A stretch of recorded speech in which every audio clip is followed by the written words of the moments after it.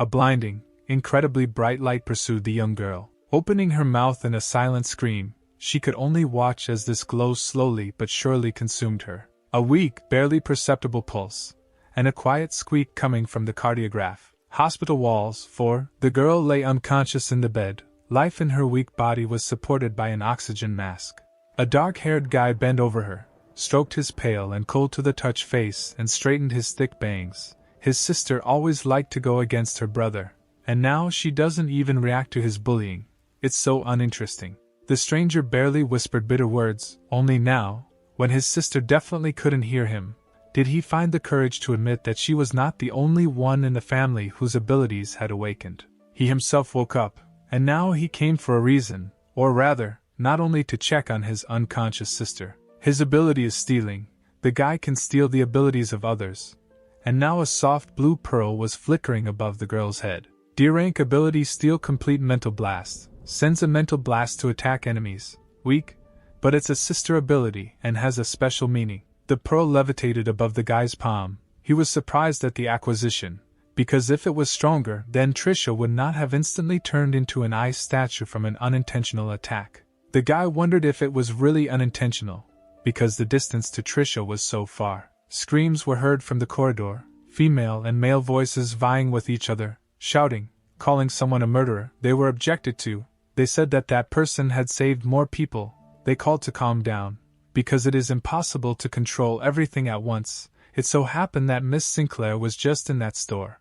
It was the mother and father of a brother and sister. The lawyer of the man who almost killed their daughter was now defending him, saying that they did not want this, because heroes are not gods, and they are already trying their best. Sometimes they can accidentally harm others while fighting the monster.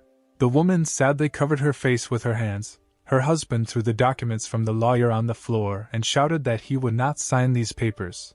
Let him take his stinking money and get lost. A drop of sweat ran down the lawyer's temple. He vividly imagined what consequences awaited his client. The next moment, the door to the hospital room slammed, and the guy's hand reached out to the tablet with documents. His father tried to reason with his son, appealing to reason. Does he really want to exchange Trisha's life for money? But he put his hand on the man's shoulder and squeezed lightly, answering that his sister was in a vegetative state, and their family needed money to provide their sister with everything she needed.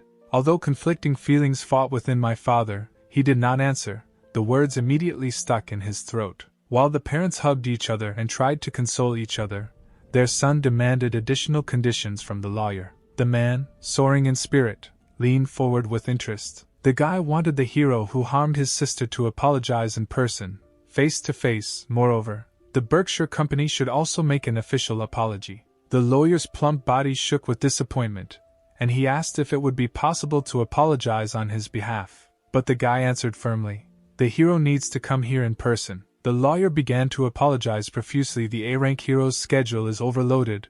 David Evans Jr. would like to personally apologize, but he is too busy fighting and cannot come here in person. In addition, they are willing to pay $100,000 more as compensation.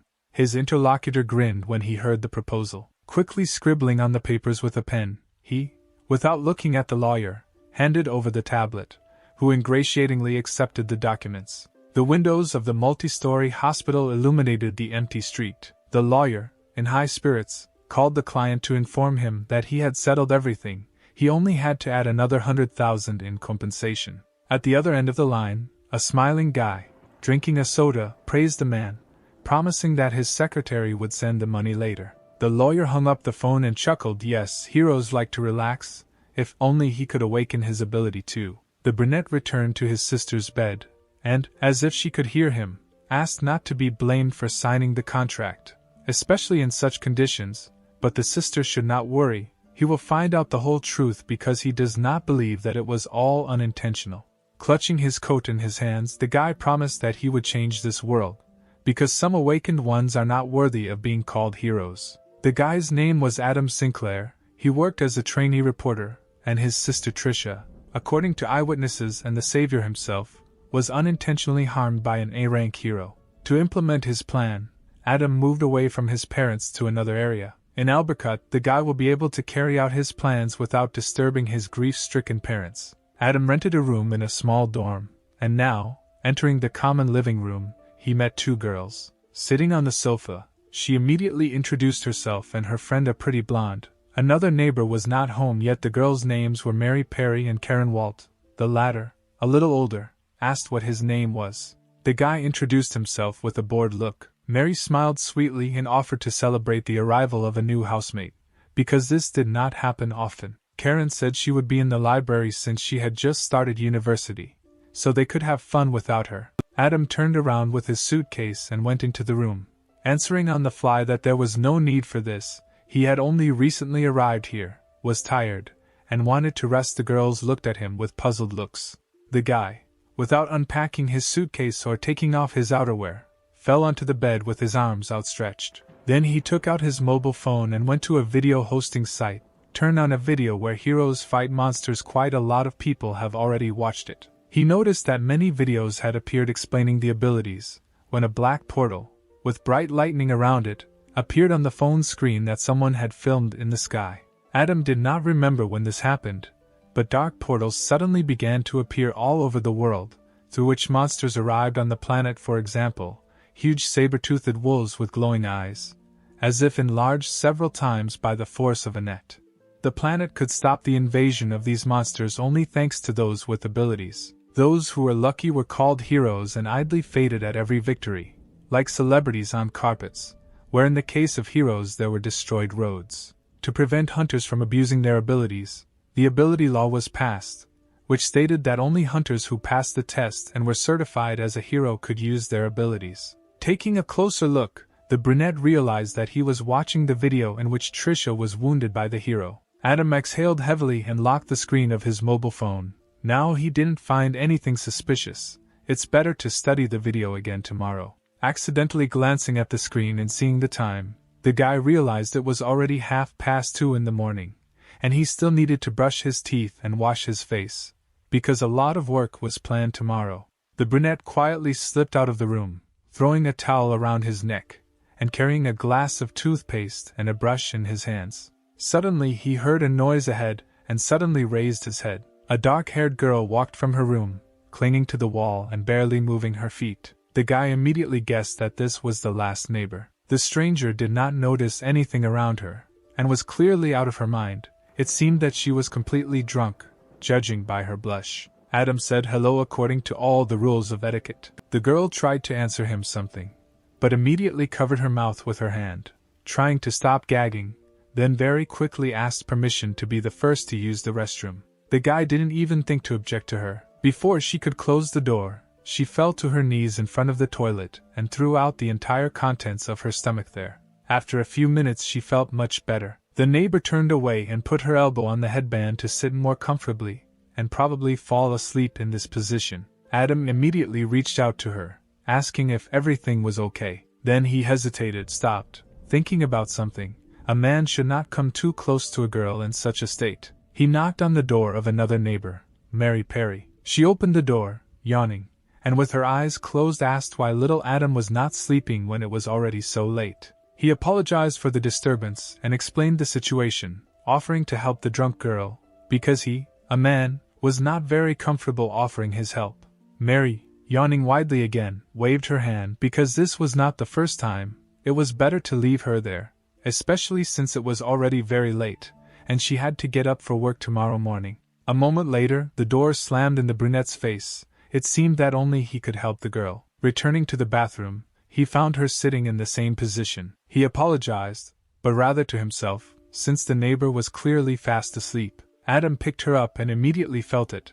The brain overload ability had been discovered. So the discovery, this girl is the owner of an F-rank ability. Brain overload puts the brain into overdrive for a short period of time, greatly increasing the brain's processing abilities. An ability the owner doesn't seem to know she has, although she feels like she has good potential for development.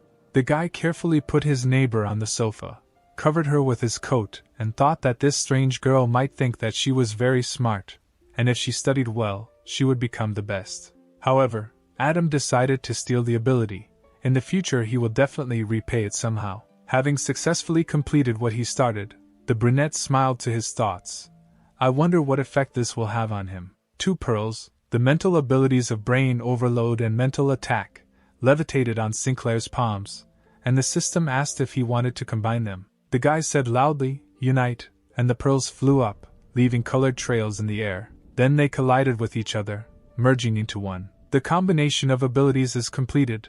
The red pearl fell into the brunette's palm. Now Adam had a D+ rank ability Superbrain, could automatically send mental attacks, received a significant increase in his ability to calculate and deduce. However, this ability must be used wisely. The guy thought he could find some clues in the video of the incident in which Trisha was injured. The next morning he was awakened by a knock on the door. Yawning loudly, Adam opened the door. Having finally woken up, he was dumbfounded when he saw his guest. The beautiful neighbor, whom he had carefully put to bed yesterday, now stood in front of him. Having introduced herself, she handed over her coat and thanked him for his help. The guy was speechless for a second, admiring Lily Romero. Introducing himself in response, he noticed to himself that the neighbor looked very innocent. He realized that he had taken away her ability, although Lily did not know she had one, but still asked if the girl felt discomfort. She smiled sweetly, answering that everything was fine and there was no need to worry about her. Having accepted the coat, the guy returned the smile. "That's good." The front door suddenly opened and a plump guy, Adam's friend, walked into the hallway, loudly greeting him. Lily and Adam turned their heads sharply in his direction. The sudden guest opened his mouth at the sight of the charming girl. He pointed his finger at his friend and, without any embarrassment, shouted that he was meeting someone behind his back. The brunette immediately tried to justify himself, telling him not to talk nonsense, because this is his neighbor with whom he lives. Opening and closing his mouth like a fish, the guy thought that he had acted recklessly when he rented the entire apartment. He immediately smoothed his hair, coughed into his fist, and collected his thoughts. George Ripley, that was his name, was Adam's friend and colleague. He extended his hand to the dumbfounded girl and introduced himself. She politely introduced herself in response and shook the outstretched hand, understanding what would follow. As expected, George, without letting go of the girl's hand, immediately offered the girl a photo shoot, because with the help of his ability to take photographs and shoot videos with his bare hands, he could take a couple of beautiful photographs. Lily didn't know how to get rid of such annoying attention. Fortunately, Adam came to her aid and pulled away his friend, impressed by the female beauty, citing the fact that Ripley had come to pick him up to take him to the editorial office, and they were on their way. The guy did not give up, and tried to return to the conversation with the beauty, but nothing worked out for him.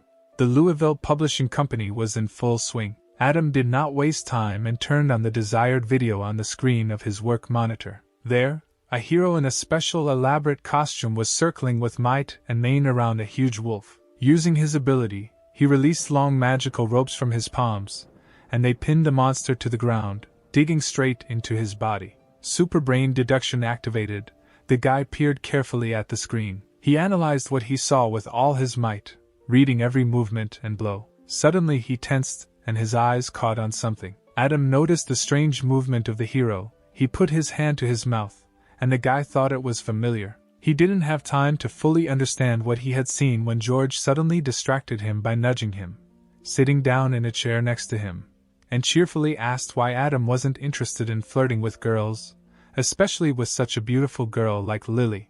Laughing, the guy assured that if his friend didn't start, he would do it himself. Adam did not appreciate the joke and replied that he and Lily were just neighbors. There was no need to go too far. Jolly George said that from flatmates to bedmates is very easy, and he can teach a friend if he doesn't know how. Suddenly, a crash and screams were clearly heard outside the window, signaling the appearance of a monster. Ripley instantly stuck to the glass. Not far from the editorial building, a portal opened in the sky, and from there, moving many pink tentacles, he appeared the one-eyed killer. Like a huge jellyfish, the monster walked through the city with the help of its appendages, destroying everything in its path. People ran away, desperately trying to escape. The one-eyed killer sank down, his disgusting body pulsating. At the same time, an announcement was heard from the loudspeakers. A monster has appeared, a B-rank disaster. Go to the nearest shelter, heroes are on the way. And indeed, jumping over the boulders of destroyed asphalt, one of the heroes appeared on the horizon. An athletic, large man in a red suit that covered his entire body slowly moved towards the monster. It was the superhero of hot and sour noodles, urging citizens not to be afraid.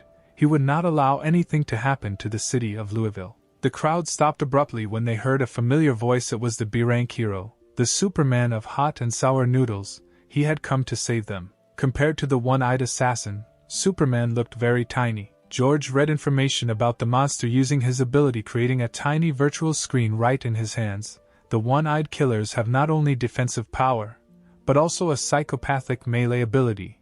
It will be very difficult for 18 spiders to cope with him, and the superhero noodles may even lose. The guy looked around and didn't see his friend. The thought flashed that Adam was running very fast. He pointed the camera and aimed with his eye, giggling. Ordinary people are so weak. It's time to make some money with your ability. A fire butterfly flew over the Superman of hot and sour noodles, a hero of the C rank. A long-haired, red-haired girl in a tight jumpsuit that favorably emphasized her figure. The butterfly's wings were made of fire itself. She asked if the elder needed help. He, looking back, said that the girl arrived on time. Let her attack the monster while he holds it. The fire butterfly flashed its eyes and nodded. Right now, there was a heroic live subscription broadcast all over the city, hosted by director Jergery and Nicholas Roserf. The director commented on what was happening in a well-trained voice, as if he was not watching a bloody battle, but was sitting at a football match. The superhero of hot and sour noodles, a melee hero, was very selfish and narcissistic when he first appeared. His partner enthusiastically asked why Gregory was giving such feedback. He replied that to activate his ability, the hero needs to eat a bowl of hot and sour noodles, so he usually appears after the other heroes have already exhausted the monster, and then kills it. Nicholas Roserf laughed, saying that as expected of a director, he always divulges information that other people don't know. The man coughed into his fist and suggested stopping the chatter and watching the live broadcast of the battle. It seems that everything was not going so smoothly. The hero jumped and, as planned, flew straight onto the monster's body. He clenched his teeth, running his elbow as hard as he could right into the one-eyed assassin. They were immediately surrounded by many golden butterflies. The fire butterfly flew closer and shouted to the elder to move aside. Generating flames in her hand, she pointed her hand directly at the monster. A second later, a powerful stream of fire fell on the alien. He was pinned to the ground. The tentacles began to tremble in pain. Commentators were arguing, looking at the screen, whether the monster's life was coming to an end or not. Nicholas looked in surprise at the director, who doubted victory, and asked why. The man replied that monsters are also smart, and he did not see a single sign of anxiety in this monster. The superheroes stood nearby, watching the one-eyed killer burn in flames. There was a crackling sound and the flames split into pieces. A safe and sound killer crawled out from there, changing the color and shape of his body. The hero of hot and sour noodles cursed. The alien has evolved, and now his body has a fire-resistant shield. The butterfly tearfully asked him to hold out longer, because some time would pass before the others arrived. The man lowered his head, remembering the conversation that was important to him. The head, sitting at the table, lectured the superhero. He had already reached the peak of his career as a professional hero. If he wants to break through and become one of the most famous stars of the company, then he can no longer lose. Because if he fails, his fame will decrease. Resources will go to younger heroes. The hero of hot and sour noodles firmly decided that he would never lose his place in the company. Adam stood very close to the thick of things and peered anxiously at the heroes. It did not escape a careful glance that the superhero of hot and sour noodles, unnoticed by the others, quickly swallowed some kind of blue glowing pill. Adam opened his eyes. He had already seen such a pill once. At that moment, the tentacle grabbed the fire butterfly in its vise. She, calling on the elder, tried to get out of the grip. The townspeople could see with their own eyes how the heroine, wrapped in a huge tentacle, was weakening. Some commented on what was happening. The one-eyed killer threw the butterfly, tightly bound in his paws, up, and she screamed heart-rendingly, with the last of her strength, that she did not want to die. Suddenly, one of the monster's tentacles was torn in half. The huge eye looked around the space around itself in bewilderment. The stranger was confused and released his prey. The butterfly was immediately picked up by the superhero of hot and sour noodles, landing heavily on the asphalt. In the studio, Nicholas Roserf slammed his fist on the table in joy. He exclaimed admiringly into the microphone that this superhero could only stay in fighting shape for 15 minutes. But this time he lasted, and became even stronger than before. The guy rose from his seat and triumphantly raised his fist up. The hero has not aged yet. Gregory straightened his tie. Apparently he was embarrassed for his judgment. The man muttered that this was quite unexpected. Before he could finish speaking, his colleague was glued to the screen, screaming that the one-eyed killer was attacking the hero of hot and sour noodles. Right now, the alien and the hero were opposite each other. The one-eyed monster was the first to rush towards his opponent, but his tentacles collided with a bright blue glow, the superpower of the hero hot and sour noodles. The man flew forward, electrified, glowing with power, and mockingly asked if this was really all the monster was capable of. Something was brewing. Superman decided to finish off the one-eyed killer with his main weapon. The monster's eye became twice as large after seeing what he was about to experience. Hot and sour kick in action. Having hit his target with a direct hit, the hero immediately flew away in the opposite direction. He landed on the asphalt and didn't even turn around. He knew that behind his back the alien was being torn to pieces by superpower. Suddenly the man doubled over, blood spraying from his mouth. Hot and sour noodle Superman collapsed to the ground with his head hanging low. The monster had long since died, dismembered in two, and his partner immediately ran up to the eldest. But the winner turned sharply. Thick veins appeared on his face. His eyes burned with a bright light. The fire butterfly was horrified and screamed loudly. She grabbed the older man's shoulder, asking what had happened to him. But the man did not answer. He clenched his teeth. He understood that he had to control it. Seconds later, the hero of hot and sour noodles regained his composure. Smiling from ear to ear, he awkwardly scratched the back of his head, telling Butterfly that it was okay. He was just using too much of his powers. She calmed down, but the man really scared her. Both heroes seemed to be walking along the red carpet, while a happy crowd of gratitude shouted after them and declared their love with might and main. Adam, who had been watching the progress of the battle from his hiding place, was about to leave. When it was all over, he was thinking that he had completely forgotten about the blue pill, and he would still need to prepare the news. At that moment, out of the corner of his eye, he saw some movement right next to the body of the defeated alien. The guy turned and looked carefully in that direction. It turned out that a very tiny clone of the one-eyed killer remained in the womb of the murdered man. Adam belatedly realized that he was moving in his direction with big leaps. His physical and elemental defenses are so high that maybe his mental attack will be his weak point. The clone, jumping closer and closer to the brunette, threatened revenge on the hero of sour and spicy noodles. And when he finds a master, he will absorb his energy. Suddenly his gaze fell on Adam, and he chose him as his master. The guy didn't seem to be worried at all.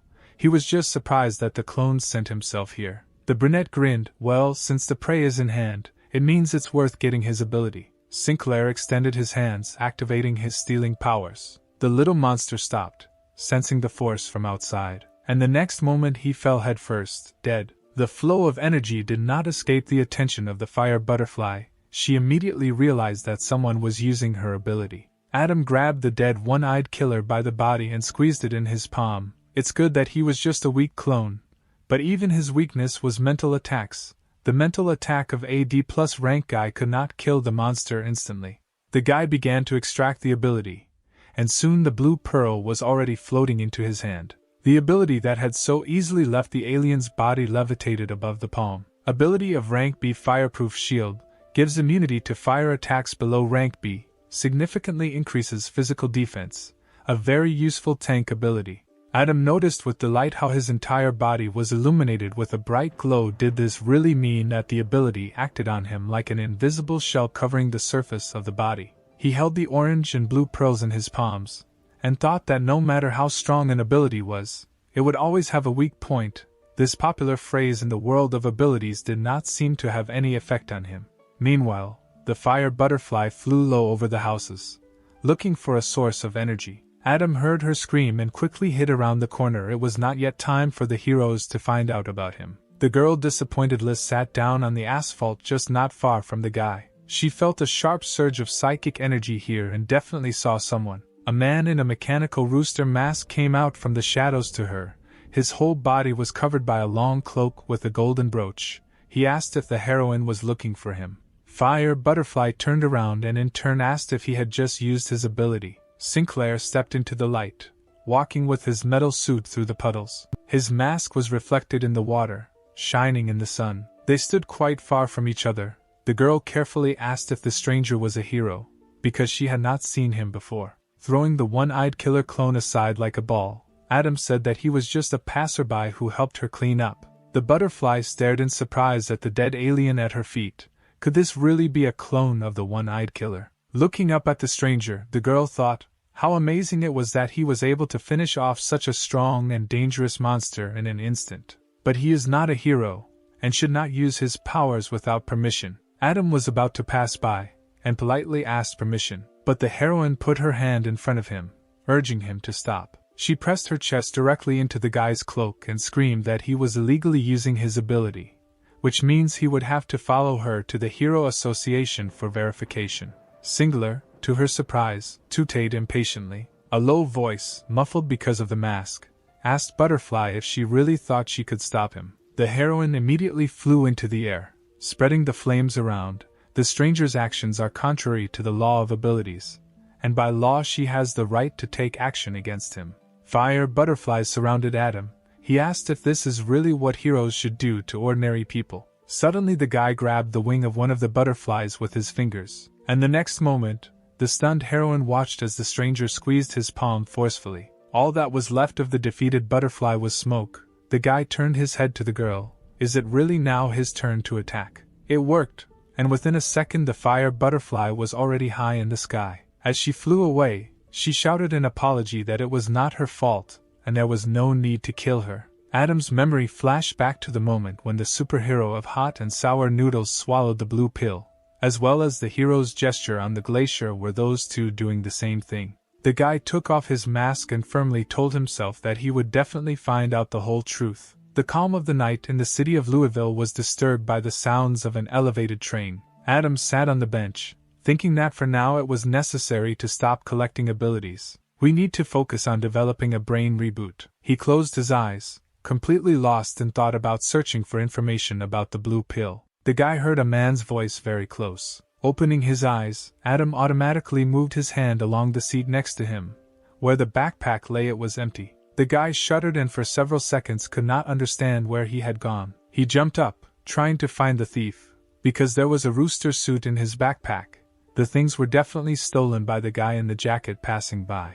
Sinclair examined the entire carriage. The thief could not have disappeared, because they had not yet reached the station. Could he be someone with the power of invisibility? Then what about his scent? Adam activated Brain Reboot, enhanced senses, and immediately realized that the smell of the backpack was coming from a nearby guy. But the aura and clothes of the calmly standing stranger were completely different. This means that this is not invisibility.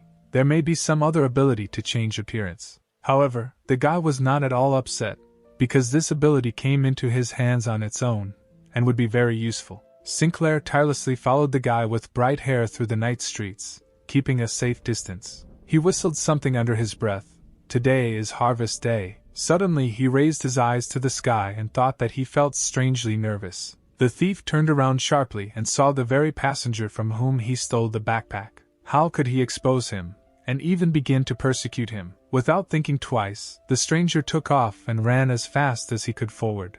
Today he was clearly unlucky. The nearest hiding place was a public toilet. The brunette slammed the door open, loudly asking if the thief was going to use middle-class tricks by hiding in the closet when he was too weak. There were no stalls in the men's restroom, and there was no stranger there either. The guy looked in surprise at the pink sign. Had the kidnapper really entered the women's restroom? Adam knocked on the door of the cubicle, from where a rustling sound was heard, and called for him to leave. A squeal was heard from there. He was called a pervert. Adam opened the door with his foot. It means he likes to do everything the wrong way. From the depths of the booth, at first glance, a female silhouette appeared. Toilet paper and a whole set of cosmetics instantly flew at the guy. All this was accompanied by cries for help. The brunette, in bewilderment, peeled off layers of paper. He admired the ability the thief had. He was even able to change his voice. Sitting hunched over on the toilet lid, the same guy was looking at him, but already in women's clothes, very open, a top, a short skirt and stockings with heels. The guy asked for forgiveness. This was his first experience of transformation. Adam said with disappointment that the ability cannot change the body and appearance. The thief almost cried. How unlucky he was. With a guilty look, he handed the backpack to the owner. He even tried to smile to smooth out the conflict. The first thing Sinclair did was open the backpack and make sure that the things were still there. Hanging over the stranger, he sternly asked if he had looked inside. But the guy, stuttering, replied that he had not even opened it. Adjusting his glasses on the bridge of his nose, the brunette advised him to find a normal job in the future and be a good person. Sitting on the toilet and clasping his hands in a prayer gesture, the thief assured that he would never steal again and thanked him for being spared this time. The answer to him was Adam's low, threatening voice and disappointment. No one was going to spare him. The booth lit up with a bright blue light, blinding the thief. Leaving the toilet and throwing the red pearl in his palms, the brunette remembered that he promised himself not to collect abilities anymore, but now he could not resist such a temptation. F-rank ability is change clothes anywhere. You can change clothes with one movement of your hand. It also comes with storage space. Sinclair did not hesitate and immediately used the acquisition on himself. He left the building in a new, expensive suit, changed his hairstyle and took off his glasses. Looking around himself, he smiled. What a convenient and useful ability. There were 2 policemen standing at the exit. They received a message from a citizen that someone was screaming in the women's toilets. Adam pointed his finger towards the restroom and replied that he heard screams, and even saw a pervert in disguise there. Looking after the half-naked thief, who was being led away by the police, the guy thought that some people with abilities did not deserve them. He must definitely correct this. A week passed. Echoes of music from the club sounded in the silence of the night. Adam drove up there in a taxi. He got out of the car and slammed the door. He was called to the meeting by George, who was standing nearby, greeting his friend. The brunette asked what he wanted, since he even had to call him here. Cheerful as always, Ripley put one arm around his shoulder and mysteriously asked him to guess who he had just seen in the nightclub.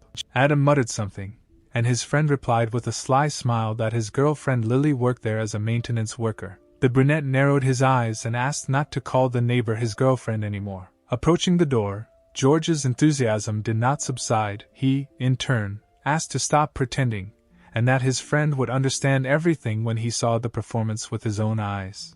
Loud music and darkness, diluted by bright flashes, blinded Sinclair.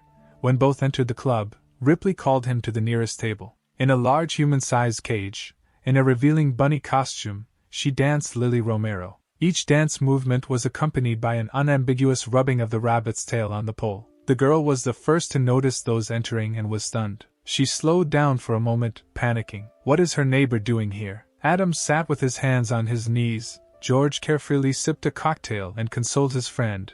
Don't be sad, there are still many beauties on Earth. And today he is on his, George's, territory, so let him sit and relax. There were sofas surrounding each table, forming a square for more people, so the guy raised his hand and loudly called someone over. 3 buxom workers looked at them, waving their hands enticingly. George introduced them to Adam in turn. Then he pointed to Sinclair himself and introduced him to the girls. They immediately surrounded the handsome guy, showering him with compliments, while George remained somewhere on the sidelines. Meanwhile, at the table next to them, someone loudly slammed a bottle of alcohol on the table. The young guy sat in a waddle, hugging the most beautiful workers. He complained that his brother took him McLaren, and that's why he lost to that brat Fred. On his right side was a couple, a local girl and a red-haired man named Michael Burse, the young guy's bodyguard. He replied that he simply lost the race, and there was no need to blame the car for that. His interlocutor was obviously very drunk, and was now laughing with all his might. Throwing his hands on the girl's shoulders, Zachary Wade said that the man became his bodyguard only because he could not get through to his father's side. At this time, Lily came up to quietly pour more alcohol into the glass. Narrowing his eyes, Zachary looked slyly at the man, asking if it was because he couldn't keep his mouth shut. He smiled widely and replied that, being a C-rank hero, why would his master be bothered by such things? The mocking expression instantly disappeared from the guy's face, and he sked in displeasure. Zachary jumped up and, from a sudden surge of rage, slapped Lily in the face, cursing why there was such staff here at all. The girl could not stay on her feet and fell, hitting the sofa. Someone else's palm was imprinted on her cheek. Wade hysterically asked why he was served such disgusting alcohol. The reddened young face grimaced. How dare they force him to drink such swill? The next moment, the guy, hanging over the dancer, poured the contents of the bottle on her head. Adam, seeing this, tried to jump up, but George began to hold him back. Because his friend did not have the strength to compete with these people, the young master was the second son of a mechanical hero from the Berkshire Company, and his bodyguard was a C-rank hero Flaming Fist.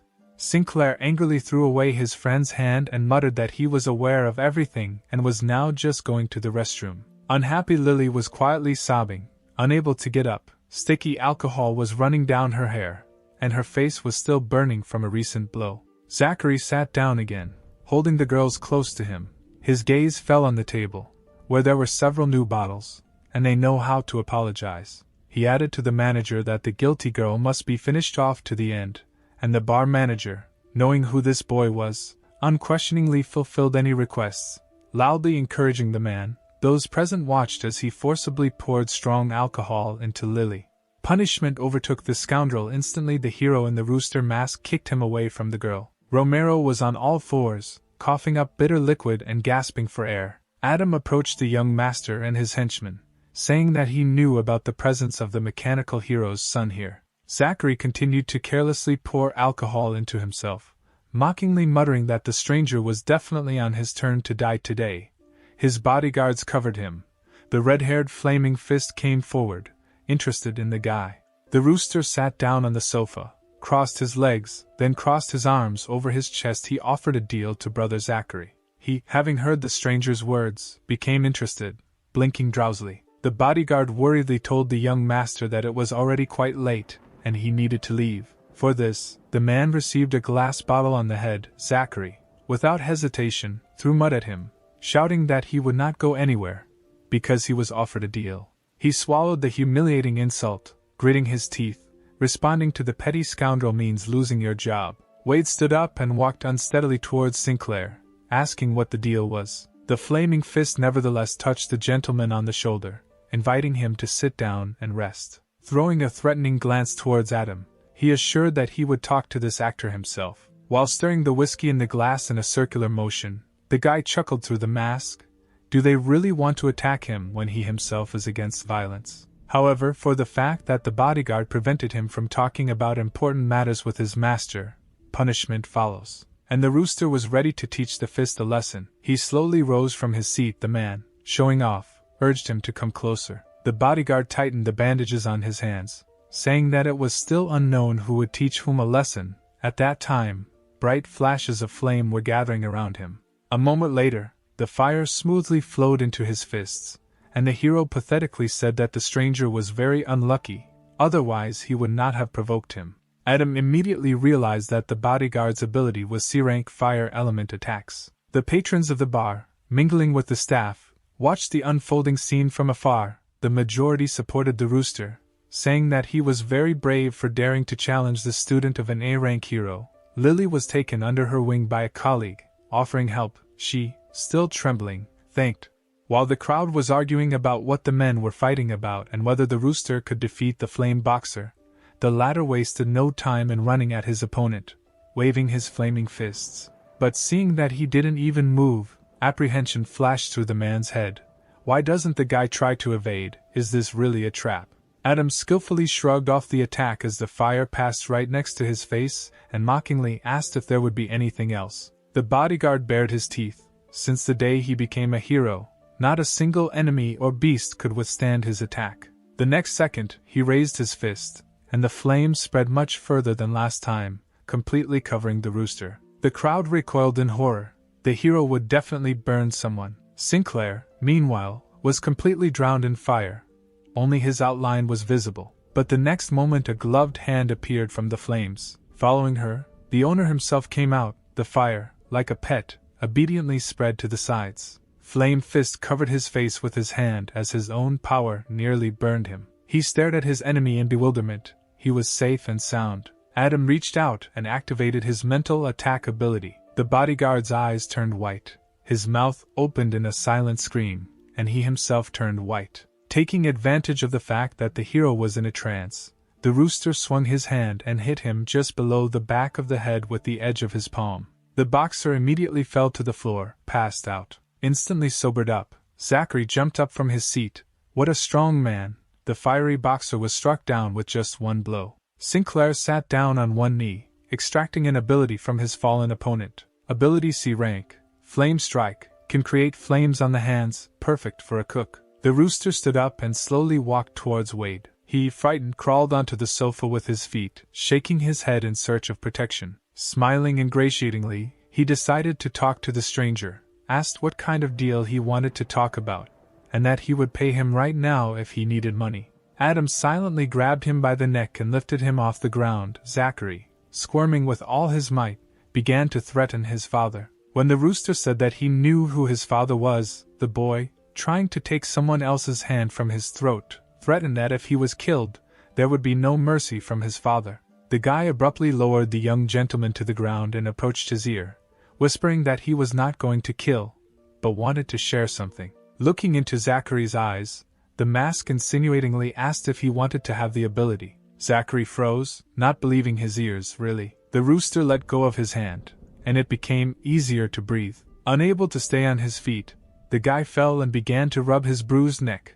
That bastard thinks that he is a god and can just give him this ability. Adam threw a piece of paper on the ground, and leaving said that if the young master wants to receive the ability, let him come alone to this address in 7 days. Sinclair, having changed his clothes with the help of his ability, went outside. He immediately received a call from George, who was in the club, and shouted into the phone where he had gone. The guy replied that the bar was too noisy and he had to go outside to catch his breath. Ripley's delighted cry was heard from the receiver. Adam missed the incredible show. His friend promised to show everything that happened, and also invited the brunette to eat kebab. Sinclair's gaze settled on one of the city's high-rises, casting a bright light on the empty streets. The guy thought that the first part of the plan had been completed. Now all that remained was to wait for Zachary to fall for the hook. It was also worth starting to check the heroes from the inside in the Berkshire Company, so he will be able to find out the truth faster.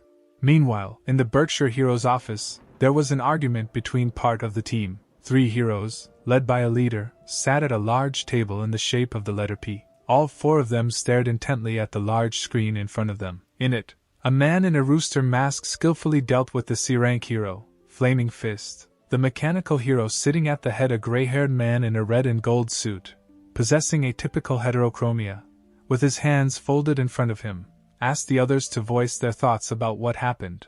Hero Glacier Adventurer, a young guy with blue hair and a suit of the same color, spoke first, saying that the masked man used his hand like a knife to deal with Flame Boxer in 1 second. Most likely he is higher than B rank. The hero Lazy Swordsman, a man with a high ponytail and a long scar running through his left eye, objected to the adventurer. What killed Michael Burse was not a hand. Michael lost the moment the masked man made a movement with his hand. The third hero, of unusual appearance, Ethan Barton, with black eyes, his head crowned with blue horns, offered to look at the assessment of the Flaming Boxer's injuries from the identification department. He was the first to see what was written. His pitch-black eyes widened in disbelief. The rest of the heroes were stunned at once. Looking at the papers, Flame Boxer's ability was gone. Looks like they are facing a huge problem. The mechanical hero exhaled heavily, staring intently at the screen. The Lazy Swordsman asked a question to which no one knew the answer for sure. Where did this guy come from who can erase other people's abilities? Ethan replied that in his experience, only a C-rank hero had such an ability. The mechanical hero looked around the company and asked Barton if he was confident in his judgment. The Glacier Adventurer even jumped up from his seat and exclaimed that this was impossible. The old transporter, who already had 1 foot in the grave, could not appear right now. Ethan had to admit that the Berkshire Company could not deal with this issue on their own. They would have to inform the Hero Association about it. The Lazy Swordsman objected.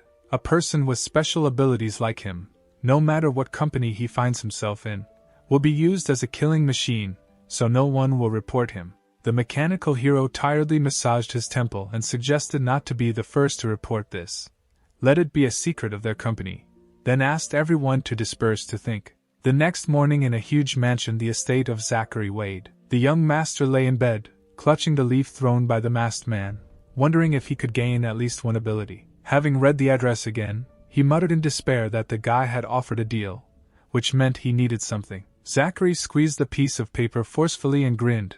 In any case, a couple more days and he will have the ability, the rest doesn't matter. Adam called George to the Louisville Museum, and to his friend's surprised question what they were doing here, Sinclair replied that he wanted to learn more about monsters so that it would be easier for him to escape when they met, and he himself wondered whether it was possible to extract the ability of a C-rank monster.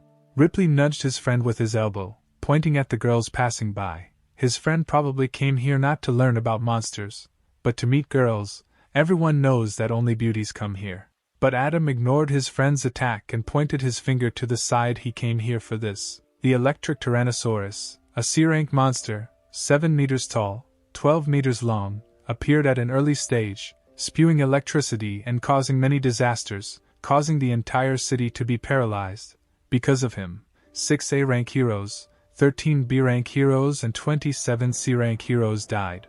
Staring at the monster of incredible size, Adam said that he plans to write an article about the monster invasion. The mechanical mouth of the Tyrannosaurus remained open, in the same form as at the moment, when people finally managed to defeat it at the cost of incredible efforts and many victims. George opened his mouth in shock. This monster is so powerful. Sinclair came closer and, as if under hypnosis, extended his hand. If he can extract this terrible ability, then... A local security guard immediately ran up to him, waving a bat threateningly. The guy handed over his work badge, saying that he was a journalist and wanted to write an article about monsters. The guard examined the card and warned that in the museum you can look with your eyes, but not touch with your hands. At this moment, George winked at his friend. The frisky guy decided to talk to the man, leading him further into the hall. Asking where he could find pretty girls here, the guard immediately inquired about his sanity. Finally, Adam was able to return to his plan,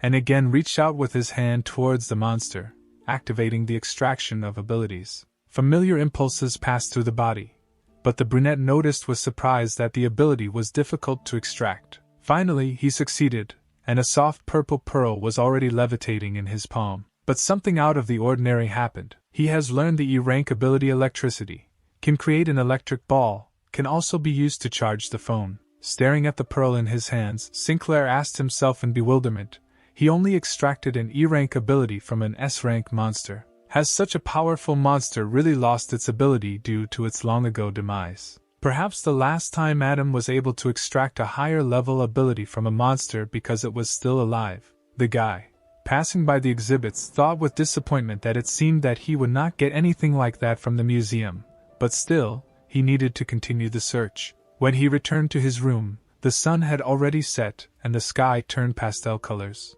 The brunette laid out the loot on the table after going around the entire museum. Adam received only 3 low-rank abilities. 3 pearls, 2 red, 1 purple, flickered and sparkled, each emitting its own ability. The first is the F-rank ability clone, which can be used to create a clone that exists for a minute, and can also be used to turn on the light. The second is the E-rank ability electricity, can create an electric ball, can also be used to charge the phone. The third F-rank ability human control, can make any person show interest in you, but you are not going to use the ability to commit unethical acts, right? The guy, resting his chin on his hand, thought upset that the power of these abilities was so weak that it scared him away. But if abilities can be combined, can they also be destroyed? Adam raised the golden pearl, a C-rank fire ability, to eye level, thinking about how it could be used in his intended task. He exclaimed out loud, "Destroy." The pearl caught fire in his hand, trembling slightly, but nothing happened. The brunette decided not to give up and try again. This time something happened. The pearl began to crack. The ability was destroyed. Now on the table in front of Sinclair lay several dark, barely shining cubes of different sizes. Level 1, Dark Magic, Base Substance, Perfect and Unbreakable Square. The brunette brought one of them closer to his eyes. Could it be that abilities are created from these cubes, and he can actually destroy the ability? He began to think, the ability could be broken down into its most basic components, cubes of dark energy. In one hand he held a cube, in the other a red pearl. Then, accordingly, and for sure, he will be able to use these cubes of dark energy to enhance his abilities. Guided by his own thoughts, Sinclair connected the 2 items. The ability actually improved. The E rank ability is human control, provides the ability to mentally get closer to the target, the ability to deceive people. Now you can start engaging in scams. The brunette did not believe his own happiness. If the ability really improved, he can create an S rank ability himself. His thoughts were interrupted by screams coming from the corridor. His neighbor Lily Romero was screaming, asking someone to leave and not touch her. At first, Adam thought that Zachary Wade had come to the girl to plant the night before. But oddly enough, her parents turned out to be unexpected guests. Her mother stood aside. Her father swore with all his might, sitting on the sofa and smoking a pipe, while his daughter sobbed inconsolably next to her. He took a drag and blew out thick smoke, saying that he was not deliberately trying to deceive his daughter. Sinclair left just at that moment, quietly closing the door behind him. The man shouted again. If they had not done this, the girl would not have sent the money. The mother spoke up. Lily's brother needs money to buy a house and a car, and also to get a wife. All this costs $1 million. Where can parents get it from? The girl immediately stopped sobbing and clenched her fist, wondering if her parents had deceived her by saying that her father was sick and she urgently needed to send money. A new stream of tears flowed from her eyes. The girl asked if they knew how desperate she was when she learned about her father's illness. Covering her face with her hand, Lily whispered bitterly that she worked 4 shifts from morning to night, just to earn money as quickly as possible. The father exhaled smoke and said indifferently that the family's first thought was for the daughter to send as much as she could, and he would have a way to find the rest later, because the Lily family's bloodline could not end with them. The girl defiantly asked if this was just a way to bring her home and sell her to a man she didn't even know. The mother took her inconsolable daughter by the hand, saying that even if this man does not receive a higher education, he is still honest and kind. He will not treat her badly. Lily pulled her hand away with force, screaming. Did her parents even think for a second about where the $50,000 she sent a week ago came from? Swallowing angry tears, she admitted that she worked as a bartender and servant, and became an escort for this. The shocked parents looked at their daughter silently, as if they were struck by lightning. The father jumped up from the sofa, pointing his finger at Lily. What a shame, she ruined the family's reputation. He swung at his daughter, throwing mud at her and threatening to beat her. But she turned her head away, defiantly answering that the clients beat her harder than her own father ever did. At that second, Adam jumped up and managed to grab the man's palm, saying that he could discuss everything with his own daughter. The man turned around in disbelief. How dare someone interrupt him? He spat at his feet, telling the unfamiliar guy that he had no right to interfere while he was punishing his daughter. Sinclair astutely noted that the man did not seem to regret what had happened at all. Remorse could only be seen in the mother's eyes. The guy decided to take extreme measures, to help her and see if she could help Lily, and therefore activated the C-rank ability Human Control the woman. As if someone had possessed her, swung her hand and slapped her husband in the face. He could not stand on his feet and fell to the ground. Now his wife scolded him, saying that his daughter had become an escort. Did he really have a heart of stone? She rushed to Lily with hugs. Both were crying. The woman asked for forgiveness for offending her daughter, because she was her dearest child. The man, without getting up from his knees, sighed. Then her brother will earn everything himself. Adam remembered his unfortunate sister, whose life was supported by medical devices. Everything is fine, as long as people understand it in time, who in this world would not feel sorry for their own family. The next morning, the guy went with Lily to accompany her parents to the train station. The girl waved at them through the window, urging them to be careful, and promised to come for the new year. Her mother waved back, urging her not to do anything stupid again. The brunette was holding a glass of drink in his hands. His neighbor thanked him for the company and said that he could already return. Sinclair handed the girl a glass, expressing the hope that her brother would realize everything, and it would be much more useful than any amount of money his sister would send. Lily winked playfully, asking the guy to come closer so she could tell him something. He blushed, but complied with the request. The next second, Romero planted a grateful kiss on the man's lips. Pulling away, the girl thanked her neighbor again in a whisper. Night fell on the city. Adam, dressed in a rooster costume, stopped at a tall building, a center for processing monster corpses, where there was heavy security. It was there that a huge number of monster corpses were stored. This should have made it easier for the guy to gain access to new abilities. A large truck drove past, turning toward the building, and a thought arose in Sinclair's head. It seemed that there was only a special way to get inside. Without waiting for the truck to stop, he slid his boots across the floor, arching backwards. At the bottom of the car, along the entire perimeter, there were structures attached, similar to bars, and Adam firmly clung to one of them with both hands. A heavy sigh was heard from under the mask, but the brunette realized that he was not alone in such an unusual place. There was a girl's face right in front of his face, and the stranger motioned for him to be silent. The brunette obediently did not utter a word, surprised by the company. Was this man also trying to get into the center? At the very beginning, because of the darkness, he still doubted who was in front of him, but the feeling of close contact with a woman's breast dispelled all doubts. The guy said hello, stuttering, and remarked that they were lucky. The stranger grimaced and hissed at him. What a damn coincidence. She was so unlucky that he was here. Now she would have to act according to the rules of the field and rely on her abilities. The girl's name was Regina Craig. She was a representative of the Latesville Chamber of Commerce. She introduced herself and asked Adam who he was. Regina looked into the dark glasses of the mask, saying that they would soon reach the unloading area. But for now she could not get off the truck in this position. Suddenly, Sinclair grabbed her tightly by the waist, urging her to hold on to him, and pushed to the side, flying out from under the truck. They found themselves lying on the asphalt. The guy took the entire blow on himself, without ceasing to squeeze his new acquaintance in his hands. Realizing that she was not going to move, he carefully asked how long she would continue to hug him like this. Regina was blown away from the guy by the wind. Stepping to the side, she replied that if the situation did not require it, who would even want to hug him? Finally, they reached the Monster Corp's processing room. Adam walked carefully behind the girl. She noticed this and asked why the guy was acting as if he had never seen anything like this. Maybe he was completely new to this business. Sinclair bowed his head, acknowledging the girl's seniority, which made her happy, so Craig couldn't help but let him follow her. They entered a large room, in which a defeated monster lay on a large metal bench, a werewolf, with a powerful body covered with fur. Regina said that her boss wanted the white hair on the werewolf's chest and would have to carefully cut it off, which she did. Then she took out an unusually shaped bag from somewhere. The girl boastfully told Adam that this was her ability storage bag, in which you can store a lot of things. The guy thought that this was a shameful name for a cosmic ability. Regina turned and called Sinclair to follow her into the next processing room, but the brunette was already busy extracting the ability from the werewolf. He managed to obtain the ability D-rank metal transformation, which can change the appearance of any metal, the dream of any car service owner. Immediately, ear-deafening sounds were heard. Adam jumped on the spot.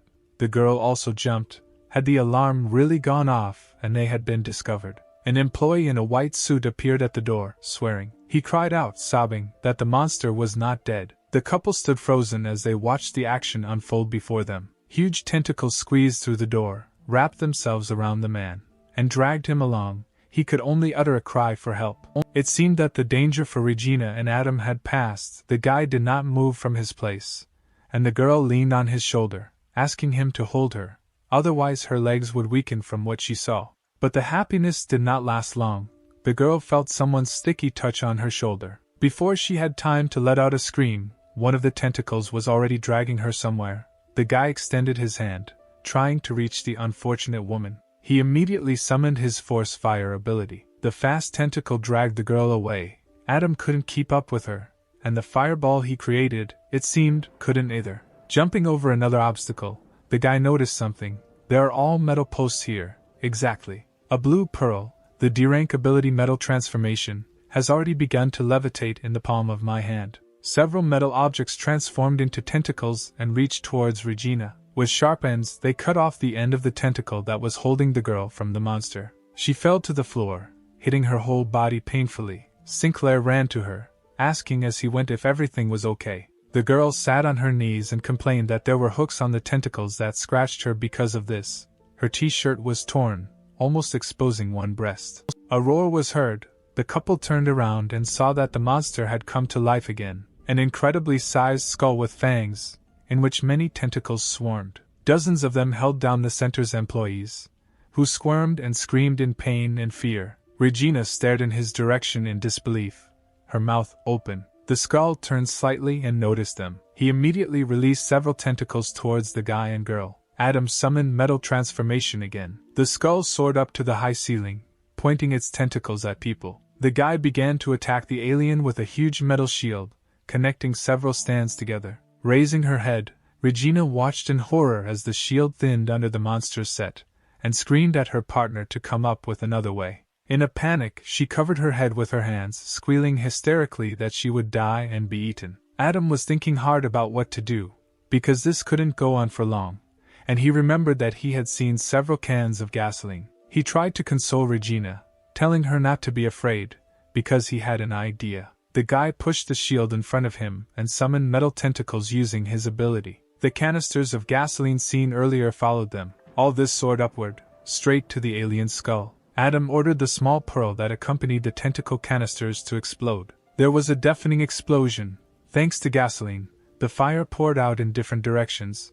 The brunette grabbed the girl by the hand and pulled her along, calling on the others to run. They seemed to have pulled away from the raging flames, but suddenly an unknown man blocked their way, holding some kind of weapon behind his back. Looking sternly at the couple, he asked if they were the thieves who revived the monster to attack the center. Adam stood silently, but Regina put her hands on her hips and began to attack the man, asking who he was and why he was talking nonsense as soon as he appeared. He angrily called the girl a disrespectful child, and that in the prime of his life she still drank milk. Regina was not convinced. She became even more angry, hissing that he was acting disrespectfully, being an elderly man. But then Adam recognized the old man, and loudly exclaimed his name: Thomas Conley, the hero who defeated King Kong Berserk 10 years ago. The man chuckled. The guy was more respectful, and continued that he would deal with him when he finished with the monster.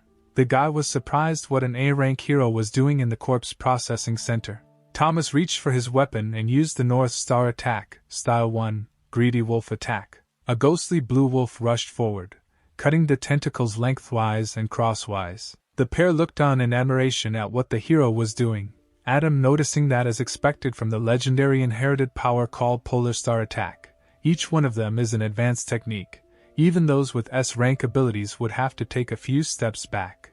There was a roar from the skull monster. Conley jumped up to get closer to the alien's head. Torn pieces of tentacles scattered across the hall. The hero summoned the ability attack of the North Star, Style 2, Hunger of the Heavens. Pushing to the side, he saw how the skull had lost its tentacles, moving in anger only the severed appendages. Finally, the man released Water of Heaven, sending his katana and streams of water towards the alien. The space shook, and a few seconds later Sinclair was already watching the monster being torn to pieces. Thomas dropped to one knee.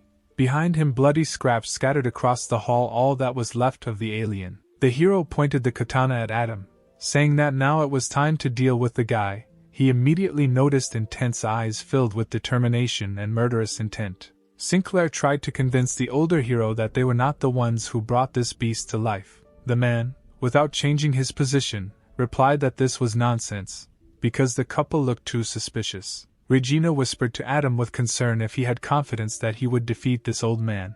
The guy replied that he couldn't, but did she want to? The girl shook her head and said that she wanted to lend him a weapon. She shoved armor made from the materials of a rank B monster into the guy's hands and ran away, shouting as she went that the armor would help, and she would root for him. Adam, having examined the object, chuckled. What madness!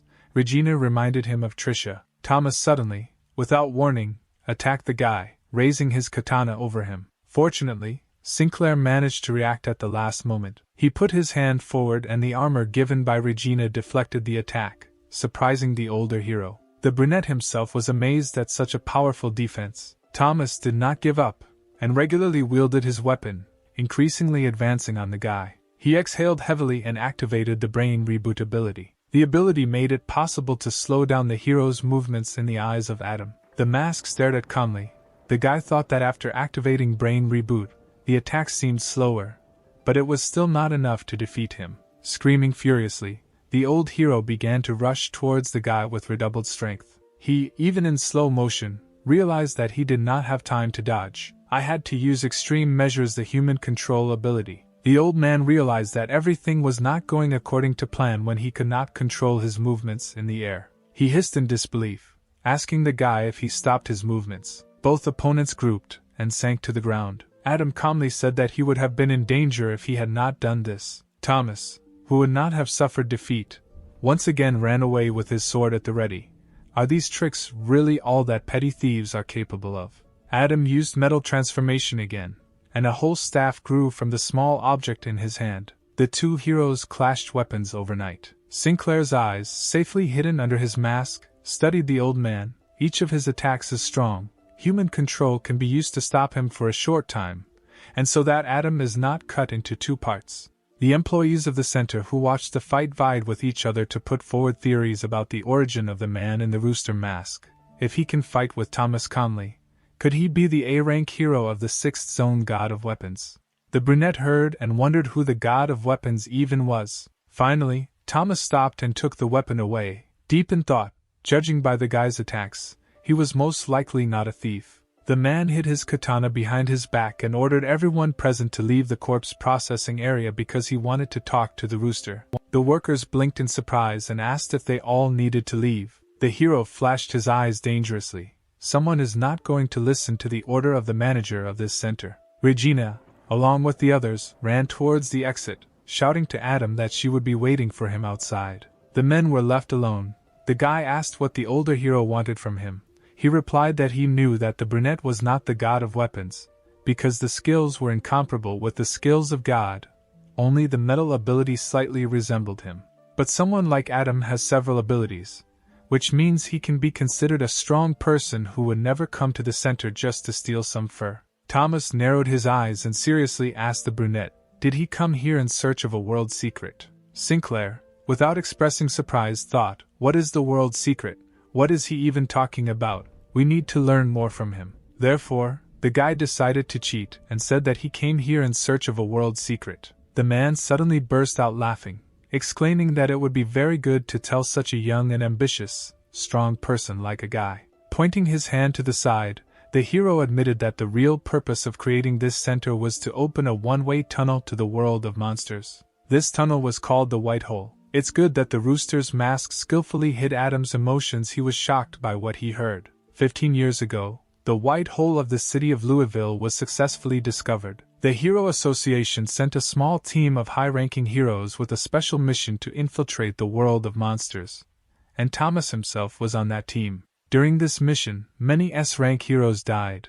Only he and 2 others were able to return because they risked their lives. The man said that, in fact, each monster corpse processing center is built on the weakest points of the earth. As long as they continued to burn the monsters' bodies at these weak points, they would be able to open a white hole leading to the monster world. Adam nodded at the corpse of the tentacled monster and asked what about it, why the alien came to life. Conley said that this is something that they do not tell the outside world. In fact, it is a mutation of the monster that rubbed against the white hole. People on this planet are like animals trapped by beasts. Only when they all gather the strongest qualities of humanity will they have a chance to win. The elderly hero turned around and said goodbye to Adam that he could go. Regardless of what organization he belonged to, he must remember that he was part of humanity. It turns out that the men's conversation was heard by the powers that be. A beautiful red-haired woman stood next to the chair in which the elderly man was sitting. She said displeasedly that this old man Thomas Conley continues to do stupid things. How could he even tell such things to the outside world? The man calmly replied that even if he had not told about it, sooner or later other organizations would have found out about it, and it was impossible to keep a world secret only between narrow circles. The woman asked if the headquarters video conference was here. It involves more than 25 people who have already fulfilled the necessary conditions for consideration of a Category S case. The couple turned from the window to the screens, carefully peering at the people on them. Here's what the Louisville Metro Heroes Association has to say. And, looking at each other, they began the conference. The main question on the agenda: is it necessary to tell the truth to associations of owners of heroes who exceed A rank? Adam came to the hospital again to visit his sister, who was lying in a coma. He often did this. He sat next to him and talked, not knowing whether she could hear him or not. Addressing her by name, he said that today he was told one harsh truth. Earlier, Sinclair, after talking with the hero, left the corpse processing area, into another room, where he was met by a buzzing crowd, people asking each other what was happening inside. Did this guy really defeat Thomas? Why was he the only one who came out?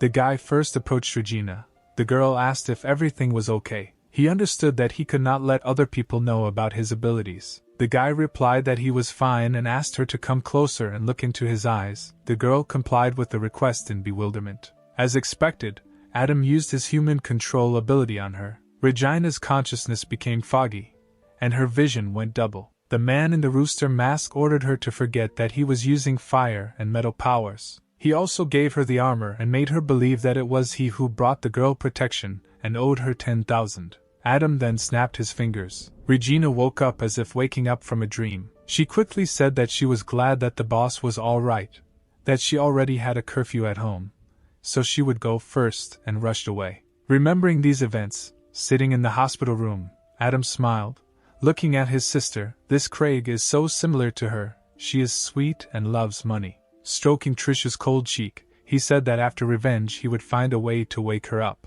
Full of determination, the guy returned home after dark. He sat down at the table, ready to experiment with his abilities, holding a piece of metal in his hand. The metal transformation ability was activated. A star absorption ring appeared on Adam's finger. He then shook the ability medicine in his hand. The brunette can't let people know his true ability, and must use these two things to trick Zachary Wade. New snake appearance. The appearance has changed with a white mask with blue stripes on it. Adam tried on the mask. The new set of clothes will be called Snake. His abilities will be different from the abilities of his second self, Casper Bart, and the guy will also be able to use fire attacks when necessary. Thanks to the fact that Casper became a part of this, an organization consisting of his many guises will appear.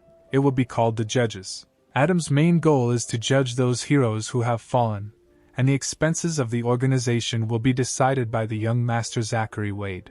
Late at night, Sinclair arrived at the agreed meeting place with the guy. He was fast asleep right on the floor. The brunette kicked him, forcing him to wake up. At first, he did not understand who was standing above him and began to threaten, but a second later he recognized the man in the mask and began to apologize. Adam thanked the young master for the visit, and noted his confidence in him. Zachary clung to the masked man's legs, screaming that boss Casper Bart could have whatever he wanted if he gave him the ability. He listed all the benefits that he could bestow on this person. Sinclair kicked the annoying minion away, answering that he was not interested. Hanging menacingly over the guy, Adam insinuatingly said that it's easy to get the ability, you just have to look into his eyes. Then he used the human control ability. Zachary's consciousness immediately split into two, plunging into an unconscious state. To begin with, Adam asked to tell him about the blue pill. There was no answer. The guy just sat in front of him, staggering slightly, and did not react at all. Sinclair cursed to himself. What's going on?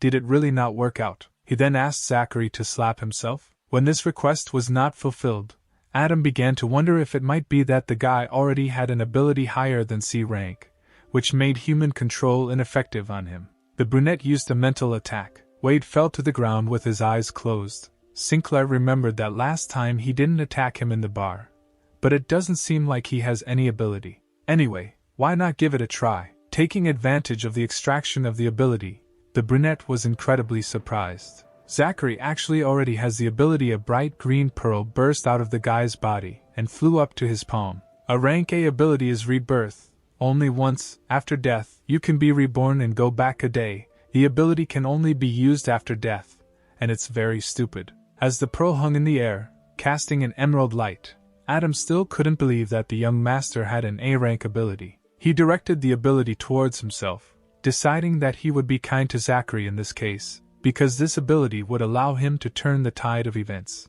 And now he will invest in the Gaia Pearl that he received at the corpse processing center. Adam woke up Wade, who sat up abruptly, screaming to be given the ability, and in general, when he managed to fall asleep. The brunette replied that this happened because of fatigue, then took out a metal ring, asking to look at it. Then he explained, surprising the guy, that this stellar absorption ring made by the organization can be used to steal ability factors from others. Adam then handed him the ability medicine, telling him that the organization uses special techniques and turns these ability factors into a medicine that can give ordinary people abilities. Zachary almost dropped the bottle from his hands. It's so special. Is he really being deceived? Adam replied that he could drink and find out whether it was true or not. The gears in the guy's head were spinning at double speed. At first he thought it was poison, But if Casper wanted to kill him, he wouldn't delay it until today. He doesn't care. He'll do it. Zachary made up his mind and drank the liquid in one gulp. The empty bottle fell out of my hand and broke with a clang. His eyes became bloodshot, and he growled loudly. The guy fell to his knees in front of Adam, clutching his head. The masked man laughed. Soon he will learn the power of his abilities. Wade instantly transformed, screaming that his whole body was on fire. He became a real werewolf. This actually has nothing to do with the cure. It was Sinclair who controlled the pearl from a distance. The transformation did not stop there. Instead of human ears, animal ones appeared. Long and sharp claws grew on its paws. Now a huge and muscular wolf with burning eyes towered in front of Adam. The brunette asked what the werewolf thought about the ability to transform. He looked at the animal's palms in surprise, asking if this was an ability, and whether he became stronger or weaker than his brother, who can turn into a dragon. Sinclair replied that his brother had an A-rank ability, but Zachary only had an E-rank ability. He roared when he heard about the difference of 3 ranks. The brunette coughed and urged the werewolf not to worry, because he had just joined the organization. Later they could give him F-rank medicine. The werewolf made a funny face. Adam thought about why the guy turned into a werewolf, but he became stupid and cute, like a husky dog. The brunette also said that given the fact that the organization would have to work with a werewolf, he changed it to an E rank for Zachary. He thought, it follows that there are other abilities in the organization. Does this mean that one day he will become stronger than his father? The guy barked, hugging his savior by the torso, and begged Adam to change the ability to a rank for him. He waved it off in disgust. The werewolf continued, shedding a tear, that he would call the boss his godfather, because he had never met a person who would be so kind to him. Adam still tried to discourage the beast, answering that he did not have such an opportunity, because the organization its own rules, and a high rank can only be achieved with sufficient achievements. Zachary obediently sat on his hind legs, asking about the organization. Sinclair answered, urging him to listen carefully. The name of the organization is Judges. It was created by one powerful man. Under the boss there are 12 zodiac leaders, and Casper's pseudonym is the rooster from the 12 zodiacs. The werewolf asked how powerful the boss is, since his godfather is only the leader. Adam replied that there is no need to try to guess. The boss is not someone who often shows his face. He is very mysterious. Zachary immediately asked how quickly he could earn his achievements. The brunette replied that this happens by completing tasks, and the first one has already appeared. Pointing his finger at the werewolf, Bert said that he would use his identity as the young master of the Berkshire Company to find information about the blue pill. The werewolf asked what it was. He was told that it seemed to be a pill that could increase someone's strength. Casper himself arrived in Louisville to find out about the forces behind this thing. Zachary's eyes sparkled. It could really increase someone's power. What a wonderful thing. For this he got hit in the back of the head.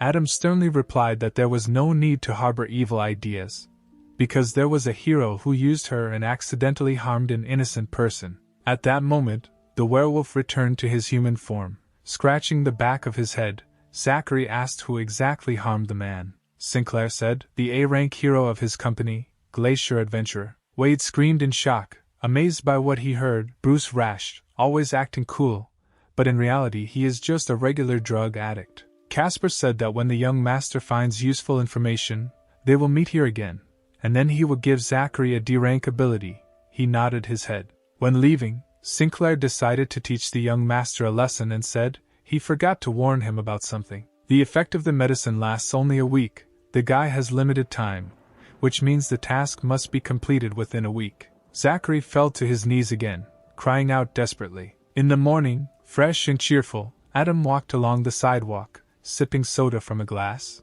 Adam walked past the booth with a notice board, drinking a soda from a straw, but turned back. Something caught his attention. On a large sheet of paper there was a caricature of himself, wearing a rooster mask. None other than Regina Craig was looking for him. The ad text read, looking for Uncle Casper Bart, dressed in a black raincoat with a white mask on his face. If you have any clues, please call Regina Craig. The soda from his mouth rapidly migrated onto the glass of the booth. The guy spat it out in surprise, and the male salesman cursed. Sinclair backed away, apologizing for a long time. Adam tore off the sheet and looked at it as he walked, thinking about how many more surprises this girl was hiding in herself. Suddenly he noticed a familiar silhouette in the distance coming around the corner, accompanied by several men in combat uniform. Recognizing the stranger as Regina Craig, Adam was surprised. Had something really happened to her? He ran closer and cautiously looked out from his hiding place. Regina found herself sandwiched in a concrete square, but still stood militantly, with her hands on her hips, asking who her pursuers were. In front of her stood a girl in a bright uniform and two men who looked like ninjas.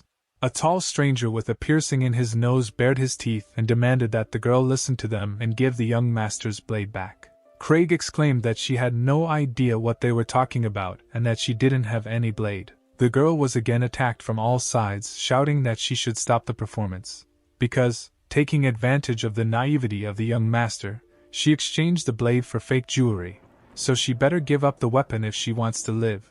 Adam immediately knew that it was a legendary S-rank weapon called Iringa, but he didn't know if Regina actually had it now. The girl fell silent and thought for a moment. This means that this blade is actually something good. Regina immediately used her ability. A storage bag appeared in her hands, in which you can store many things. Trying to distract her pursuers, she whistled something under her breath, answering in a sing-song voice that she had never heard of anything like that. They were clearly mistaken. Adam narrowed his eyes and grimaced. What a poor argument. Anyone can draw the right conclusion as soon as they hear her, that this greedy girl received the blade, but does not want to give it back. A dark-haired girl in uniform abruptly interrupted Regina, saying that there was no need for idle chatter.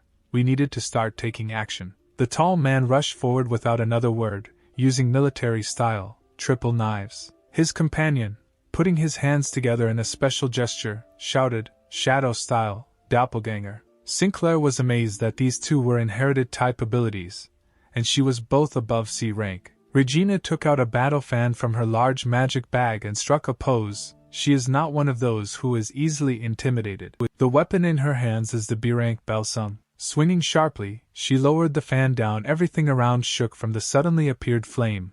The girl called on the attackers to get away. The men were literally blown away by a deafening stream of wind mixed with fire. Regina waved her fan, which raised currents of air and carried her upward. She triumphantly exclaimed that there was no such rule that could force her to return things after receiving them. A dark-haired girl watched her carefully. She frowned and clenched her fists. Blue, icy flames formed at her fingertips. Ability of rank A Snow Woman. The girl seemed to have doubled in size. Her appearance had changed dramatically. Now she was an adult woman with blue hair, elven ears, dressed in everything blue and scorchingly icy. The space around her became the same.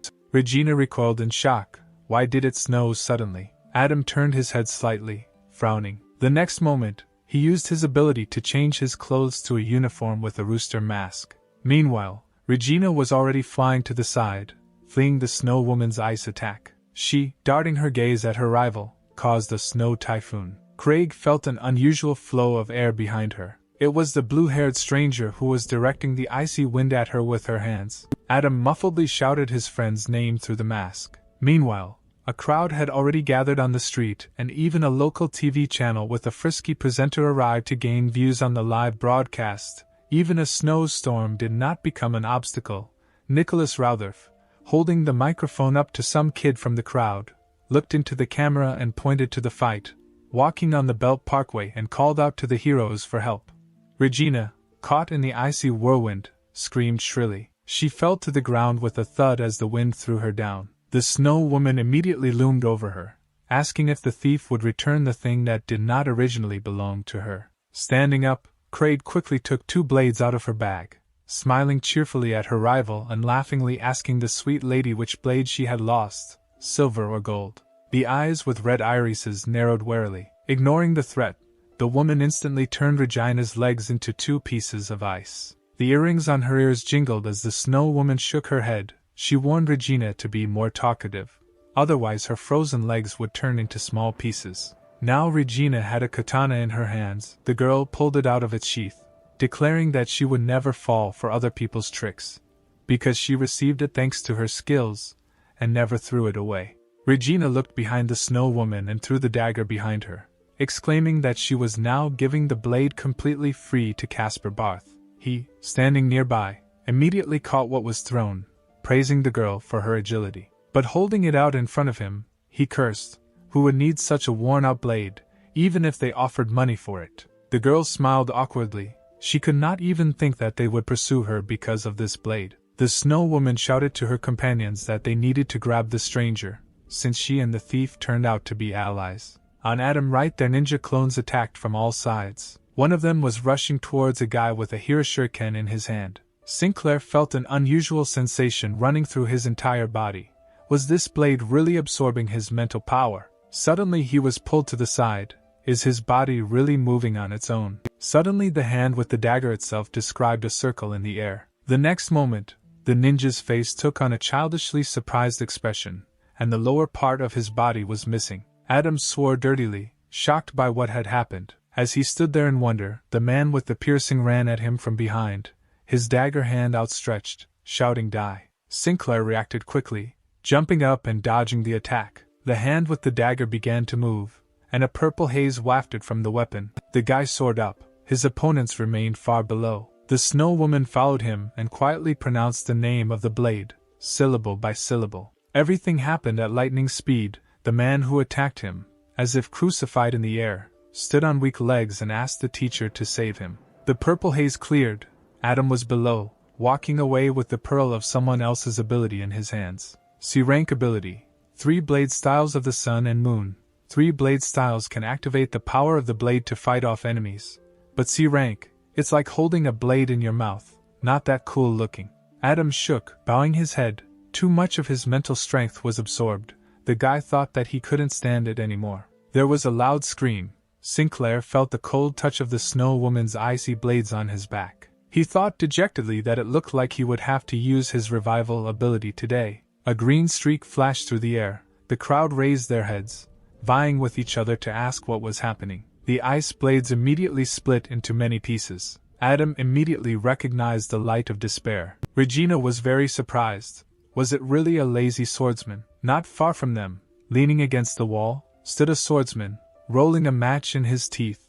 Ethan Wade headed towards the warring parties, saying that the heroes can forgive arbitrariness in the 6th region, but to sow rebellion in the 1st region is the height of insolence.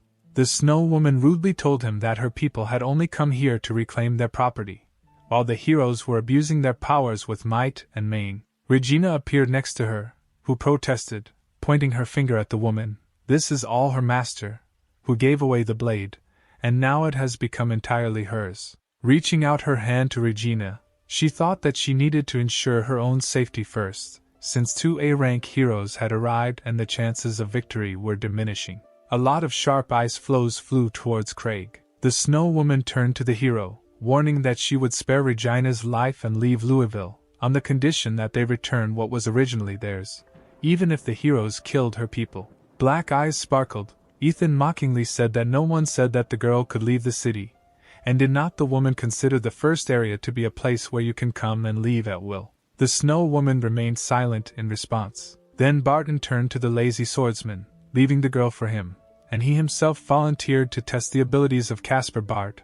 The swordsman, rolling the match to his right cheek, asked him not to overdo it, because the company intends to get him for themselves. This seemed to anger the hero, as he suddenly rushed at Adam, shouting in irritation that he was not only here to help his brother resolve issues between them. Fortunately, the guy was ready. With the last of his strength, he nevertheless put his sword forward, ready to defend himself. The dragon's fist flew straight towards the unfortunate dagger. Unexpectedly for everyone, the hero was thrown back several meters, raising a cloud of dust. Regina leaned forward in fear, screaming Caspar's name, but Ethan wasn't particularly impressed. The Snow Woman at that moment threatened the heroes with death.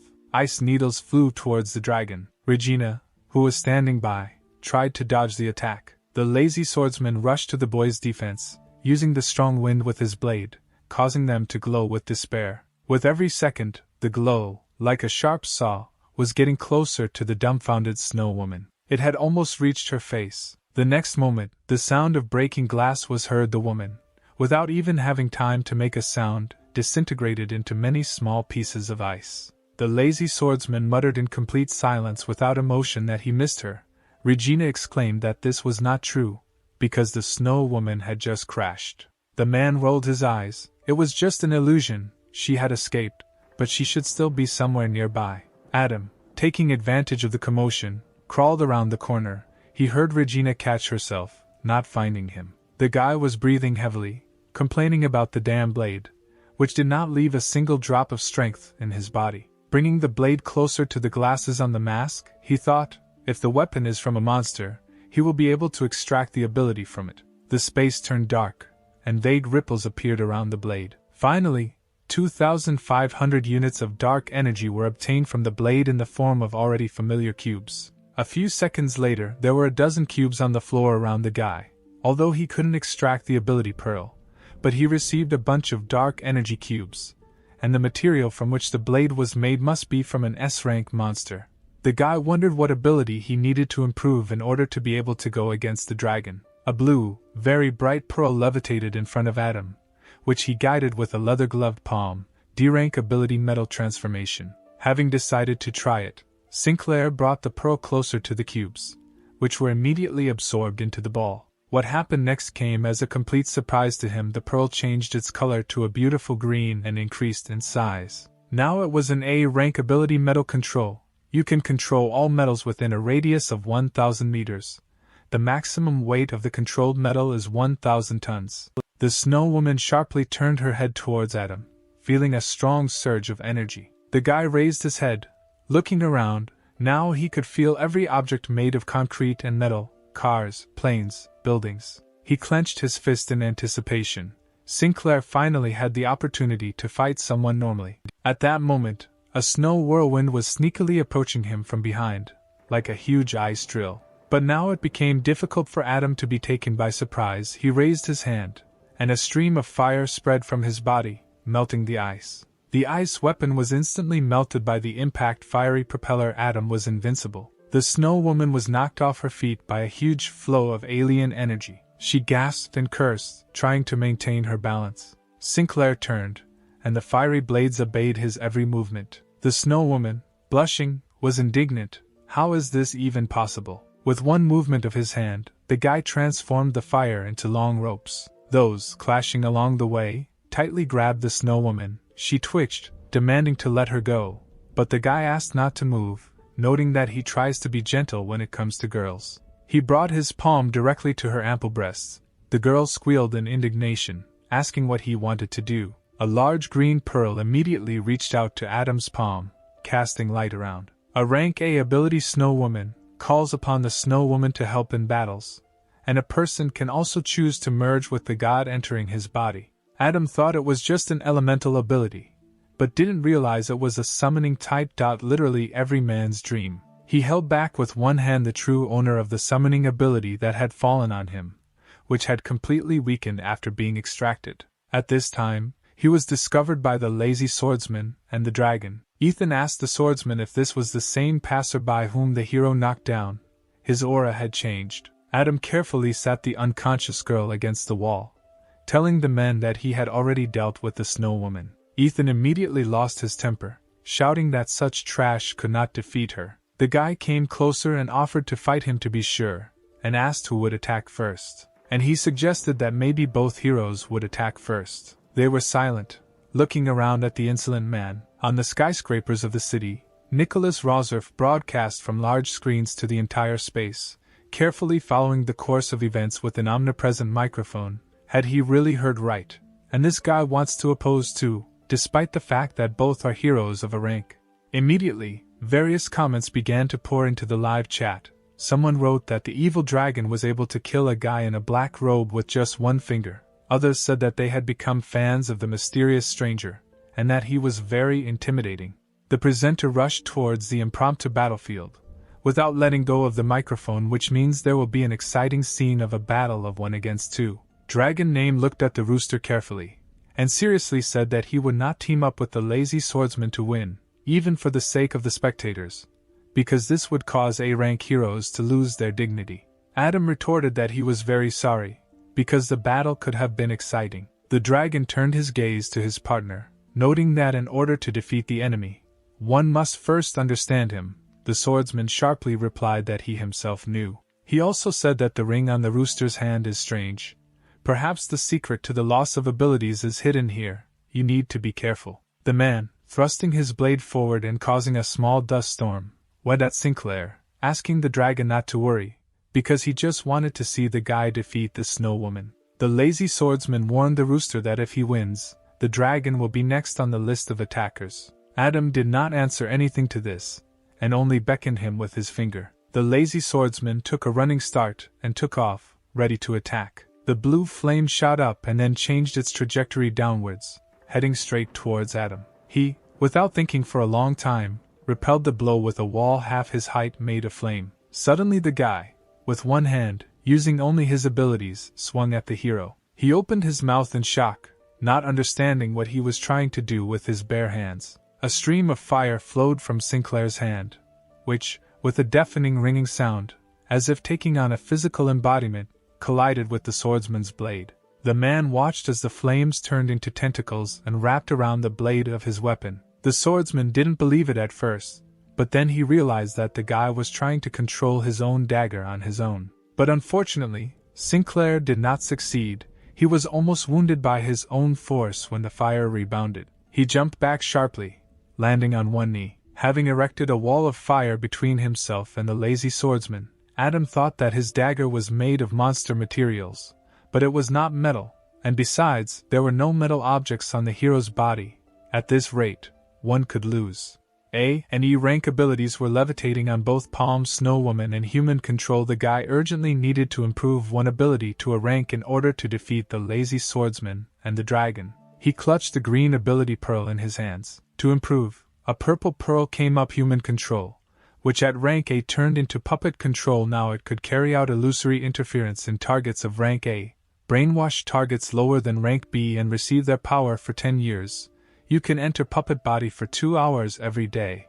Throwing the ability in the palm of his hand, Adam promised himself that he would use it only for good. The lazy swordsman, fenced off from him by a wall of fire, got tired of waiting, and loudly asked what the rooster was doing. A gap appeared in the wall, and a mechanical mask peeked out, asking for patience. Adam took the opportunity while the swordsman was looking at him and used the puppet ability. The man's eyes doubled and he could barely stand on his feet. Suddenly he saw in front of him, as if in reality, his beautiful sister, who called him by name and asked why he was pointing his dagger at his sister. Robert Roseby couldn't believe his eyes why his sister appeared in front of him. The girl slowly extended her hand to his face, but the warrior, at the cost of incredible efforts of his willpower, pushed away the outstretched hand. The illusion dissipated, and the piece of mirror stretching from Adam's hand flew back. The swordsman, covered in sweat, hissed that the guy really had a double ability. Sinclair did not miss the opportunity to tease the man,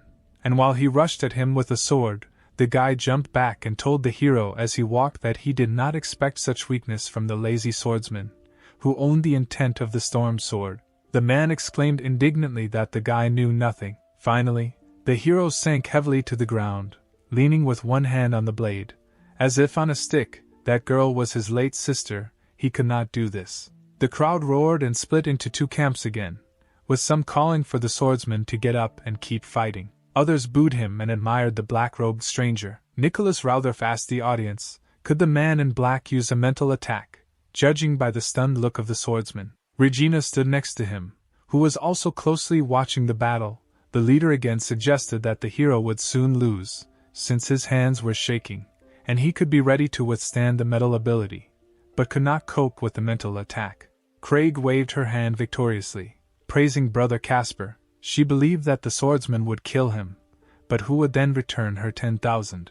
Adam heard echoes of conversations and thought deeply. The dragon, his dark eyes sparkling with anticipation, leaned forward with interest, praising the lazy swordsman for doing a good job in getting the stranger to use his last card. The man warned him to look the rooster in the eyes, because in this case you could meet the person you care about most, and this would become a weakness in front of the enemy. Meanwhile, Ethan, surrounded by a purple haze, slowly approached Adam. He was clearly already tired of the dragon. The hero's red pupils, like a small flame, flared up even more. He all gathered up, became even larger in size. The space around him turned dark purple. He believed that this battle was of great importance, and he and the rooster needed to make a deal.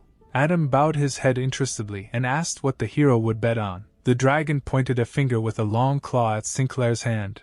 If he loses, he will tell the secret of his silver ring. Adam raised his hand and played with his fingers, inviting the dragon to come and take it. He thought that the hero was not at all stupid, because everything he did here was done to attract attention to the star absorption ring.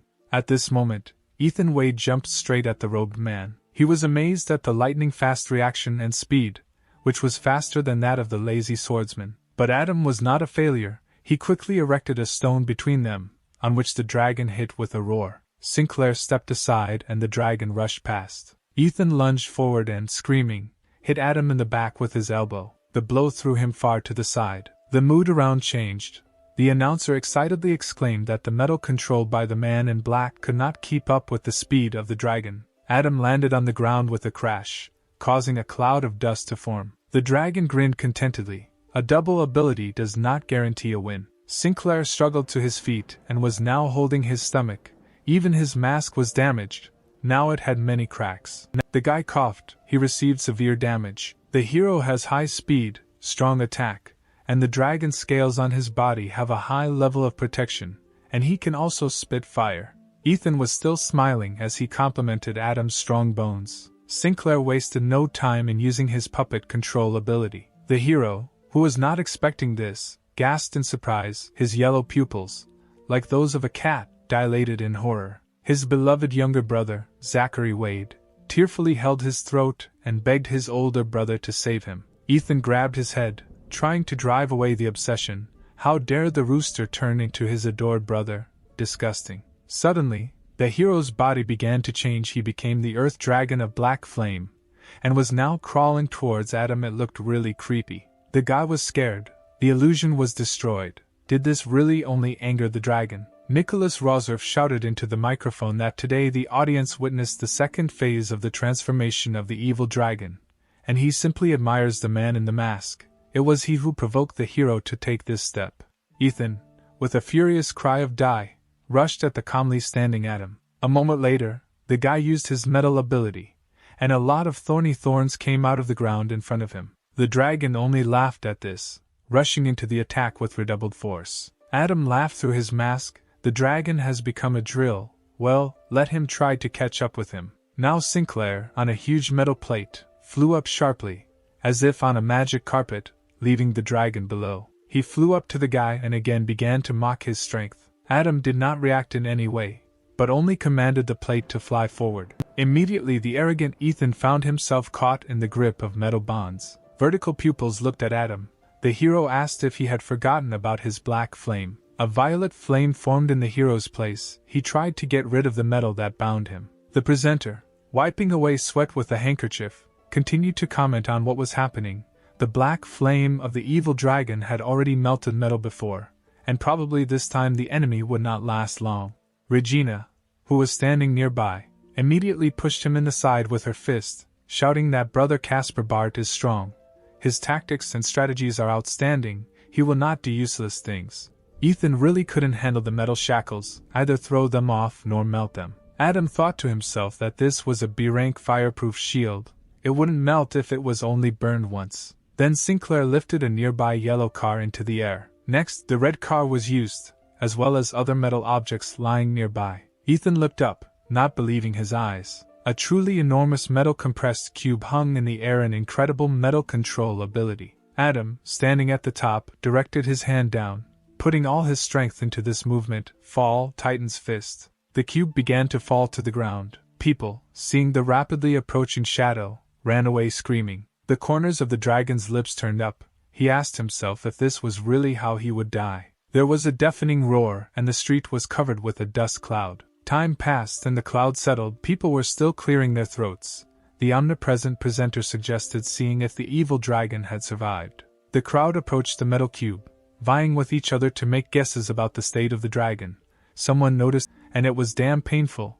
The evil dragon knows no mercy. The meeting with the Snow Woman and the evil dragon was quite expected, but his main goal was to focus on the blue pill. There are currently 2 leads. The first is Glacier adventurer Bruce Rasht, and he will hand this case over to Zachary Wade. The second is a B-rank hero, the hero of hot and sour noodles, who is going to hold a fan meeting in the near future. You need to go and take a look at him. Looking at the large number of cans of spray on the table, The guy thought that in the future he might attract more danger if he continued to share the apartment with other people. He needed to prevent them from getting involved. His thoughts were interrupted by Lily Romero, who silently entered the living room and even scared the guy. She, noticing Adam on the sofa, asked what he was doing here, and why he smelled so strongly of medicine. The guy forced a smile, answering that he hit the corner of the table. The girl looked at him incredulously, raising one eyebrow. Sinclair, unable to find room for embarrassment, mumbled that Lily had arrived just in time. He had an announcement. Mary and Karen, who had also just returned, gasped along with Lily when their neighbor told them he was planning to move out of the apartment. He leaned his elbows on his knees, seriously said that it was not very convenient for him to live with only girls. Now, having received a promotion at work and a large salary, Adam decided to move out. Karen pointed at Lily. What about her? Scratching the back of his head awkwardly, Adam gave a strangled laugh. He had nothing in common with Lily Romero. Karen and Mary replied that in this case they would not stop him, and asked him to contact them when Sinclair was free.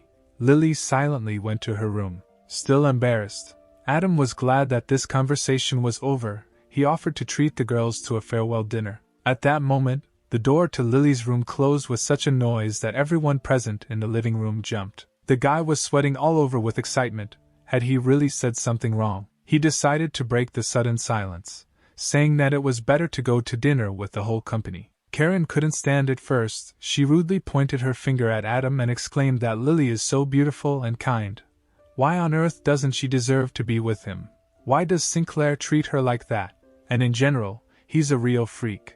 Adam squeezed into the sofa and was silent. The girl chuckled, saying that they would have lunch together only after he sorted out his relationship with Lily Romero. The guy sighed heavily. He would be lying to himself if he said that he didn't love Lily, but he also had no right to put her in danger. However, he found the courage to come to the girl and knock on the door. He was immediately invited to enter. Lily was lying on the bed, legs dangling.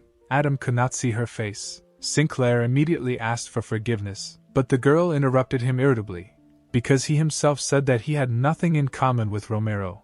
Adam replied that he did not mean that. Lily's emotions were seething over the edge. Blushing, she turned to the guy, asking if the reason for his refusal was her past. He flared up and recoiled, assuring that that was not the point. Then Lily asked again why he didn't like it. Adam took the crying girl by the shoulders.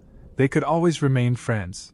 But Lily did not give up and continued to ask why her neighbor didn't like her. Adam understood perfectly well that Lily's attitude towards him was due to a lack of security. She simply compensated with his help for the lack of love from her parents. And now, when he did not reciprocate, everything turned into hysterics, because the girl was sure that it was all about her past, and this made people look down on her. She is like a porcelain doll that can break even at the touch of someone who cares for her, and if Adam suddenly hurts her. Sinclair wanted to explain himself, but Lily suddenly turned away, saying that perhaps what the guy was saying was correct. Taking Adam's hand in hers, the girl said that she was in a hurry, deciding that kissing marked the beginning of a relationship. Looking at the guy through tears, Lily asked him to become her first official boyfriend, even if their time had not yet come, and it hurt her that they could become strangers to each other. Sinclair exhaled and promised her this. Evening came and the richly furnished mansion was noisy. The glacier adventurer, Bruce Rashed,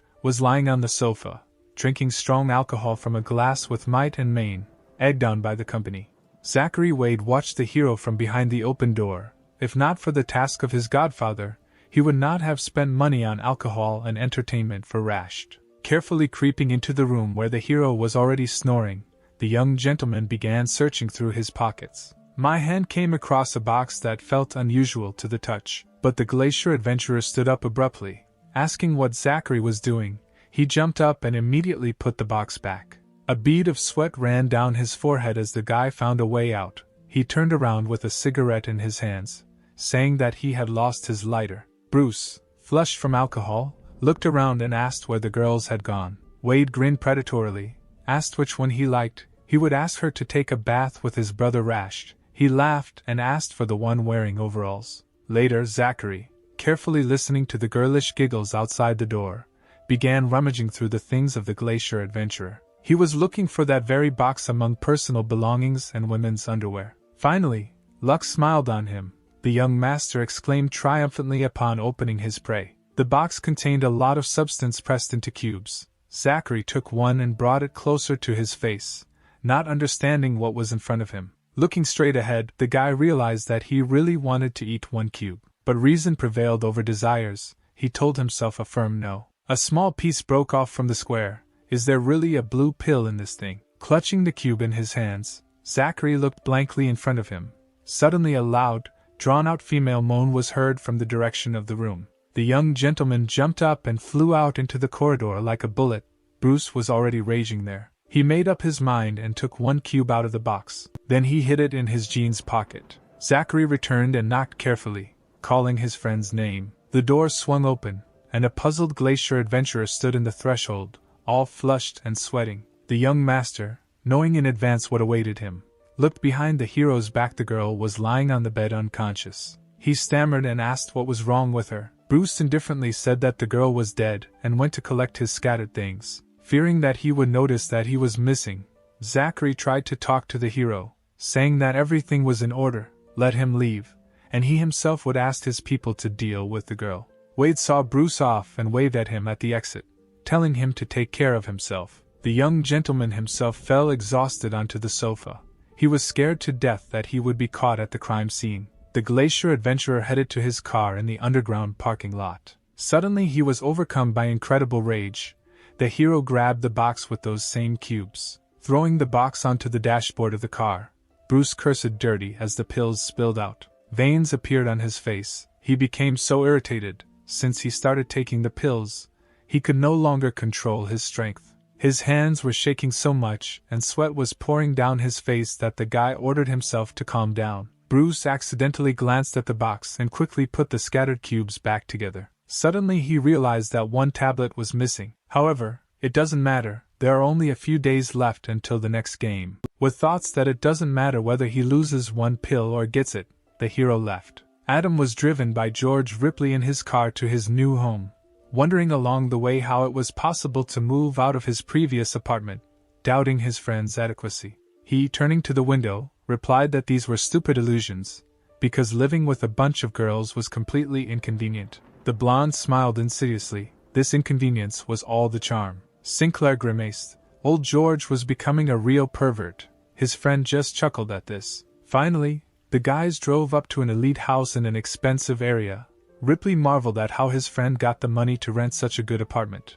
Adam replied that his adopted son gave him a gift. Taking the box of things in his hands, Adam smiled, listening to George exclaim in disbelief how he managed to adopt a child, probably won the lottery, and definitely got to treat his best friend.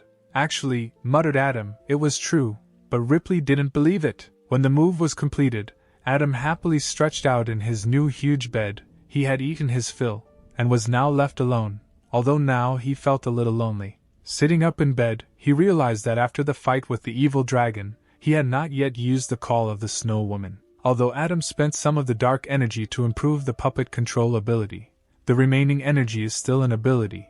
It's time to see what this girl is all about. Throwing an orange pearl on his hand, he sent it in front of him. A portal formed in the air. Then Sinclair summoned the Snow Woman. But he did not at all expect what happened.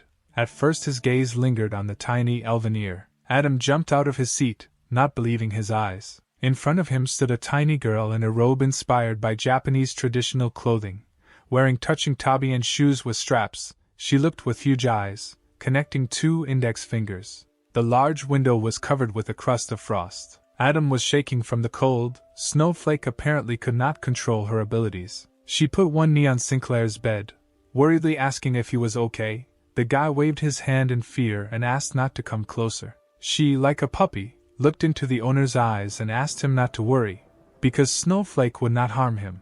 But the temperature might be a little low. He, wiping his nose, was surprised by the new nickname, and suddenly remembered something. Raising his hand, he used the flaming fist ability. A small dancing light appeared on his palm. The girl screamed joyfully and asked permission to come closer. Adam could not even think that Snowflake was not afraid of fire, and she answered, stretching out her hands to the fire, that she loved warmth. The light flew up to her lap. The girl giggled, bringing her palms closer. Snowflake was glad that she had such a wonderful owner. Adam thought that it was fortunate that the cold air generated by Snowflake was only a passive effect. Otherwise this C-rank ability would not be able to withstand the cold air. Narrowing her eyes, Snowflake peered carefully at Sinclair.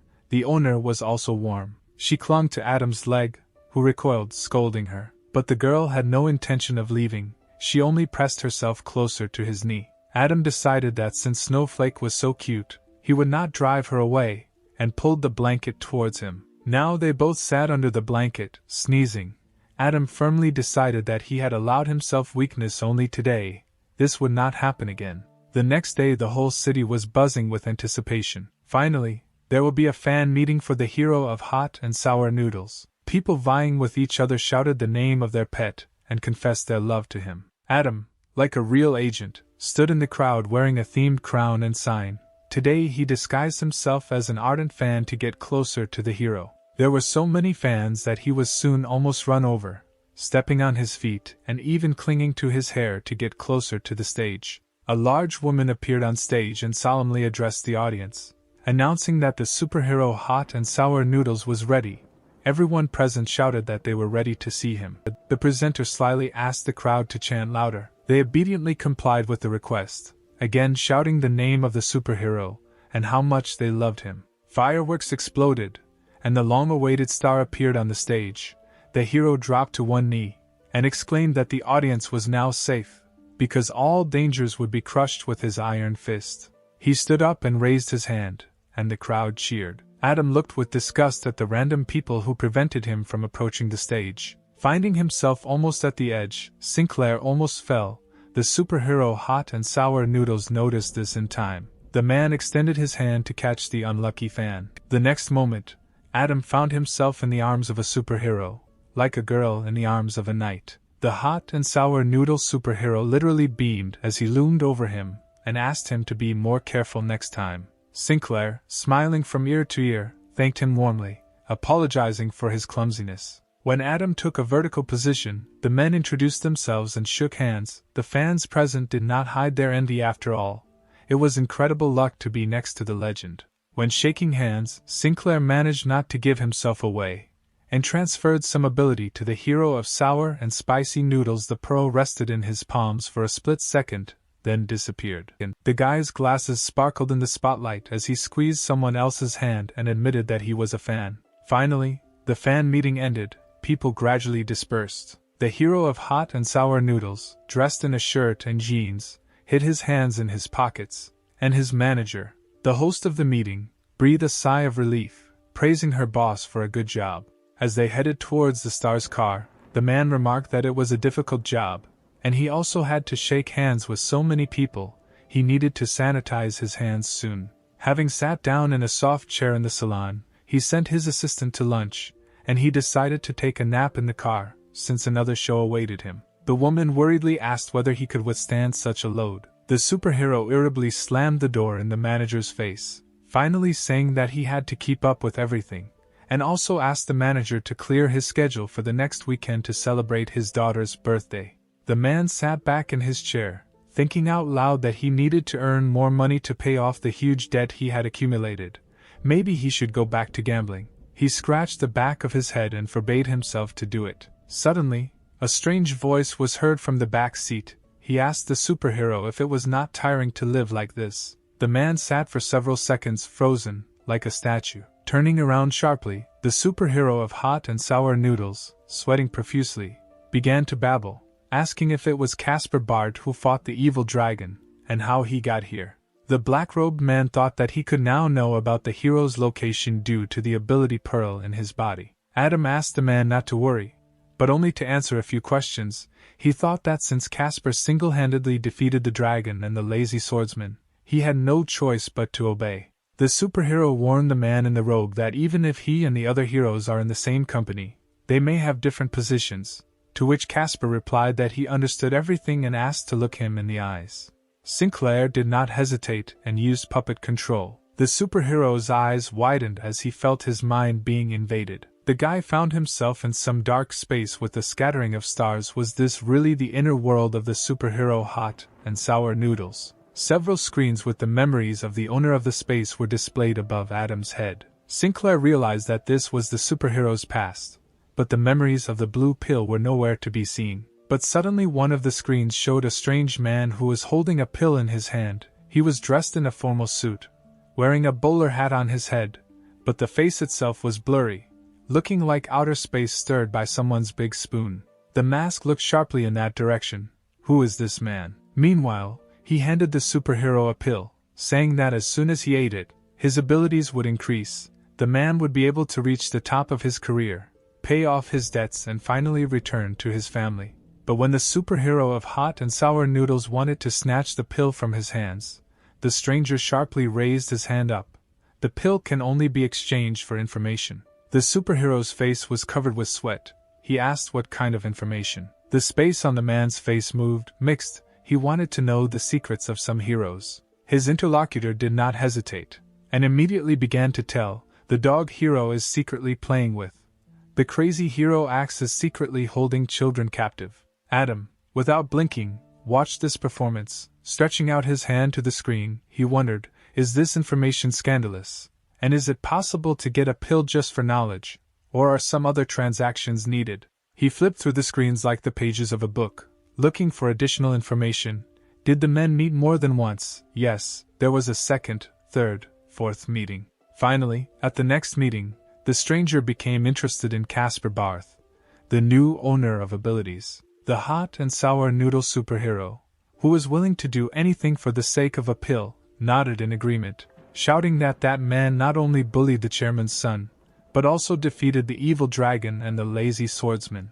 The man adjusted the bowler hat, and asked if there was information related to the ability. He needed to know everything. Later they met in an underground parking lot. The worried man remembered everything he knew. Casper can erase the abilities of others, but he has never shown his face in public, so it is unknown what he looks like. The stranger scratched his chin with interest after hearing such information. He threw a transparent bag with a dozen pills into the superhero's palm. As if drugged, the man was hunched over the pills, nodding as if in a state of rage as the wandering stranger ordered him to gather more information about Casper for his daughter's birthday next week. Adam stepped aside, folding his arms over his chest. It seems that the reason for the appearance of the blue pill is to capture the weaknesses of many ability holders, then corrupt and control them. He looked into the distance, wondering what the purpose of these people was, since they secretly controlled so many heroes. The superhero Hot and Sour Noodles woke up, shouting that a real hero knows how to forgive. Then he noticed that he was alone in the car and began to look around in surprise. In the evening, Zachary Wade obediently waited for his godfather, wondering why he did not come, because he himself had already been bitten by mosquitoes. Right behind him, he heard an authoritative voice asking what the guy was talking about. He shuddered in fear at the unexpected appearance. Zachary happily ran to the man in the robe. He had finally arrived after so many hours of waiting. With an insidious look, he held out a box containing a protective capsule and the pill itself. Zachary made a great effort and received the pill from Bruce Rashed. Adam brought the pill to his eyes. The color and quality were the same as the one that the superhero Hot and Sour Noodle had. Zachary mentioned that it was because of this thing that Bruce killed the man. Was it really a side effect? Sinclair replied that in pursuit of power and glory, these depraved heroes are capable of anything. They will not be afraid of side effects. Wade then exclaimed that his godfather was right. These people do not deserve their title. Adam looked at the guy seriously and asked what, in his opinion, a real hero should be like. The young master wondered, does this question carry the burden of the organization's expectations regarding him? Striking his chest, he exclaimed that he thought the more powerful a man was, the greater the responsibility he bore. Heroes must make the salvation of humanity their life's duty, and must not betray their faith for the sake of power and glory. Sinclair grimaced. Well, what movie did this guy copy the line from? He tossed a vial of red liquid to the young master and praised him, saying that including the organization funds deposited earlier, it was enough to exchange them for a D-rank ability potion. Zachary caught the potion and said in displeasure, just AD. Adam calmly replied that the guy should improve his skills slowly, not strive for instant success, and if the potion is not needed, then he can return it. Zachary shook his head, thanked him, praised the color of the potion, and then drank the contents of the flask in one gulp. Sinclair thought that he should combine 2 E-rank pearls first, and then patted Wade on the shoulder when he noticed that the potion tasted like ketchup. Well, that was just his imagination. Moving behind Zachary, Adam did what he had planned, the D-rank ability werewolf power. Now he does not depend on moonlight and can freely turn into a werewolf. Zachary felt his face, asking out loud why he had not transformed. Sinclair mockingly thought that for this he needed, first, to activate the pearl of the ability. The mask raised his fist in the air, his expression impossible to read behind the dark glass. Perhaps Zachary needed to warm up a little to understand how it worked. The guy turned around and, stuttering, asked what the Godfather wanted to do. The next second he received a blow directly to his right eye. Adam calmly said that one must endure in order to be stronger. The Godfather must be ruthless. The unfortunate young gentleman, with a full black eye, whined that he was in pain. For a few more minutes, in the silence of the forest, cries of pain and requests not to be hit in the face were heard. The fluffy tail wagged. The young werewolf muttered in admiration that his ability had improved. He felt a huge surge of strength. Adam asked his godson to cancel the ability when the wolf, holding a t-shirt in his hands, turned to him. The mask clarified that maintaining such a form is quite tiring. The transformation happened. Zachary joyfully exclaimed that he managed to transform back. Sinclair noted this and ordered to continue to monitor the blue pill. Because people who use it are emotionally unstable, you need to be careful.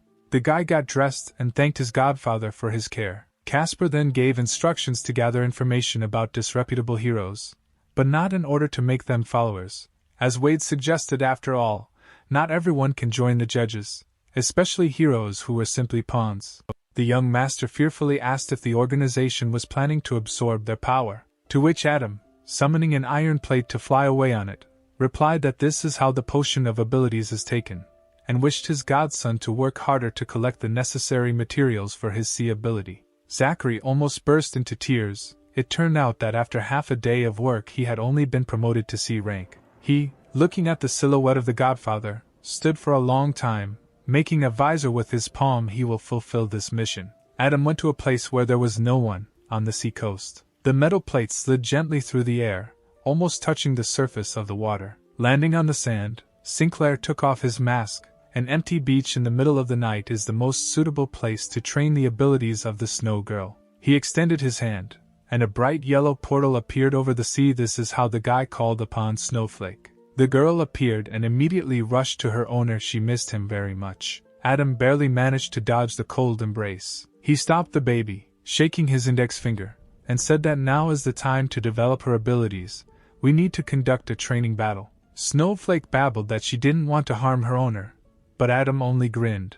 A summoned spirit of C rank would not be able to harm him. The girl, standing on a stone in the water, caused a large wave, exclaiming that she was starting to attack. Sinclair looked at her from under his brows and smiled. It was time to attack. The girl focused on her feelings to cause a snowstorm. Suddenly, some unusual crevice of black light appeared in the sky above her head. Adam gasped in shock when he saw this. From there stretched out a limb that looked like a frog's leg, only much larger. Then an ugly head with sharp teeth and bulging eyes appeared, and a strong body. It was a rank pumped frog monster, a humanoid beast that loves to exercise its muscles, has a pair of strong arms. Excited, Adam frowned. There was a monster invasion, but it's good that it's only D rank. But after the frog, a huge predatory unicorn appeared in the crevice, an aquatic animal. He was extremely good at running on water. Adam, realizing that he did not have time to help, warned the girl at the top of his voice. Both monsters immediately rushed towards Snowflake, sneakily attacking her from behind. She looked at them, as if spellbound, for several seconds. Then she sharply pushed away from the stone on which she stood and flew away to the side, leaving the enemy with nothing. Adam cursed as he flew up on the metal plate. Suddenly, right in front of him, out of nowhere, a bright light appeared. The guy covered his face with his hands. It was so dazzling. The edge of the ice parted, and the same snow woman that Adam saw for the first time while fighting with the heroes appeared in the sky. She frowned and hovered over the monsters. Were they really looking for their death?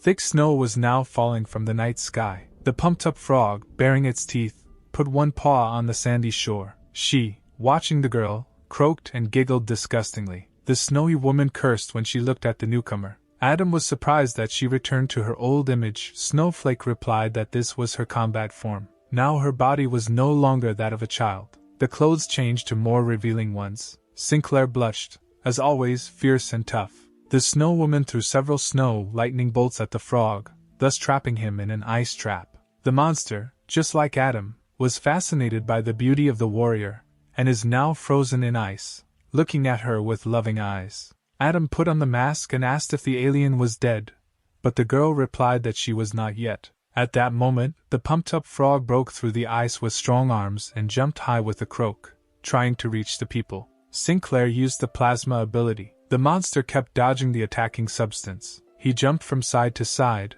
expertly avoiding attacks. Finally, Adam ordered the snow woman to finish off the alien, who obediently aimed ice arrows at the monster. A few seconds later, the pumped frog lay on the rocks, croaking furiously, its limbs firmly nailed by ice arrows. Adam chuckled. The easiest part remained. He released streams of plasma at the frog. The attack became fatal. There was an explosion, and life began to drain from the alien at that very second. The metal plate fell down.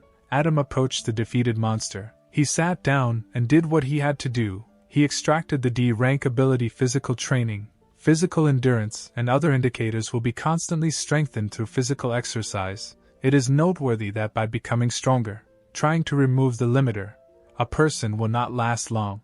The snow woman carefully called her owner, who was intensely peering into the distance. It seemed they had lost someone. Standing on the sand, surrounded by a snowstorm, they did not know where the unicorn had gone. Snowflake turned towards the city and expressed the assumption that the monster was heading there. Adam nodded, about to pursue the alien, but suddenly noticed that something was wrong with Snowflake. The girl grabbed her face, and a child's voice was heard accusing her of trying to regain control of her body. Sinclair ran up worriedly and asked what was wrong, but Snowflake, flushed, shouted that her name was Jasmine Miller, and she was not really Snow Woman. Suddenly she grabbed Adam by the collar with both hands, and shouted that even if she didn't think that the second person would succeed, she should be the first to. The girl closed her eyes tightly and reached out with her lips to the amazed Sinclair. Before she could kiss her owner, she turned back into her previous version and hovered awkwardly in the air. Adam immediately caught her so that the girl would not fall. Setting Snowflake down, he knelt down in front of her, asking who she really was. The girl stood silently, trying to understand what happened. She looked up at Adam in surprise, asking what happened to her. The guy stroked her on the back of her head, surprised that she didn't remember anything. Snowflake's huge eyes looked with incomprehension. She only remembered the beginning of the training. This means that the girl has two personalities, and they are not connected by memories. Snowflake joyfully raised her hands. The owner patted her on the head, and now let him hug little Mia. Adam smiled awkwardly. Did they both really like him? Suddenly Mia sank to the ground, muttering that she needed to sleep. Sinclair suggested that she return and rest. The girl yawned and stretched, saying that she would be bored, while she was carried away by the golden glow. Adam was left alone again. He turned towards the city spread out in the distance. The monster was indeed heading there. Meanwhile, Zachary Wade was driving home along the road near the embankment in his luxurious open-top car. He was a wolf, a predator rushing across the field. Out of his peripheral vision, he noticed a strange splash in the water. Turning his head, the guy peered into the darkness. He noticed with horror a huge unicorn with glowing eyes, who was running straight through the seething waves. Zachary immediately turned sharply in the opposite direction. On the beach, very close to the water, a late company of 4 people was having fun, 2 guys and 2 girls. They did not notice at all what was happening in the water. Wade ran out of the car and from afar shouted at them to stop eating, because the monster was approaching them. The sitting guy turned around. The girl next to him said in surprise that someone was waving to the company. The blonde frowned. Just because that stranger has a sports car, that doesn't mean he needs to show off right away. The blue-haired girl listened and realized that the stranger was warning them of danger and asking them to leave. The company turned around at once when they realized that this was not ordinary boasting. They screamed in horror. The unicorn was already very close to the shore. The monster was still grabbed by the hooves of the sea waves, but he was rapidly approaching his prey. Zachary grabbed his head. What to do? How to save them? He, not expecting this from himself, rushed forward. How could this be? He had never been so responsive before. The young people fled in all directions. The blue-haired girl found herself in the water, and now she was stretching out her hands, begging for help, apparently from the blonde. Suddenly someone's strong hand grabbed her wrist. The girl was surprised when help arrived. It was Puckliash from her company. The guy took a log with him and ordered his friend to hold on to it. Since the wood was large, the girl shouted for Puffy to hold on too. The guy hesitated, holding out his hand. He was so glad that Annabelle was okay. At that second, a huge unicorn jumped out of the water, completely grabbing the guy's hand. Blood sprayed out. The girl screamed in horror. Tears flowed from her eyes. She began to call her friend. The waves swallowed the guy's heartbreak. He continued to run as fast as he could. He dared to look behind him for a second to see where the alien was. The lazy swordsman shook his head. The young master is finished. The dragon clenched his teeth. Tears flowed from his eyes, and he angrily whispered the name of his beloved younger brother. Suddenly, the lazy swordsman, pointing his finger at the TV, shouted in shock that the brother of the demon dragon could also transform. Zachary had truly turned into a werewolf, and now Annabelle looked like a doll in his hands. The dragon stared blankly at the screen. His brother has the power of transformation. Finally, the werewolf landed at a safe distance. He carefully laid Annabelle on the sand, and she looked at him with loving eyes and called him her hero. Zachary playfully flexed his muscles. You don't need to be obsessed with him. He's just a legend. Turning, Wade rushed straight at the unicorn, shouting that a real man does not run from danger. He will kill this monster. Adam, levitating on a metal plate, looked at Puckliash lying on the sand. He saved him in time, otherwise there would have been a tragedy. Now it was time to watch his godson fight. The guy raised his hand, and with him, sharp, dagger-like pieces of stones flew into the air. Seeing the werewolf, the unicorn turned sharply back. Zachary ran after him into the water, shouting and hooting with joy. The werewolf sped up to catch up with the alien. His burning eyes narrowed and he grabbed the monster's hoof. Then he swung and hit him on the surface of the water, raising huge splashes. He lifted it up again and spun the horse in the air, as if he were playing carousel. And at the end, with a swing, he released the alien somewhere far to the side. He fell into the water with a crash. Zachary stood tall in the water and reasoned that when the monsters invaded, he was no longer a person who would run or hide when the rescuers came. Raising his hands in the air, he shouted that he must surpass his elder brother and become an S-rank hero. Adam watched him from the rock. Excellent work, and he changed his mind about the young master. A group of young people finally got together. They excitedly began asking questions about each other. Then the long-haired girl asked Annabelle where Puffy had gone. She sobbed, answering that the monster dragged him into the sea when a friend tried to save her. The others stared at the girl in shock. Annabelle pointed at Zachary standing in the water, saying through her tears that this hero would help save Waddles. Suddenly the guy realized that something was holding him tightly in the water. He could not move, and a tsunami formed in the waves, which immediately swirled him around in a whirlwind. A unicorn appeared from behind him, rushing towards him, bending his head with a sharp horn. The next moment, the beast pierced the unfortunate werewolf right through the back. Shaking his head, the unicorn threw the guy aside. The city also seemed to be under attack. Explosions were heard everywhere. The werewolf, bleeding, landed on the shore. A helicopter was flying above them. The girl dispatcher loudly commented on what was happening. Zachary Wade was wounded in the back and received great damage from a double blow with a hoof. The dragon immediately put on his jetpack. The lazy swordsman wished him luck, and expressed his concern, also asking him to take care of the others. A few seconds later, Ethan was already flying to help his brother. However, Zachary found the strength to get up, even though he was in pain. The unicorn rushed at him with redoubled strength. Zachary raised his head in shock. Really again? A huge tsunami formed in the sea, which was approaching the werewolf. The girl in the helicopter was tirelessly monitoring the situation. The monster had gone berserk, and that was bad. Zachary was trapped in water and couldn't get out. He couldn't breathe because of his wound. The guy raised his head and noticed a familiar silhouette on a high rock. He shook his hands and with all his might called his godfather for help. Gradually weakening, he whispered pleas for help with his lips alone. The crowd, watching the battle, were talking worriedly. It seems that the monster is absorbing young Master Zachary. Will he really die? Annabelle sobbed, pressing her hands to her chest, and begged the hero to hold on. Adam was flying on a metal plate and attracted a lot of attention. People watched him, realizing that reinforcements had arrived. Everyone loudly began chanting the name of Bishop Caspar Barth. The guy flew over the helicopter. The girl saw him and said that the mysterious Caspar Barth, who had already appeared on television some time ago, had appeared again.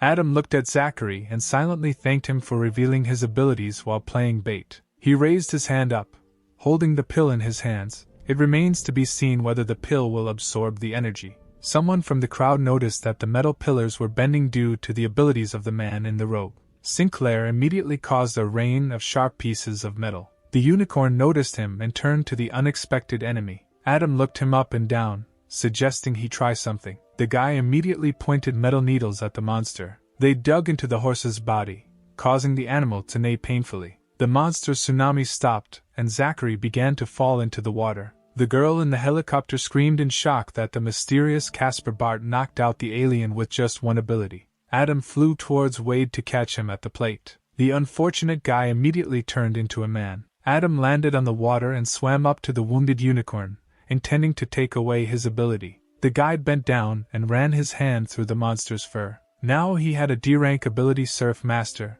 which allows him to walk on water and control its flow in order to attack. Sinclair turned to the unconscious Zachary. He helped attract the attention of the blue pill, and now he will receive all the well-deserved laurels. Adam began to slowly sink onto the sand near the shore. A few minutes later, Zachary and Puffy were lying on the sand under the gaze of the crowd, with Annabelle on duty next to them.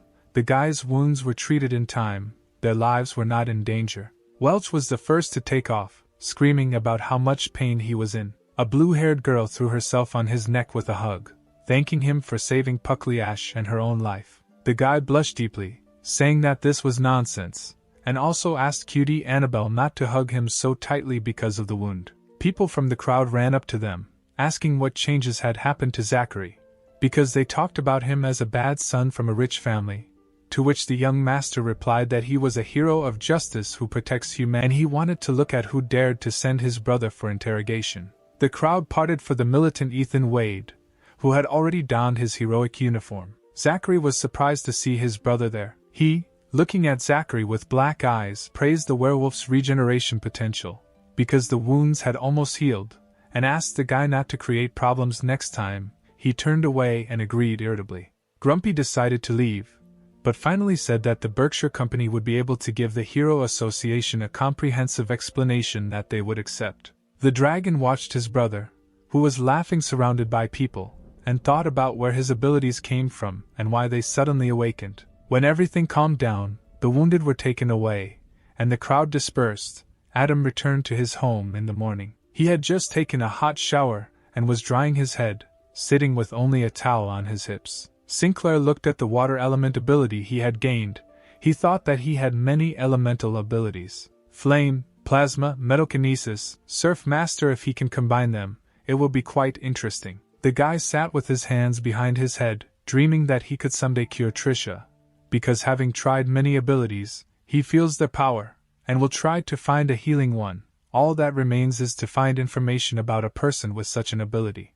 Now he can only try to penetrate the body of the superhero Hot and Sour Noodles to look for some useful information. He activated the control ability. The superhero of Hot and Sour Noodles walked carefree down the street, humming something to himself. Suddenly he threw his head back. The pupils of his eyes turned white. He exhaled heavily. Now Adam took over his mind for a while. Sinclair examined his or her own hands. The ability of control allows you to successfully capture bodies. The guy tried to test his abilities, but activating metalokinesis led to nothing. He thought with disappointment that the ability remained in his body and did not move with his soul. Suddenly he heard a girl's cry. A stranger was turning to someone, demanding that he follow her, but not use force. Adam ran up and hid behind a tree to see and hear better. The green-haired guy grabbed the beautiful dark-haired girl's hand, shouting that if she didn't want to join the Divine Dragon Company and undergo training, she had to follow their company rules. His glasses fogged up and his cheeks turned red as the guy talked about the attractive body and face of his interlocutor.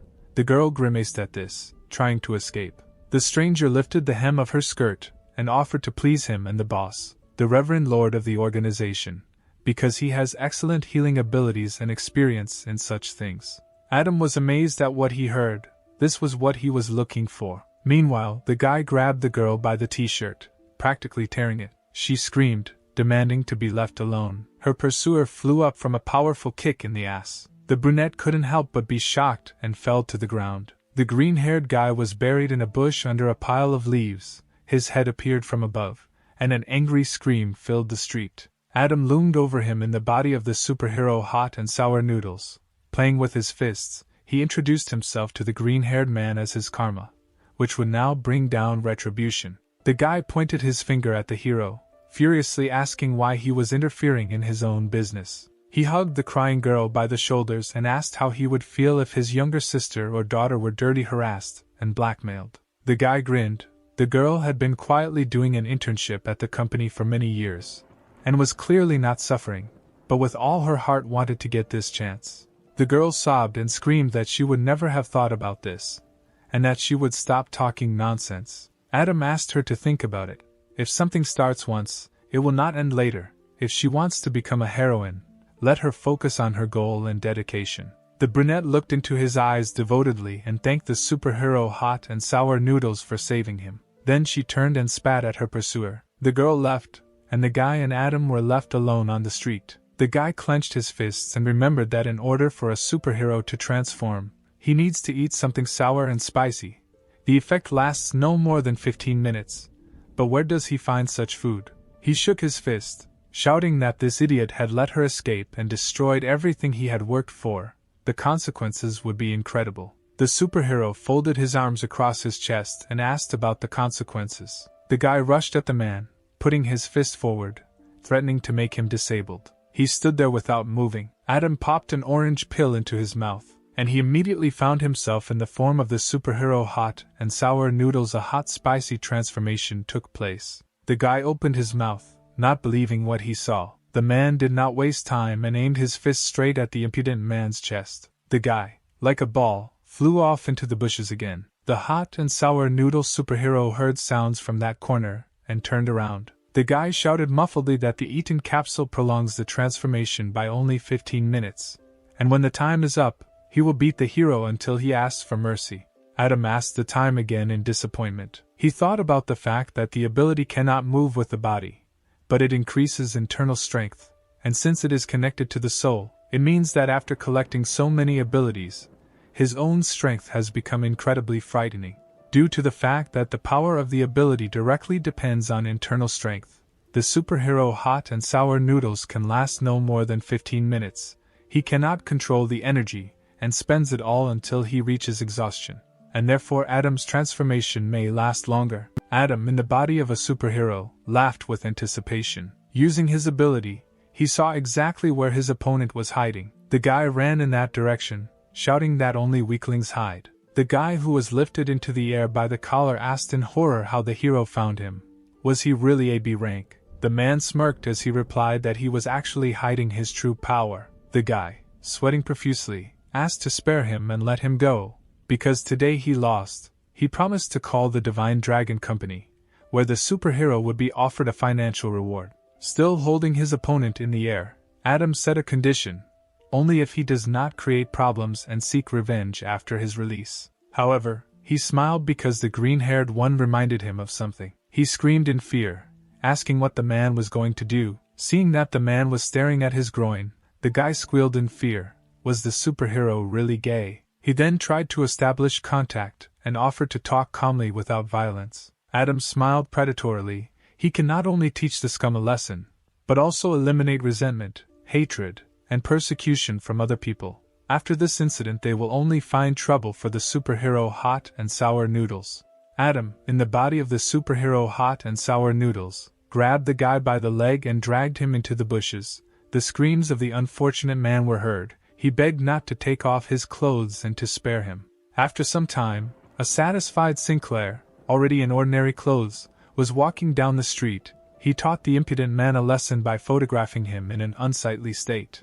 Adam was sure that after these photographs he would not harass weak girls and cross the path of the hero of Hot and Sour Noodles. He wrote a reminder on the phone for the owner that new photos should not be deleted so that the forest ranger does not create problems. The owner of the body must understand what was written. Now it was possible to leave the superhero's mind, which Sinclair did by deactivating the control. The Hot and Sour Noodles superhero woke up staring at his cell phone screen while his mind was somewhere in the background, squeezed out by Adam. He looked around furtively, sleepily surprised that he was still in the park, and thought that he had accidentally fallen asleep. His gaze fell on the inscription on the phone screen left by Sinclair. The man read it in bewilderment, and immediately switched to the gallery. What he saw caused the hero's face to become covered with crimson spots, and the calm silence of the park was deafened by his shocked cry. At this time, a meeting of the Heroes Association was held in the city of Louisville. The leader of the Hero Association branch,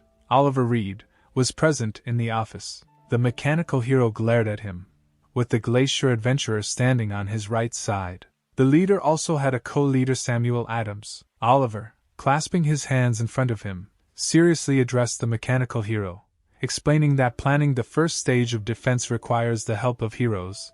The scale of the depressions is very large. Extreme caution is required. Samuel explained the plan. Everyone must create a role model to attack and force the monsters to return to their world.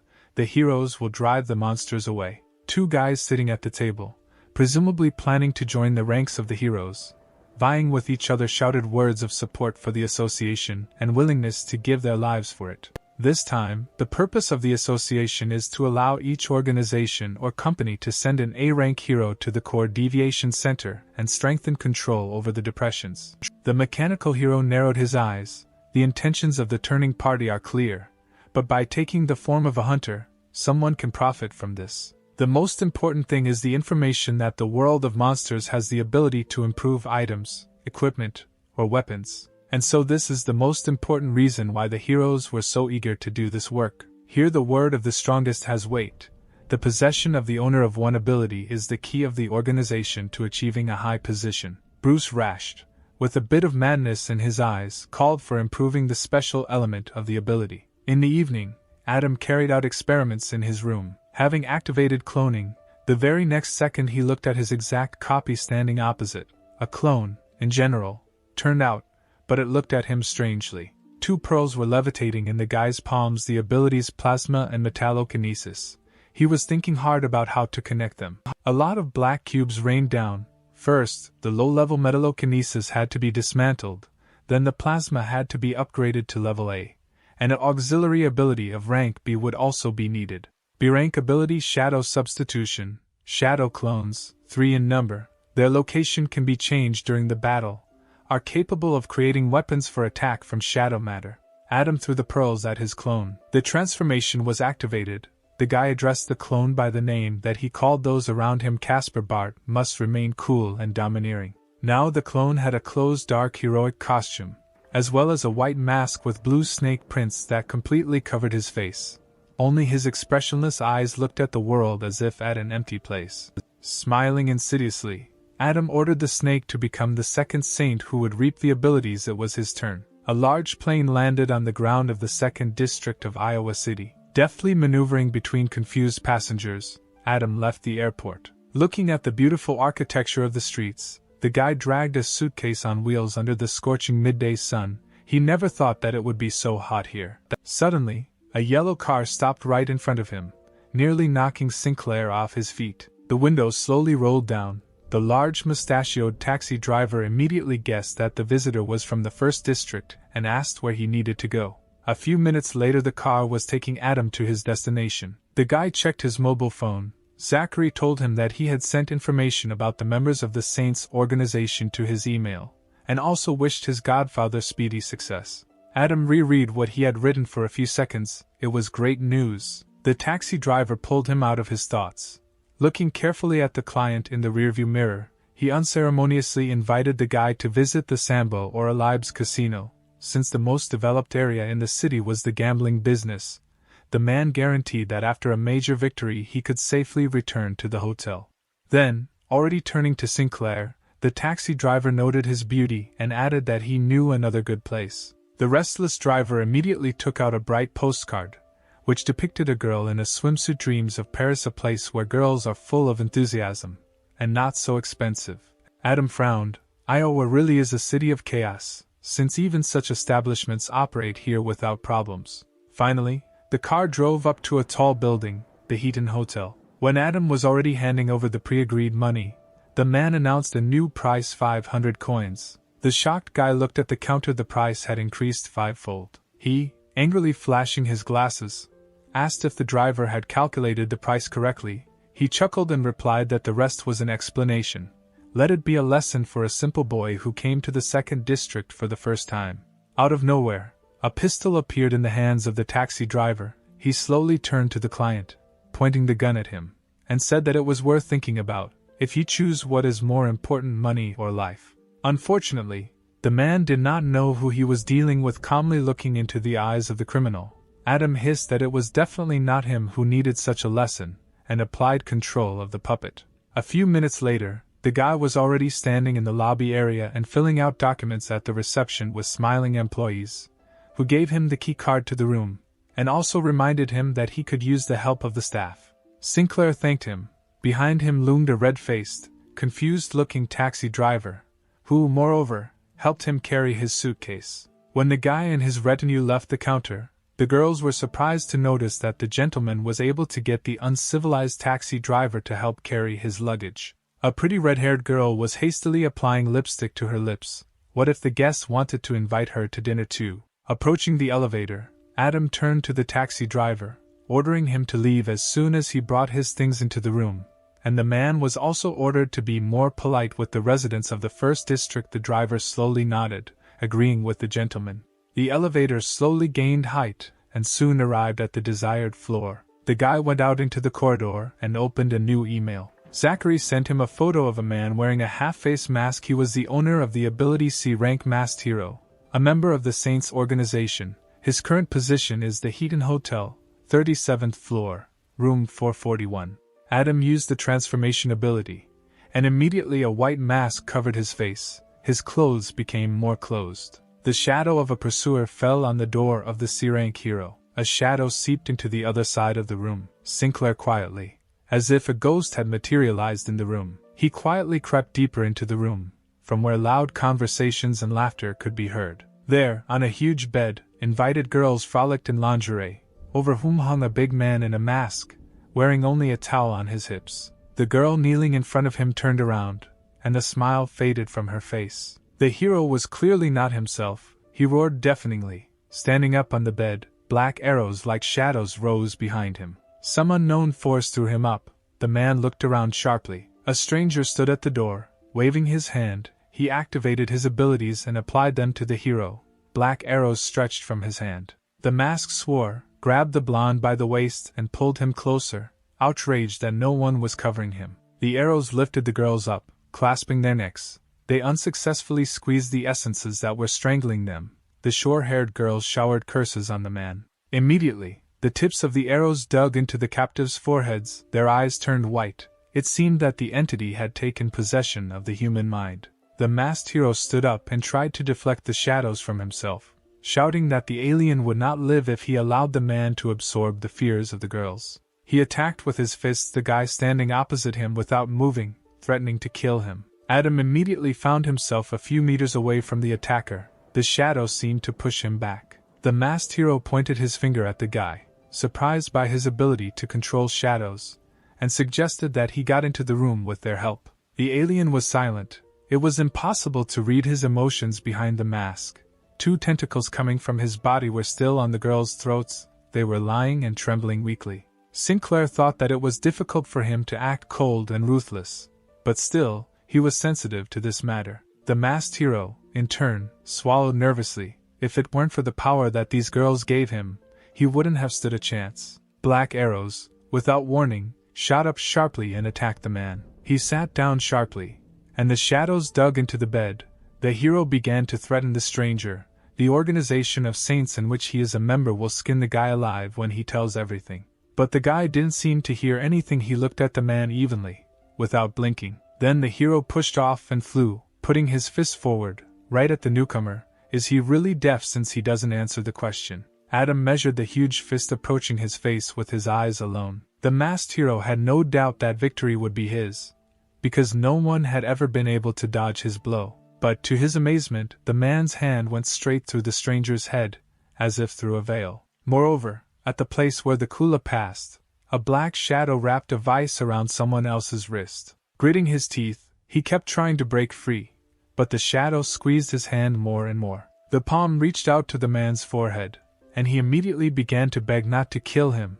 because the priest would not just leave it like that. Adam pulled the mask off the hero's face. He sobbed shamelessly, choking in prayer. During all the silence, the guy spoke up, calling the man trash. He placed his hand on the hero's forehead, lightly squeezing the skin. Then he pulled away, using his extraction ability. A bright yellow pearl immediately reached out to his hand. Ability C rank Mask of Fear. It absorbed fears and made its owner stronger. The man fell to his knees, mad with grief over his lost ability. He almost crawled in front of Casper, asking him to return it. Otherwise the priest would kill him. The guy asked to look at this priest, about whom the hero constantly talked, with the help of puppet control. Without waiting for an answer, Adam extended his hand, activating the desired ability. A second later, the guy found himself in the space of his opponent's memories. One of the screens lit up. The owner was lying on the ground. His body was pierced through by iron sticks. Participating in the war of abilities, he was wounded, and was slowly dying. A stranger approached him. His face was not visible, but the long skirts of his snow-white clothes covered his entire body. He offered the man a deal, an oath of allegiance in exchange for returning to life. He, barely moving his bloody lips, agreed. Instantly, his entire body was illuminated with a bright light. The man sat up abruptly, frantically examining himself. The wounds had disappeared. He really had survived. He turned, fell to his knees and bowed to the ground before the stranger who saved him, swearing allegiance to the priest of light. Sinclair, being in someone else's mind and body, got dressed, put on a mask and left the room. The hero came to the embankment to a huge cruise ship. Large colorful containers of different heights are lined up here. The man looked around, looking for the right container. The eye caught the numbers on the red one, FS 4396. Adam, watching closely what was happening, remembered that something about a red container slipped into the man's memory. The masked hero remembered being in a richly decorated building. The walls and floor were shining gold. Members of the Saints organization were sitting on nearby sofas, and a little further away their leader was hugging languid beauties. Bloodthirsty Rose, an incredibly beautiful and stately girl with long brown hair and in a revealing outfit, leaned back in her chair when the hero walked in. The girl asked whether a swordswoman had really infiltrated his secret production laboratory. He got down on one knee and bowed his head in front of Rose, assuring that there would be no problems with the attacker. If Lady Rose gave the order, he would kill the swordswoman. A formidable man in military uniform spoke up, the commander of the Deep Sea Army. He chuckled and said that an A-rank hero was not so easy to kill. The great land mage sitting next to him scratched his long gray beard. A-rank would not be an obstacle. Disciples of saints should not be afraid of some A-rank hero. A blonde, handsome man in white robes, sitting above the trio, ordered the ignoramuses to bring the swordswoman here. He would be curious to enjoy her. They immediately jumped up from their seats and stood in front of the man, who unanimously reported that they understood the holy priest. The masked hero sighed. This brat is in for a well-deserved vacation. The commander of the Deep Sea Army heard him, and called him to him. Boxer immediately approached and bowed low, asking what the order would be. The man answered, "The goods arrived at the port, at the first platform, which is in a red container." The commander sat back in his chair, and rolling a cigar in his mouth, lit it with a large lighter. He ordered the boxer to go to the container and find out if there was any information about the swordswoman, and if so, report it immediately. Grabbing the hero by the shoulder, he grinned and said that with every damaged product everything will be fine. If you treat everything responsibly, you should not miss the given chance. Standing in front of the red container, Casper, in the body of a hero, wondered if he could get inside, and what kind of goods were there. Seeing that the entrance was carried out using fingerprints, the guy was delighted and raised his finger to the scanner. He used the plasma ability, and immediately the screen hissed and began to appear in grainy stripes. The container door opened. The hero saw a long staircase leading down. It turned out that the container was just an illusion. The real goods were hidden deeper.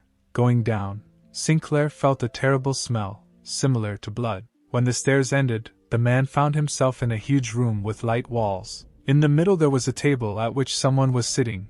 Casper distantly thought that it might be security. The stranger, gnawing a match in his teeth, turned sharply at the sound of footsteps. He immediately got up from the table, and having greeted the masked gentleman like a soldier, Adam quickly got his bearings, greeted him back, and asked if anything had happened today. He replied that a valuable product had recently arrived, and cursed how tired of these creatures he was. The hero was surprised, but did not show it. Ordering him to show him quickly, the guard led him along a long corridor. When they walked a little further, the walls turned out to be cages with huge thick bars.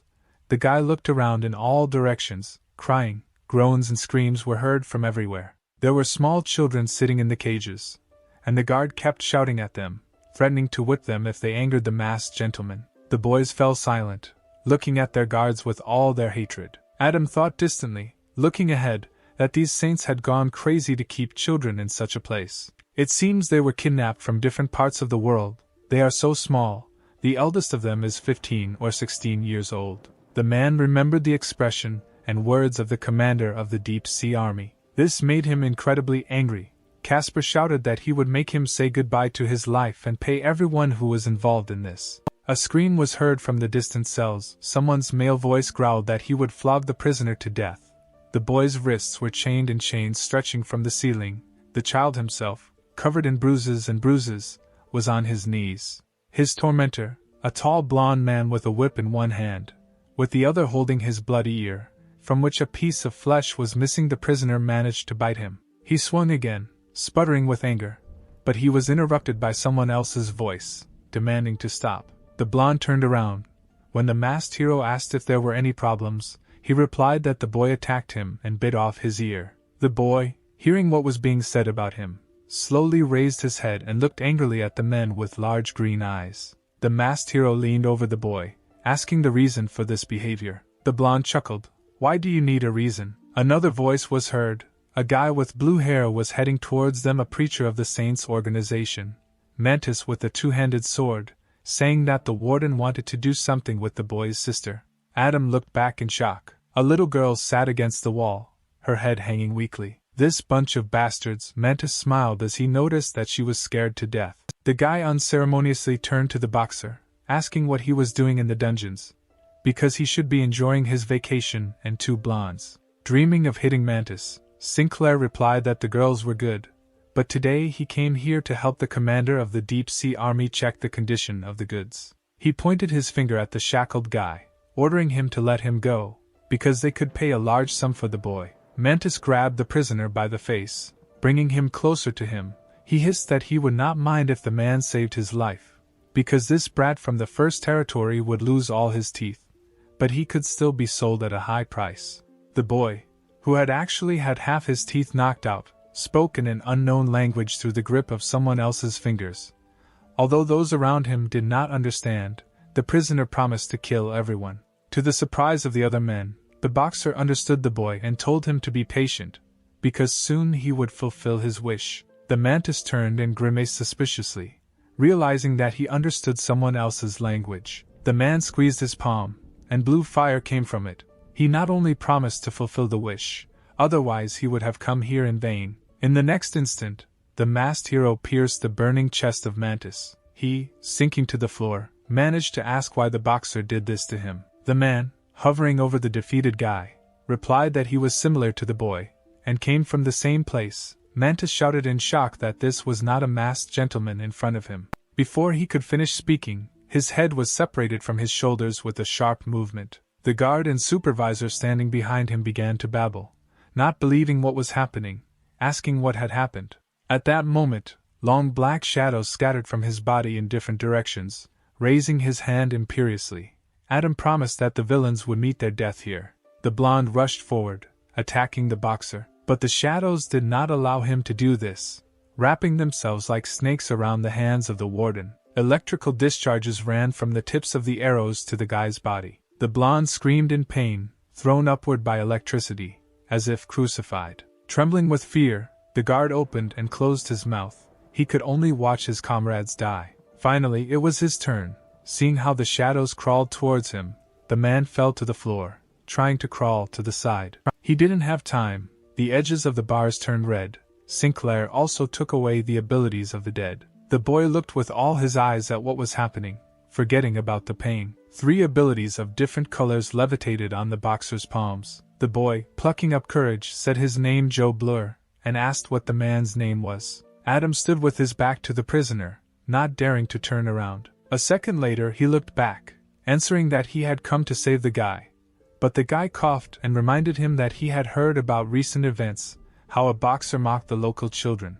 Sinclair did not react to what was said, only said that everyone would soon know how this would turn out. He held his hand and a blue glow broke the chains on which the prisoner was hanging. The man asked Joe to wait here while he dealt with the people outside. The boy did not answer and quickly walked up to his sister. He pulled her into his arms and the girl began to sob quietly. Adam lowered his head, painful memories of Trisha piercing his mind. He went out into the corridor, where they were already waiting for him, and they gave the command to grab him. The man, angry, threw out many dark arrows. They, like daggers, rushed towards the mercenaries and cut their bodies right in the middle. One after another, splashes of blood flew in all directions. A minute later, the boxer stood surrounded by lifeless body parts. Someone's applause was heard from behind. A red-haired guy in an official suit with a bow tie slowly walked towards the man, smiling. The Lord of Sound, he, having created a small blue tornado in the palm of his hand, imposingly greeted the spearman who appeared opposite him, inviting him to surround the traitor and attack him. The spearman, a man in national clothes, bared his teeth. He had in his hands a long magical spear. Engulfed in flames, it did not cause pain to the owner. The saint invited Edward to attack first. The Lord of Sound brushed his fiery hair out of his face. In his hand, supported by a tornado, a music disc was spinning. The man shouted loudly, "Music!" The boys in the cages grabbed their heads. The disgusting sound seemed to corrode the brain. To confuse the enemy, Adam pretended that he was in pain, but thought that his nervous system was strong enough, because this music provokes a nervous breakdown in people. But we need to save children with fragile psyches and get rid of this scumbag as soon as possible. The boxer pretended to go crazy from the sound. Edward laughed. No one could resist him. He swung his hand and threw the disc at his opponent, wishing him to burn in hell. Adam immediately made the hero's body disappear. The disc flew through the shadow. The man moved behind the Lord of Sounds. He, not understanding what was happening, recoiled in shock. At that moment, the boxer jumped on his back in one leap, forcing the red-haired man to fall to the floor. Blood sprayed from the saint's mouth. He begged his accomplices for help. The spearman ran up and threw a fiery arrow at the boxer. His pigtails flew up from the sudden movement. As the arrow flew, the masked hero swung at the Sound Lord, holding him in the grip of his body. The fire pierced Adam through and through. It might have seemed like this was the end. He let out a ragged breath as the spear came out of his chest. Unfortunately for his enemies, the man's powerful fist landed straight at the Sound Lord's back. The spearman howled. Was Edward really killed? He also asked with despair in his voice why the boxer was betraying their organization, to which he laughed. Rising heavily, the man answered, "For the sake of these children, and in the name of justice." The spearman already held 2 fiery arrows in his hand and laughed at other people's words. The masked boxer could not escape from here, and the commander of the deep-sea army was already heading towards the containers. It seemed that Adam could be seen through the boxer's eyes. He turned around and grinned dangerously, thirsting for death. The men stood opposite each other. Taking aim, there was a short silence. The spearman growled, a long dark essence extending from his forehead. She bit into the boxer's chest, and he, spreading his arms, took a deep breath. Many fiery daggers flew straight at the man. The spearman threatened him with death if the traitor dared to approach. Adam immediately covered his face with the backs of his hands as the weapon pierced his skin. He sharply moved his arms to the sides. The arrows bounced off his hands and flew back. The Indian was unable to recognize such a maneuver in time. The arrows returned to their owner, and pierced him through. A desperate cry of horror and pain was heard. Sinclair bent over to the floor and exhaled. It hurt. He stood close to the camera. From there, clutching the bars, the baby looked out. He said in a weak voice excitedly that his big brother was wounded, but the boxer replied with a smile that this was nothing, all for the sake of saving the children. He opened the cages one by one, letting the guys out, and ordered everyone to leave one by one, so as not to create a crush. Joe Blur was one of the last to emerge, carrying his silent sister on his back. The boy looked seriously at his savior, and angrily said that he no longer wanted to suffer because of his own weakness, that he wanted to become as strong, and asked the boxer to become his teacher. He thought for a few seconds and agreed, in exchange for eternal devotion. The boy flashed his green eyes and answered with a breath that he would become the most devoted student. Adam used puppet control. Then he handed the former captive a yellow pearl. He pulled back, not understanding what they wanted from him. and fearfully asked the master what it was. The man replied that this is the ability of Mantis, which allows him to turn his hands into swords, just like the saint did. The boy thanked his teacher with admiration. Adam watched Joe leave, still holding his sister in his arms. He turned around and walked over to the lying bodies of his opponents. It was finally necessary to deal with the corpses. The masked hero raised his hand. Pearls of abilities began to reach him, each with a bright light trailing behind it. A yellow beam stretched from the mercenaries with their faces covered with cloth. The master of sound previously had the color blue. Last time, Sinclair had to make a lot of mistakes before he managed to get 2 balls from the frog and the wavy horse. But now there are a lot of abilities and the monsters are weak. The pearls shimmered in his hands. First, you need to improve the body exchange to A rank. A few seconds later, when all the pearls merged into one huge, green color levitated in the palm of the hand. A rank ability, shadow exchange, shadow cloning, maximum 5 pieces. During the battle one of them can move to the place of another person's shadow, is capable of creating shadow weapons for attack. The boxer thought with satisfaction that now it should be easier in the battle with the priest, and left the red container. Suddenly he felt someone holding a dagger to his neck. A militant girl, dressed in the style of armor, but in a more revealing version, held a sword right at his neck. She loudly asked who he was and where all these children came from. Adam carefully turned his head, answering the question with a question, clarifying who she was. The warrior barely had time to speak. The freed guys immediately ran to her, vying with each other to tell her something. One boy, calling the girl's sister Blanche, joyfully said that this hero standing next to her saved them all. Another girl exclaimed that the hero should not be condemned. He got hurt while saving children. The girl blushed deeply and looked away, saying that since this was the case, she asked for forgiveness. Sinclair smiled, assuring her that everything was fine, then asking if she was the A-rank heroine, swordswoman Blanche. The girl nodded. She had already received information about human trafficking, and immediately ran to save them, but the man did it before her. The warrior approached Joe Blur and gently stroked his cheek, asking for forgiveness for being late. At that moment the ground shook, which frightened the children quite a bit. Adam looked around, not understanding what was happening. He himself felt the tremors. Long, as if living, thorny branches with sharp thorns grabbed the 2 boys by the legs and dragged them somewhere. The children screamed at the top of their lungs, begging for help. Long vines with a pink flower on top sprouted over the containers. More and more children were dragged away by branches, causing loud screams. Joe shouted to the foreman, but he blocked him, asking him to wait here. The saints smoothly sank down in front of them. Their leader relaxedly stretched out on a flower. Bloodthirsty Rose laughed at the boxer's words. Did he really imagine himself to be a hero? The commander of the deep-sea army looked at Adam in the body of a hero. The magician of the great land also did not take his eyes off the man. The holy priest, lazily changing his position, ordered the trio to show this insect the powers of the saints. He himself, with the help of his magic staff, applied the ability of the power of magical healing to them. The bloodthirsty Rose arched as the light from the ability shone on it. After a moment, she seemed to perk up and become prettier. Using an ability with such a large range is tiring, but with this power granted to them by the high priest, their abilities will be restored in an instant. The priest straightened his long hair and turned to the swordswoman. She was not allowed to touch the goods of the saints' organization, so she had to surrender, and then her life would be spared.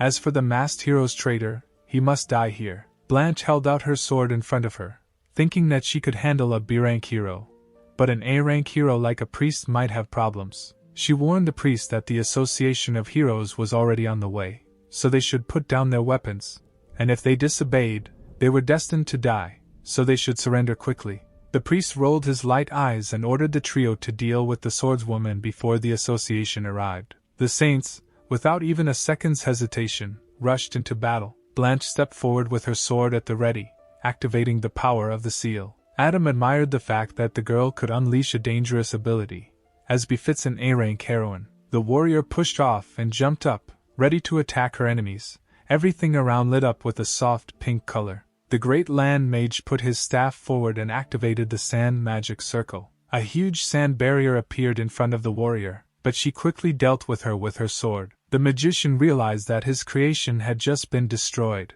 and the girl was right in front of him. She loudly called upon the seal, and the commander of the deep-sea army called upon the establishment of the flow. He put his palms together, and huge streams of water flowed around him in different directions. The warrior swung her cleaving sword, and a stream of fire appeared right from under the weapon. But something immediately distracted Lady Blanche. The bloodthirsty Rose laughed loudly.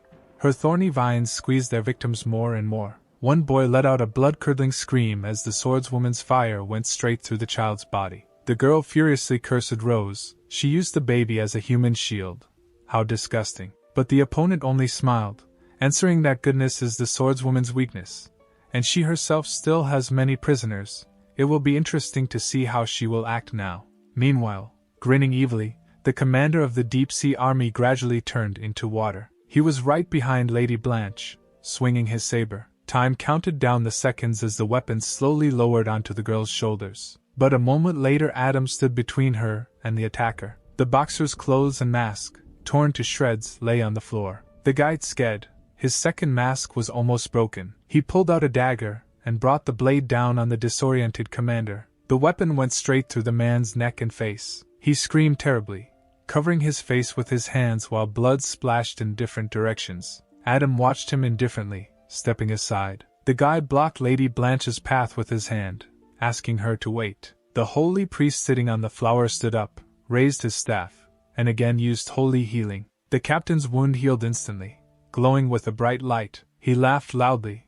With the high priest they are immortal. Holding out the staff once again, the priest used enhancement on the trio. They immediately lit up with a bright blue light. Sinclair thought that it was bad that the priest could improve their stats, because all the abilities would rise to A rank in a very short time. The magician of the great land, all shining with a bright white light, put his palms together. Some streams came from him. Lady Blanche screamed in shock that the old man was generating energy.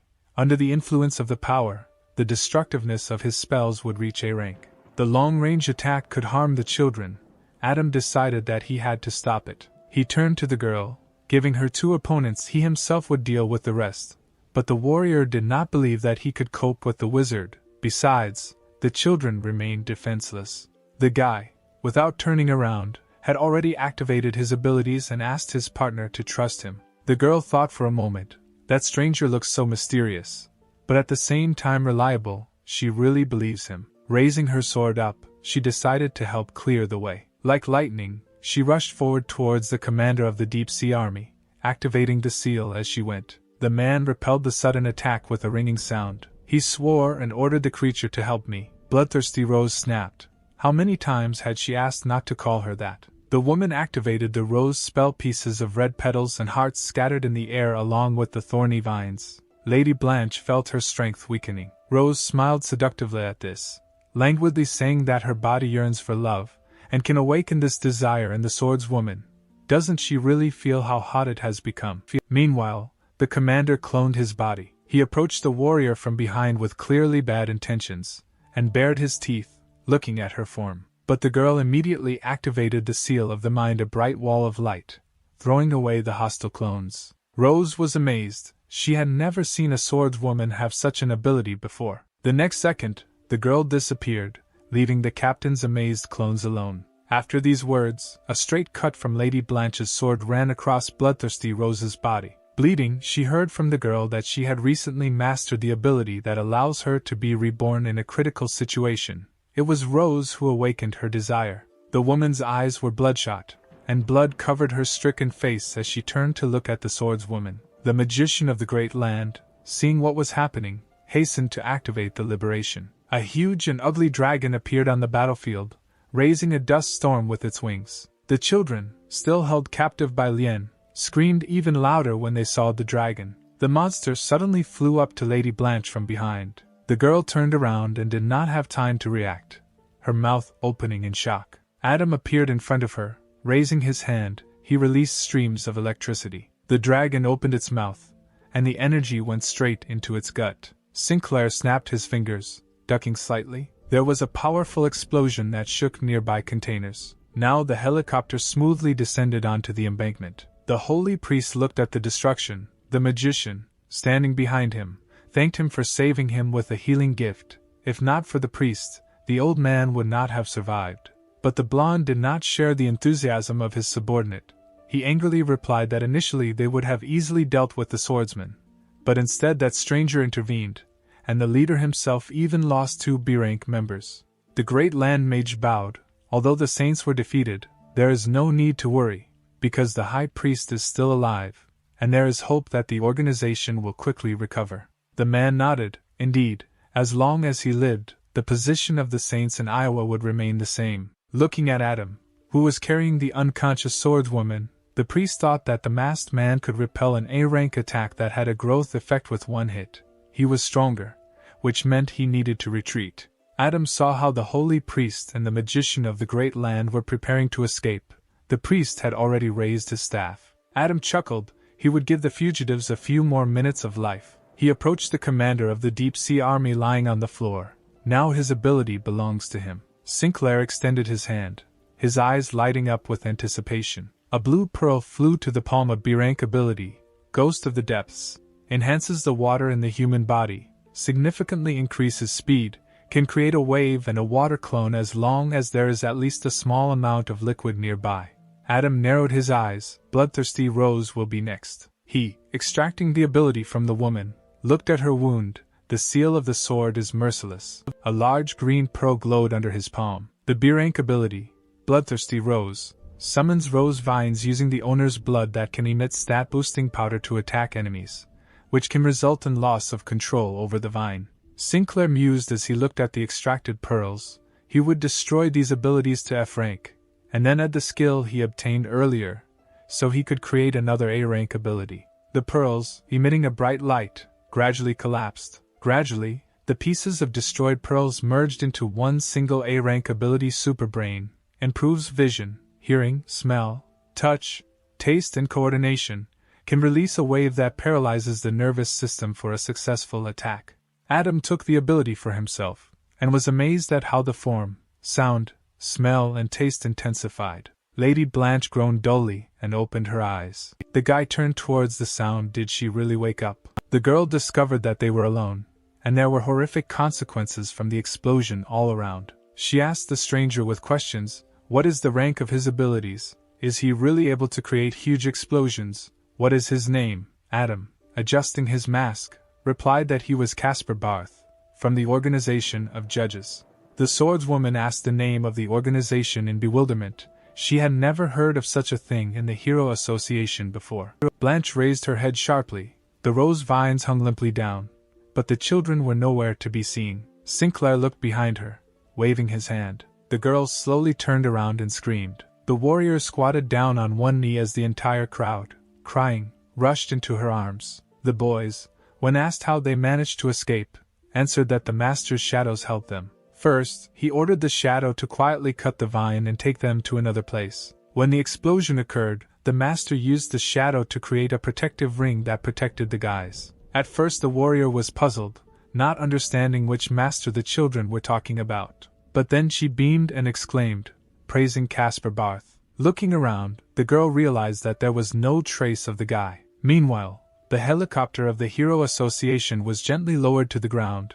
From the loudspeaker someone said that the area was being taken under control, and one should not commit rash acts. The plane landed and children began to approach it. A pretty brunette came out from there. Lily Romero. She was noticeably worried. Turning to the operator, the journalist asked for advice. This is the first time she will be interviewed live. What should she ask? The man suggested that we could, first, ask the seal swordswoman, and nodded in her direction. Lily Romero approached the warrior with a smile, introduced herself as a reporter for the Hero Association, and asked permission to ask a few questions. The swordswoman smiled welcomingly in response, nodded, said her name, and comments from viewers immediately started pouring in live, worried about the swordswoman and writing compliments to the new journalist. The first question was that the Heroes Association received a message and arrived at the port of Iowa. It was completely destroyed.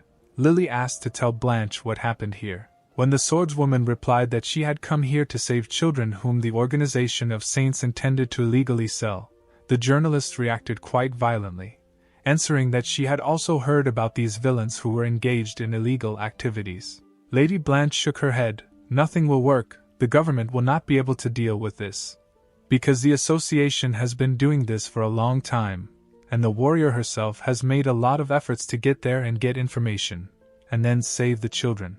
Spectators watched the broadcast on large screens in the city and rejoiced at what they heard, feeling sorry for the unfortunate children. Lady Blanche did not forget to mention the masked man. Without him, she would definitely have lost in the battle with the high priest. Lily immediately asked in admiration who they were talking about. The warrior said that the stranger's fighting skills were superior to hers, and with his ability he was able to destroy the enhancement effect, which is only available to A-rank heroes. Commentators have suggested that it could be the Supermaster Caspar Barth. Blanche pointed to the burn area and asked to pay attention to it. It was the work of a man in a mask. On his face there was a mask with a snake pattern. His name is Snake, and he represented the Association of Judges. The commentators asked each other in puzzlement what was happening. The journalists looked around. The master was not here. Then the swordswoman pointed towards the containers. A masked man went there to catch up with the escaped high priest. The high priest and the magician of the great earth walked through the underground parking lot. The priest walking ahead glanced displeasedly at the old man. He had already spent the remnants of his abilities on the magician, and asked whether the power of the sand was capable of getting rid of that bastard in the mask. The great land mage nodded confusedly. He filled his environment with magic, and even if that stranger uses plasma to attack, it will not change anything. Adam was right there, listening from afar as the priest gave the order to look for a car so he could drive away and lay low. Sinclair looked at the men again. Since they were about to run away, then this place would become their grave. Suddenly, Adam's phone rang loudly. The saints turned sharply at the sound. Sinclair literally merged with the wall, wondering who might need him. The priest and the magician were getting closer. Adam quickly took out his mobile phone. His girlfriend's name was displayed on the screen, Lily Romero. And why is she calling him at such a time? The phone didn't stop ringing. The magician carefully asked into the void who it was. Adam had no choice but to use the change of clothes ability. He came out from around the corner in ordinary clothes without a mask, putting on a cheerful appearance, as if he were an ordinary passerby talking with his girlfriend. The magician recoiled in surprise when he saw a simple man. He thought out loud that this was a civilian, but the priest pulled him back. You shouldn't be so sure. You need to find out for sure. Meanwhile, Lily playfully asked Adam to guess where she was. The guy was surprised that the girl was not at home. The sound of helicopter blades was heard and Romero replied that she was in Iowa. Adam couldn't believe his ears. As he walked closer to the exit, he asked the girl what she was doing there.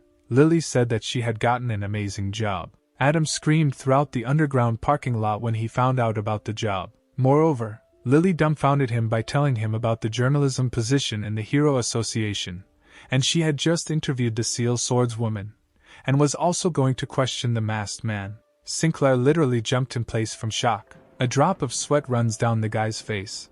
With the help of the Hero Association, Lily will quickly discover him. Adam understood that he could not give himself away, so he calmed down, and promised the girl to celebrate her new position, and promised to buy a gift. The men stopped, looking at the leaving stranger. The magician sighed sadly when he heard that the resident was simply talking to his beloved. He was incredibly jealous.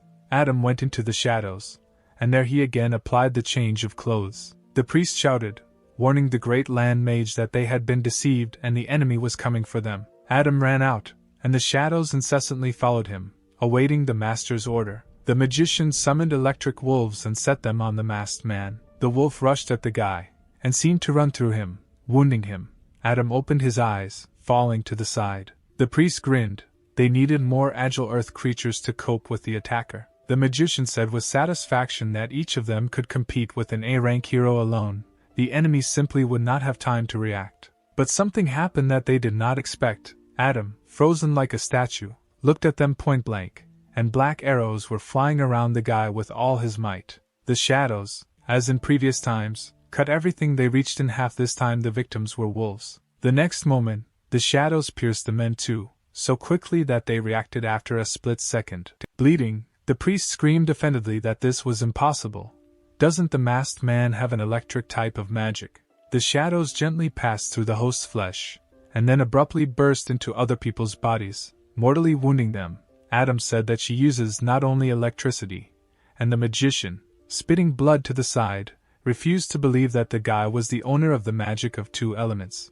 The holy priest, barely moving his tongue, asked for mercy, promising not to remain in debt if the masked man allowed him to live. He called for silence, putting his finger to his mouth, or rather, to the white emptiness of the mask. He saves people's lives not for his own benefit. In most cases this is done in the name of justice. The shadows suddenly wrapped themselves around the necks of the saints, and the priest screamed heartrendingly. The magician could not do this either, the arrows wrapped around him so tightly. The priest hardly raised his hand to his mouth, and several blue pills fell there. Adam ran up to the men, noticing that one of them had taken pills. The shadows retreated from the priest. He bent over. His body shone with a white-yellow light. The priest's eyes went crazy, veins appeared on his face. He bared his teeth terribly, hissing that it was the enemy who forced him to do this, and he not only knows how to heal. Suddenly the priest put his fingers in his mouth and drool ran down his chin. Screaming deafeningly, he began to pull some kind of weapon out of his throat. Adam noted that he had felt this way before. Laughing, the man turned a spear of justice with a sharp tip towards Adam. The priest took a fighting stance, drawing his spear back. It literally burned with bright yellow fire. He also called upon the revival of the sacred thorns, and raised his spear hand upward. Small fire portals began to appear in the air. Endless spears, combination copies of justice, flew out of the spaces one after another. The priest ordered them to bring justice to the criminal. Adam saw fiery arrows rushing at him from all sides. He quickly dodged the weapon, jumping upward. But wherever he ran, the spears followed on his heels. They would definitely not leave the guy behind. One of them hit my knee painfully, leaving a deep wound. The distraught priest laughed. Even if the masked man runs and jumps, he will still die at his hands. Adam knelt down on one knee, breathing heavily. It was bad when such a light attack could wound his limbs. He raised his head and looked at the roof. The light spread across the entire ceiling, allowing him to instantly determine his location. The guy decided to check who was faster, who the spears were again heading towards him. The priest laughed again. Is anything really capable of surpassing light in speed? All that was left of the man was his outline. Adam activated the super brain ability. His eyes lit up like fire. The spears continued to fly, not slowing down for a second. The priest did not yet know what had happened. He continued to stand, confident in his victory. Adam, with a dagger clutched in his hand, instantly moved to the other side. He, moving at the speed of light, and even faster, moved around the priest. Swift shadow blades, bright rays fell on the man like a fanfare. Adam finally landed a few meters away from his opponent. He loudly ordered him to surrender. He trembled, but still asked what the guy meant. A bright light was approaching the priest, attacking from all sides, and the next moment the arrows pierced the man, leaving no chance of life. He, choking on his own blood, realized that the enemy had 3 abilities. The priest, trembling all over, tried to heal. Hanging over him, Adam pronounced, as if a sentence, that it was useless to heal, because he would have to die again. The man desperately clung to life, hot tears flowing down his cheeks. Sinclair extended his hand to take such a valuable alien ability. A rare A-rank ability, inherited Heart of Light, gives the ability to heal physical wounds of the owner of B rank and below, increases the characteristics of B rank abilities, allows you to hide the owner of A rank and below, gives the ability to heal yourself or a target A rank and below. The Spear of Justice can use light and create a large spear that can destroy an opponent. Adam, without hesitation, applied the treatment to himself. He thought that he did not expect to see the blue pill from the priest, because he himself almost died. The guy approached the old magician of the great land, who had a large wound on his chest. Adam took away his ability Sand Magic, which makes it possible to change the landscape through the use of sand and summon an attacking sand monster. Sinclair turned around sharply when he heard the sound of a helicopter. The Association of Heroes had arrived. From the loudspeakers came, "We are taking this area under our control." Adam, with the help of his abilities, changed his clothes, deciding that he would leave everything as it was for the heroes. A crowd had gathered at the entrance to the underground parking, and it was impossible to drown out the roar from 2 helicopters. Lily Romero worked properly while inside, telling viewers live that, judging by the sound she heard, the walls and floor of the building were cracked. It seemed that a fierce battle had taken place here. Coming closer, the girl saw the leader of the saints in Iowa, the high priest, bloodied and hanging from spears. The camera showed a close-up of the man's wound. The comments went off scale. Mostly people were happy that the scoundrel was dead. A man from a team of reporters called the others to show their discovery, the body of a great earth mage lying nearby. Lily held on for too long. When she saw the old man, she apologized, blushed, and covered her mouth with her hand. The cameraman shouted after her that Lily needed rest as she ran to the corner. The girl was sick of what she saw. Fortunately, she managed to be away from the filming process. Having finished, she saw someone's hand with a bottle of water in front of her, and heard a gentle voice. It was Adam Sinclair himself. She asked in surprise what he was doing here. He replied that he was nearby during her call. And when he saw how much noise the Hero Association had made, he realized that Lily would be here. The girl blushed deeply. Her boyfriend was not nearby at the time of the brilliant interview, but again caught her in awkward situations. The couple hugged. Lily whined about how awkward she was on the first broadcast, but Adam calmed her down, saying that Romero was beautiful, no matter what she did. The operator turned to see if his colleague was feeling better. But I came across a loving couple. He swallowed, and stumbling slightly, started talking about the girl who was found by the rescue team. She was kidnapped by the organization, and now she needs to be interviewed. Lily blushed as she peeked over Adam's shoulder. Nearby, adults were pulling children out of the cracks. The girl wasted no time and ran in their direction, shouting goodbye to Adam to wait for her. The cameraman almost cried from the scene he saw. It turns out that he never had a chance to get close to Lily. The journalist had already approached the girl and spoke to her in a gentle voice. Adam, crossing his arms over his chest, watched the girl with emotion. A green pearl, the heart of light, levitated in his palm. Sinclair thought that he would soon be able to return to save Trisha. Now he has brought all the elements together: wind, sand, fire, water. Also high-rank abilities: light, darkness, sand, lightning, metal. Soon a third unknown person from the Organization of Saints should appear. Well, let's call him Dragon. Iowa Central Hospital was in full swing. The children brought by ambulance were sent to the hospital one by one so that the doctor could examine each one. Joe Blur sat on a bench indoors with his head bowed with his unconscious sister. He was upset because he never saw the teacher. The boy heard footsteps and suddenly raised his head. It was him, his master. He put his finger to his mouth, calling for silence. Adam used the ability of control to enter the hospital undetected. The guy sat down on the bench next to the children and pointed to the girl.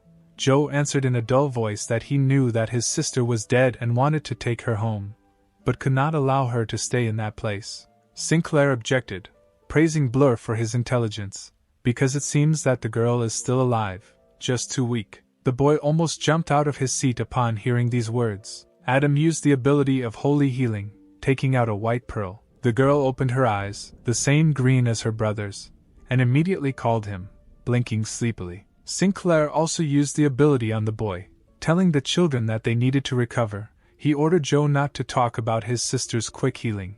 Later he himself would take them away from here. Wiping away uninvited tears with his fist, the boy nodded in agreement to the master. Sinclair asked to be called a teacher, and gave the child a suitcase with money, supposedly from the organization, for a good life. In return he asked Joe to infiltrate the class of heroes of the Ivy University organization. Joe immediately assumed that he would need strong abilities. Adam said that there was nothing to worry about and handed the boy a ball with the ability to imitate.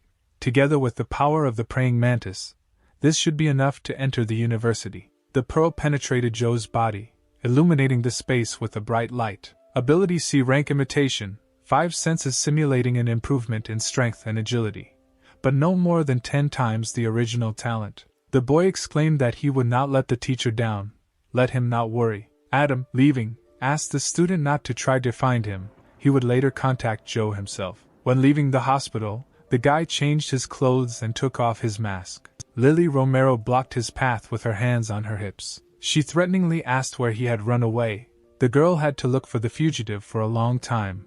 Adam replied that he was helping children at the hospital. Lily exhaled and smiled. Finally the guys were saved. The association now had to contact their families. As for homeless children, they will be sent to a shelter and will live there. Sinclair said that the orphanage is one big family and expressed hope that the children will grow up healthy. Lily clung to him and pressed a kiss to his lips, causing the guy to blush on his cheeks. The kiss was so unexpected that he opened his eyes in surprise. The girl, blushing along with him, said that Adam worked a lot these 2 days. A colleague called her to say goodbye. Then Romero waved to Adam, citing a lot of work. Calling him her favorite, they would definitely see each other in a few days. The Crimson Guy thought upset that he was again deprived of the opportunity to spend time with Lily. The plane was finally leaving the Iowa airport. Adam, back in Louisville, came to the hospital to visit his sister. He hoped the holy healing would work. The guy extended his hand, releasing the ability.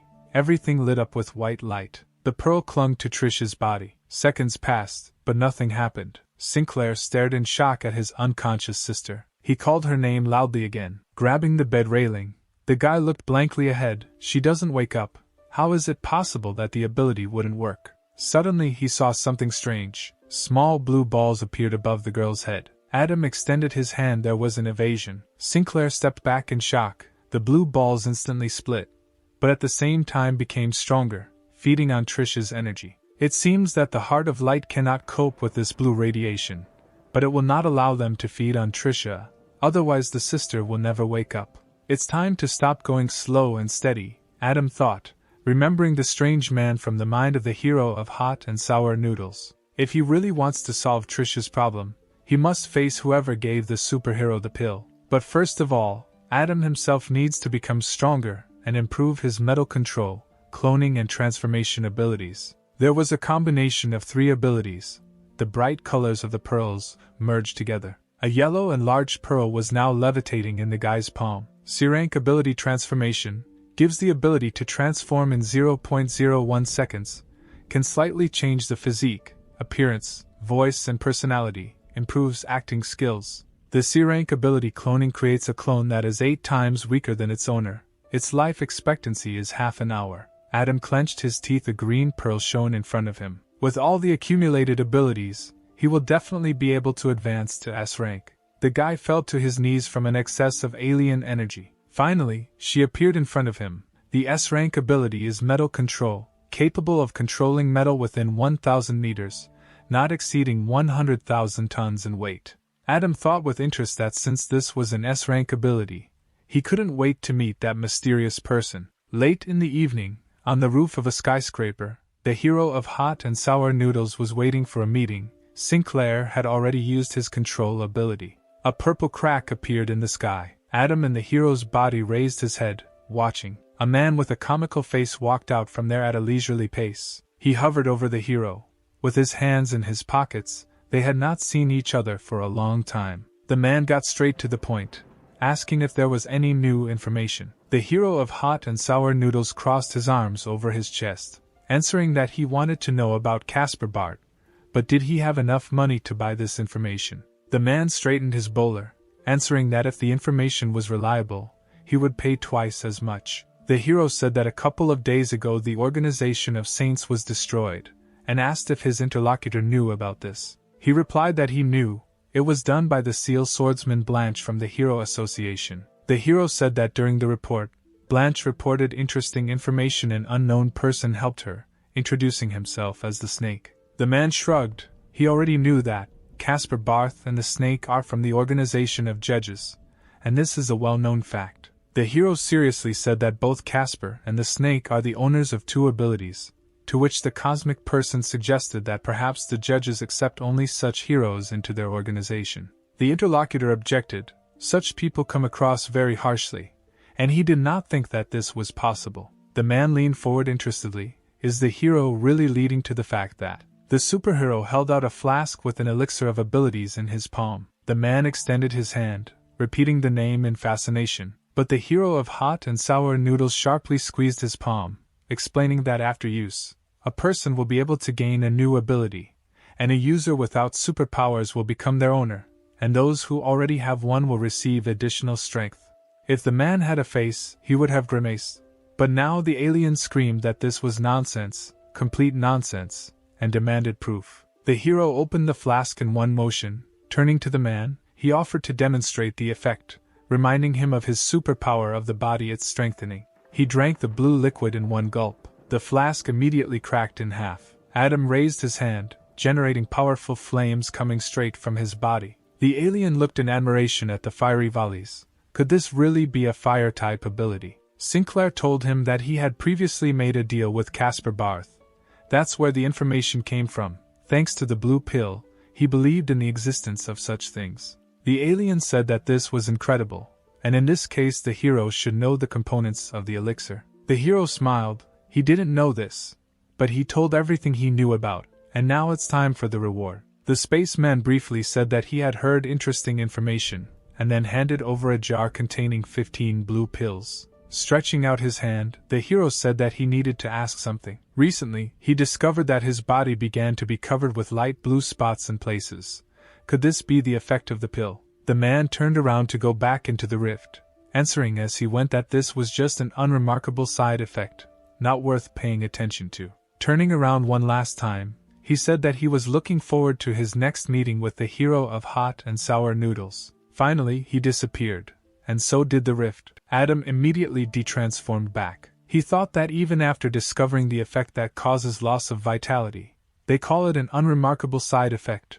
What is their plan? The guy walked further, sitting behind a technical pipe, leaning against the wall, the hero of hot and sour noodles himself, immersed in suspended animation. A child's voice was heard calling for Dad. Sinclair threw a bottle of pills at the hero's feet. He said that if a man does this for the sake of his daughter, then he should stop taking these pills. The choice is his. The top of a child's head peeked out from around the corner. The girl called for her dad, and when she saw him, she ran up, asking why he was sleeping on the roof. The man rubbed his forehead, asking little Mimi for forgiveness for falling asleep. The girl furrowed her eyebrows. Dad said that he would spend her birthday together. Suddenly she noticed a bottle of pills and asked what it was. The man grabbed the bottle and raised his hand up, sternly saying that it was not a toy. He definitely came here to meet that alien and get the pills. But why can't he remember what happened after the deal? He decided that he would think about it tomorrow and took his daughter off the roof, promising to eat cake together. Late at night, Zachary, stretching, walked along the corridor of his house, loudly saying that he could no longer endure this treatment. He can't do this, he can't do that. When will he be released? Walking past his father's office, he saw a light through the crack and was surprised that he was still in the office. He looked inside, talking about how his old man needed to go to bed earlier, but he was surprised to notice that the office was empty and walked to the desk. Wade's gaze came across a lonely document. Curious about what could be so valuable that could keep the old bones working until late at night, he took the paper in his hands. Several requirements for the Raven location plan in the city of Louisville is what was written there. Zachary was incredibly happy, and even jumped. The white area is located here. This is the best chance for him to become a hero's savior. Adam had arrived at his work, and was now printing flyers on the large office printer. A colleague egged him on in a friendly way, asking if he had forgotten that he had a job and where Sinclair had been. Zachary approached Adam, asking if he was friends with George Ripley, so the guy was doing his bidding. He told a colleague that a woman had come into the newspaper bureau and asked to publish an ad about a missing person.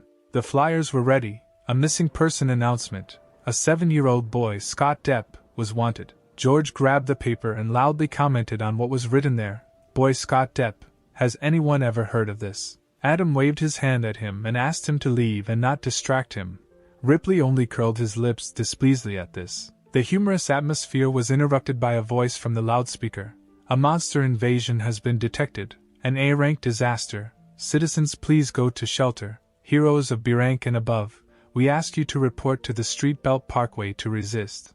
The sudden announcement made George fall to his knees. Someone was already running as fast as they could from the office. Adam thought, if he was not mistaken, that street is next to the apartment where Lily and the rest of the girls live. He grabbed the phone with lightning speed, while a wave of panic rose in his chest. Lily picked up the phone, and he immediately screamed, asking where she was now. The girl answered in a choked, scared-to-death voice. She was in the apartment, but it seems that there was also a monster nearby. Lily screamed heartrendingly into the phone, and the connection was interrupted. George, seeing his friend's frightened face, asked what happened. But there was no time for chatter. Sinclair took off and ran to the exit, not paying attention to the cries of his friend who asked to stay, because Adam was not a hero, and there was no point in going anywhere. The guy quickly got to the epicenter of events. He had already managed to change his clothes and choose a rooster mask. He couldn't hesitate.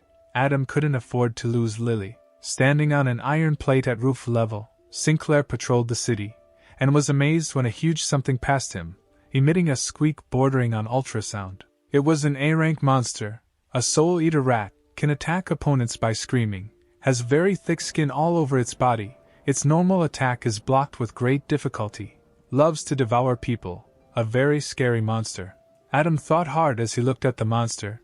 To defeat an A-rank alien, you would need at least a team of 3 or more A-rank heroes or higher. To defeat the Soul Eater Rat, the B-rank heroine, Green Storm, a beautiful girl with dark hair and a revealing heroic outfit in the Chinese style, was called upon. The C-rank heroine Fire Butterfly flew to her aid. Noticing the target, the rat growled loudly. She really didn't like the butterfly's fiery wings, so the heroine was immediately attacked by powerful ultrasonic waves. The sound was so powerful that it punched a hole in the building opposite. Butterfly almost died, but the Green Storm managed to save her, picking her up in her arms. After releasing Fire Butterfly, Storm scolded her for her spontaneous actions, because C-rank heroes are cannon fodder in a battle with an A-rank monster. The girl, embarrassed and stuttering, said that she was nearby and saw Green Storm fighting alone, so she decided to help. The A-rank heroine sighed heavily. A desperate cry for help was heard from the direction of the destroyed building. Right in the place where the sound completely damaged the building, there was a girl hanging on the edge of the destroyed apartment. They tried to help her. Lily Romero held onto an iron beam with one hand, and with the other hand tried to pull Karen Walt, who almost fell from the upper floors of the skyscraper. The girl sobbed desperately and begged for help, saying that she did not want to die. Lily tried to calm her friend down, promising that she would definitely save her. But the neighbor did not calm down. She kicked, repeating, like a prayer, that she did not want to die, while the sharp part left over from the destruction was breaking off from the destroyed ceiling. Due to the shaking, a dangerous piece of limestone finally broke off, sparkling with a sharp edge. With all his might he drove straight into Lily's hand, with which she was holding onto the iron crossbar. The girl, feeling a sharp pain, could not stand it and let go of the crossbar. Staggering, she fell down. Karen fell rapidly along with her. The Fire Butterfly managed to pick her up in her arms. The girl, still not believing that she had been saved, continued to cry, and timidly asked if she had really been saved. Butterfly winked, cheerfully answering that citizens who were unlucky enough to get into trouble, do not be afraid, C-rank heroine Fire Butterfly is here, to save you. All actions were quickly recorded by a camera broadcasting live. Commentators admired the heroine. The journalist was horrified and screamed, "Where is the second girl?" Lily continued to fall like a stone, but suddenly a shadow suddenly flashed into the camera. This did not go unnoticed by people who began to comment on what was happening. The girl reporter looked around. She also saw something rushing through the air. It was impossible to say what exactly, but one thing was important: the girl was saved. Green Storm flew up to the helicopter from which the report was being made and ordered it to fly away. It turned out that the rat noticed the contraption that was bothering it, and directed its deadly squeak there. Green Storm immediately generated a blinding blast. The helicopter managed to fly off in the opposite direction. The ultrasound was successfully eliminated by the ability. It seems like it took a lot of strength from the heroine and caused her pain. Adam, who managed to save his beloved, landed softly. He carefully put the girl on the bench. She was still unconscious there. Adam quietly asked her for forgiveness. Sinclair stroked Lily's face affectionately. He had come too late. The guy immediately directed his healing ability to the girl's hand, wounded by a shrapnel. Then he carefully covered her with his cloak. Now she is fine, and nothing can harm her anymore. At this moment, Lily slowly opened her eyes and saw a familiar mask in front of her. She disoriented and asked if she was still alive. Adam pulled back. The girl grabbed his hand, asking why he was pretending to be either a bad guy or a good guy, and whether he really saved her. The guy answered briefly that he was just nearby. Adam was sorry that he could not reveal his identity to Lily, otherwise she would be in danger. He called the metal plate towards him and ordered the girl to rest a little and then go to shelter in order to evacuate in time. Adam took off as Lily jumped up from the bench, begging him to wait. The girl looked at the retreating savior, and did not understand why she had a strong feeling that the guy seemed so familiar to her, although she had met him for the first time. Standing on a plate far above the ground, Adam used his cloning ability. He gave his clone the powers of the Heart of Light and the power of the Snow Woman, which will allow him to create ice and heal others. The guy thought about it, and decided that it would be better for the clone to be in the form of a girl. His silent copy immediately transformed into a beauty with a rabbit mask on her face, long blue hair and a playful outfit. The third member of the judges' organization has been born, and her name is Charlie Rabbit. Adam ordered Charlie to go to the epicenter of events and save those who are in danger, to prevent the number of victims and wounded from increasing. Charlie unquestioningly went to follow the instructions. Sinclair turned around.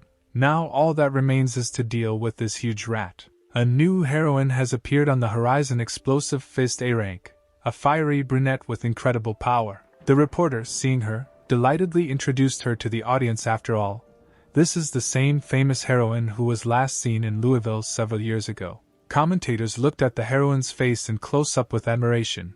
Some did not know about her at all. The girl smiled sweetly at the camera and waved her hand, causing a new outburst of admiration. Adam, seeing that heroes had appeared who were ready to take everything upon themselves, decided to simply observe the situation, assess their strength, and then make his own decision. The rat came closer to Explosive Fist, who fearlessly assessed the monster. The rat was huge and quite strong, which means it was an excellent punching bag. Just for warming up, the alien immediately released a new wave of ultrasound. Green Storm, hovering nearby, warned Fist about the danger of the sound. But the heroine was not afraid. She had already taken a fighting stance. After all, if she didn't try, how would she know whether she could cope or not? The wave hit right where the girl was standing, causing a deafening explosion. The journalist commented with admiration on what was happening. Explosive Fist could have easily dodged the attack of the Soul Eater rat, but she chose to face it head-on, as expected from her fighting style.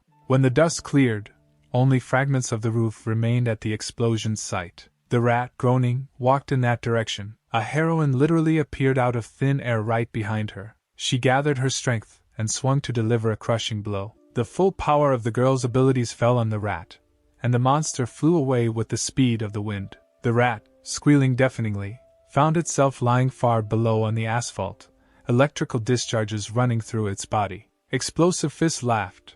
Why doesn't the monster scream anymore? The maddened alien bared his huge sharp fangs. The heroine landed next to him, grinning. Explosive Fist grabbed the alien tightly by the long tail, no different from the limb of a domestic rat. She exhaled and threw the monster up, not letting go. In order, still holding on to the tail, to spin the creature for a better throw, the heroine laughed merrily at the same time. And then, after making a few more circles, she threw the rat out like a bag of trash. Green Storm, hovering above the houses, watched what was happening and considered Explosive Fist to be a madwoman, whose destructive power was not inferior to the monster. Meanwhile, Charlie Rabbit perked up when she saw the threat. Every now and then, after the next blow from the enemy or hero, cobblestones and stones flew in all directions, and right now one of them was rushing towards the man, who, trying to escape, fell to his knees and simply looked, wide-eyed, at the approaching damage.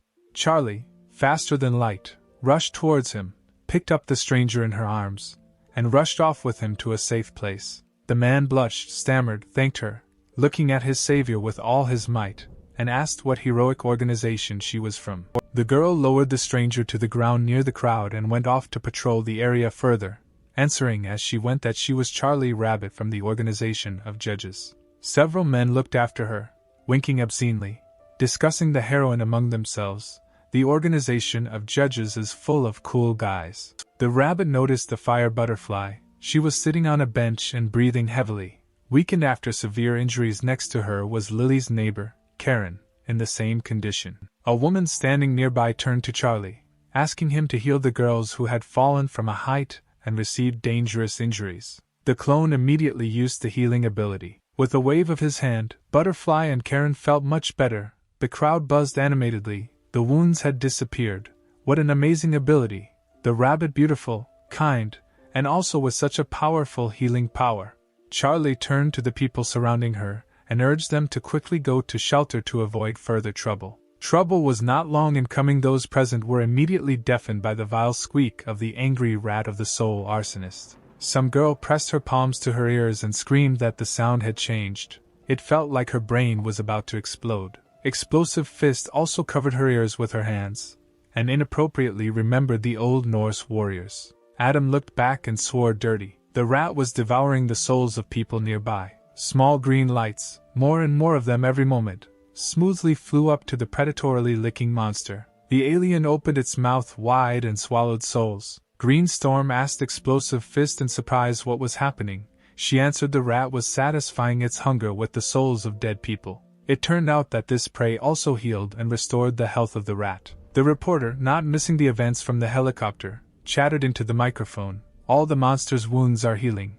Can the best fighter cope with the rat, the eater of souls, meeting it face to face? Explosive Fist ordered Storm to retreat. Because the monster would not spare anyone, the girl tried to object. Around the alien, houses were collapsing and asphalt was exploding. The ultrasonic screech that the rat emitted was so powerful. The fist, flying up, attacked the animal with all its fury, wishing it to burn in hell. There was an explosion. It seemed that the rat had come to an end, but so far it was not visible under a layer of dust. The heroine sank to the ground, trying to see the result of her blow because this time it should work. Unfortunately, everything did not go according to plan. The sharp tip of a huge tail pierced the girl's back. She did not have time to understand anything. A trickle of blood flowed from Explosive Fist's mouth. How disgusting! What a dirty trick! The rat threw the annoying obstacle aside with one blow. The heroine landed heavily with her wounded back on the hard asphalt. Viewers nervously wrote comments. The city is in danger. Will the heroine really die? The girl bit her lip and tried to get up. She couldn't die here. She needed to get rid of the monster quickly. The Green Storm immediately flew up, gently picking up the mistress's weak body in her arms. She was unable to get to her feet from the injuries she received.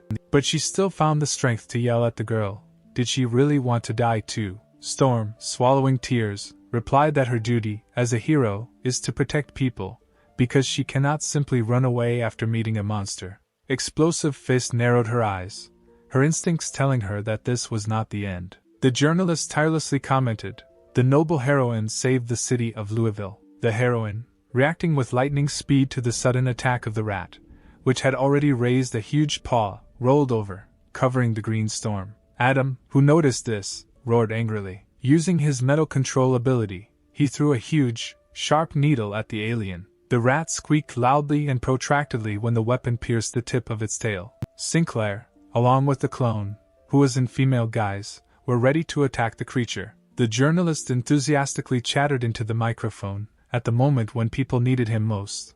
A Super A-rank hero, Casper Bart, appeared, and next to him a cute girl. The camera showed a close-up of Charlie Rabbit, and commentators literally tore up the airwaves with questions about the beautiful stranger, building theories about her origin. Explosive Fist, wiping away the blood, stood up on her elbows, asking what the strangers were doing. Storm assumed that they had come to save the city. Adam began to attack. He aimed many red-hot metal needles at the rat. They flew closer and closer, and the alien did not have time to dodge. A painful squeak was heard. The needles pinned and crucified the rat, not allowing it to move. Explosive Fist, watching the battle, suddenly exclaimed that she understood.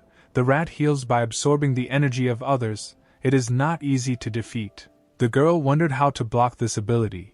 Green Storm frivolously suggested that she could close her mouth. For this, the heroine received a light poke in the back of the head from the fist.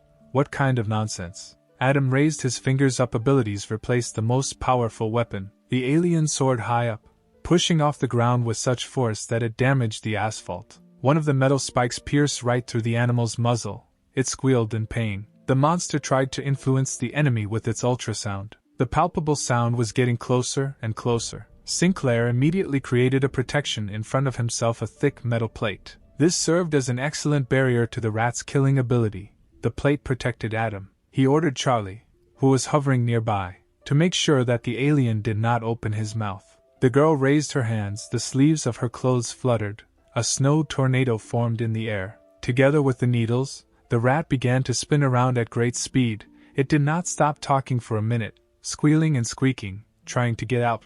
The people who were watching the fight from below shouted in admiration. The rabbit froze the rat. She definitely has a high rank if she could do it with such a big monster. He actually found himself encased in an ice capsule, but even in this position he managed to use the ability of soul energy. Many green lights slowly stretched upward from under the ruins. Explosive Fist couldn't believe her eyes. Could the alien be healing again? Adam raised his hands to the sky and flew higher. Let the rat not even think about it. He lifted the ice floe with the rat behind him. From such a height, she will not be able to touch any corpse, and will not be able to use the soul absorption spell. Adam clenched his fist forcefully, causing a metal storm. Soon only small pieces remained of the ice flow, thanks to a storm that cut Adam's trap in a matter of seconds. The crowd raised their heads up and caught small ice hailstones with their hands, all that was left of the evil alien. Adam, as always, extended his hand, to attract a pearl of the ability, this time green in color. The A-rank ability Soul Eater can absorb the souls of dead people to restore the owner's body,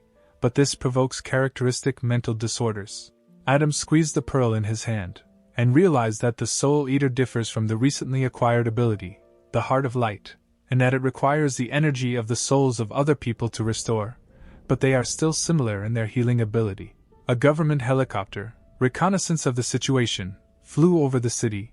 Employees through a loudspeaker urged citizens not to panic. The journalist announced that a helicopter would clear the clouds so that everyone could see the condition of Caspar Barth. And indeed, a few minutes later Adam appeared in the sky, standing on a metal plate floating in the air. He looked at the people in response. The journalist desperately waved her hand, urging her to come down for an interview. Commentators were amazed at how quickly the rat disappeared from sight thanks to Caspar. Several heroes were unable to cope with the Soul Eater and were injured, but this hero, here she is in A-rank power. Explosive Fist peered at the guy with concern. His strength was far superior to that of a Soul Eater rat. He must be an S-rank hero. The heroines heard someone land behind them. It was Charlie Rabbit. Turning sharply, the girls recoiled in fear, asking in unison what she needed. Green Storm rushed forward to protect her mistress. Charlie released bright rays of light unknown to them at Fist and Storm, quite alarming them. The storm did not have time to do anything, and covered itself with its hand, thinking that it was over. But to her surprise, the light did not hurt. On the contrary, it gently fell on her body. The girls were amazed to realize that their wounds were healing. Fist asked Charlie what this rare healing ability was. The girl only briefly introduced herself without answering the question. A helicopter was already approaching them. The journalist commented, "The new heroine, who came with Mr. Caspar Barth, is also a member of the organization of judges. She has the ability to heal, and right now she is healing the wounds of other heroes." Adam and Charlie quickly gained fans. Commentators called them incomparable, and wanted to sign up for the judges' organization. Some even proposed marriage to Charlie. Explosive Fist scratched the back of her head in embarrassment, turning to Charlie, and asked where the judges' organization came from, if this was a new hero agency, and also thanked him for preventing a disaster. Charlie responded by praising the heroine's abilities. Adam and his clone once again rose into the air on ice plates, with the journalists' admiring odes heard behind them. Superheroes once again protected the city of Louisville from the invasion of monsters, and representatives of the judges' organization made the greatest contribution to the victory.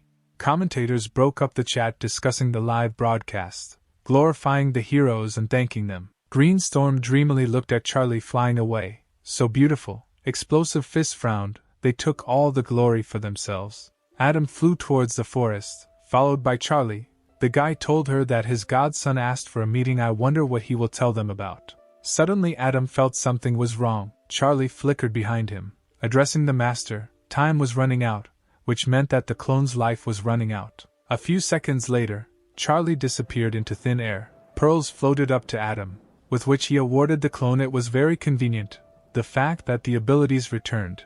In the future he would be able to create doubles so that they would complete tasks for him. The guy grimaced. Even Charlie's memories returned to him. And the most disgusting thing was the lustful glances in her direction that passing men threw. Sinclair definitely won't create girls, and even in such clothes. As the plate sank lower, Adam noticed Zachary standing by his car, picking his nose, muttering something under his breath about girls. Even the mask seemed to frown along with its owner. Adam thought that the boy was an idiot who did not take care of himself. And in the forest he completely lost his vigilance. Seeing Sinclair, Zachary immediately rushed joyfully towards him with greetings, waving a sheet of paper in front of him. Both turned their heads towards the trees. A suspicious rustling was heard from there. Wade stopped, not understanding what the sound was, but Adam coughed, taking the documents from him. It turns out that the Hero Association recently planned to open a new facility in the city of Louisville. According to Adam's calculations, this should have taken a long time. Zachary exclaimed excitedly that he had heard about special items that could increase power levels, and he and Casper should get their hands on these things soon. Adam folded his arms across his chest and looked up at his godson. The information the boy brought him was valuable, so he did enough to exchange his merits for an A-rank ability. As soon as Sinclair handed over the bottle with the ability, Wade snatched the bottle from his hands and drank it all in one gulp, simultaneously glorifying and thanking his godfather for such a gift. But after drinking the liquid, Zachary's stomach began to churn and he complained that the medicine tasted like cold medicine with powder mixed with the sourness of dark chocolate, to which Adam patted his godson on the shoulder, noting that good medicine is always bitter. Zachary immediately turned into a werewolf. Furiously sparkling with bloodshot eyes, he received a C-rank ability werewolf. He was endowed with the powers of a hereditary werewolf every night. During the full moon the transformation will take place abnormally, but at the same time it will give double power. The boy in the body of a huge wolf laughed. He already felt stronger and stronger. At such a speed his becoming an experienced S-level user was not far off. After all, everyone strives for this. Adam turned towards the forest and mentioned the mechanical hero. Zachary howled briefly, asking what his father had to do with it, because now he was probably drinking and swimming with a large group of beauties, but, as always, there was no time for his son. At that moment, a mechanical hero with no good intentions came out of the forest. Cracking his knuckles, before speaking, he promised to cut this bad boy into pieces. Wade Jr. was not well, and he answered for his words. His father taught the boy a lesson. The wolf, like a small dog, lay on the ground and sobbed. Won't the old man really feel sorry for him? The mechanical hero kept furiously kicking his son with his shoe, saying that the impudent child would immediately call his godfather, to whom he would leak all the information he wanted to beat the brat to death. Adam scratched the back of his head, shifting uncomfortably from foot to foot, and asked the man not to scold his son, because Sinclair did not expect him to pursue the boy personally, and Zachary really wanted to get the ability, which is why he made a deal with the rooster.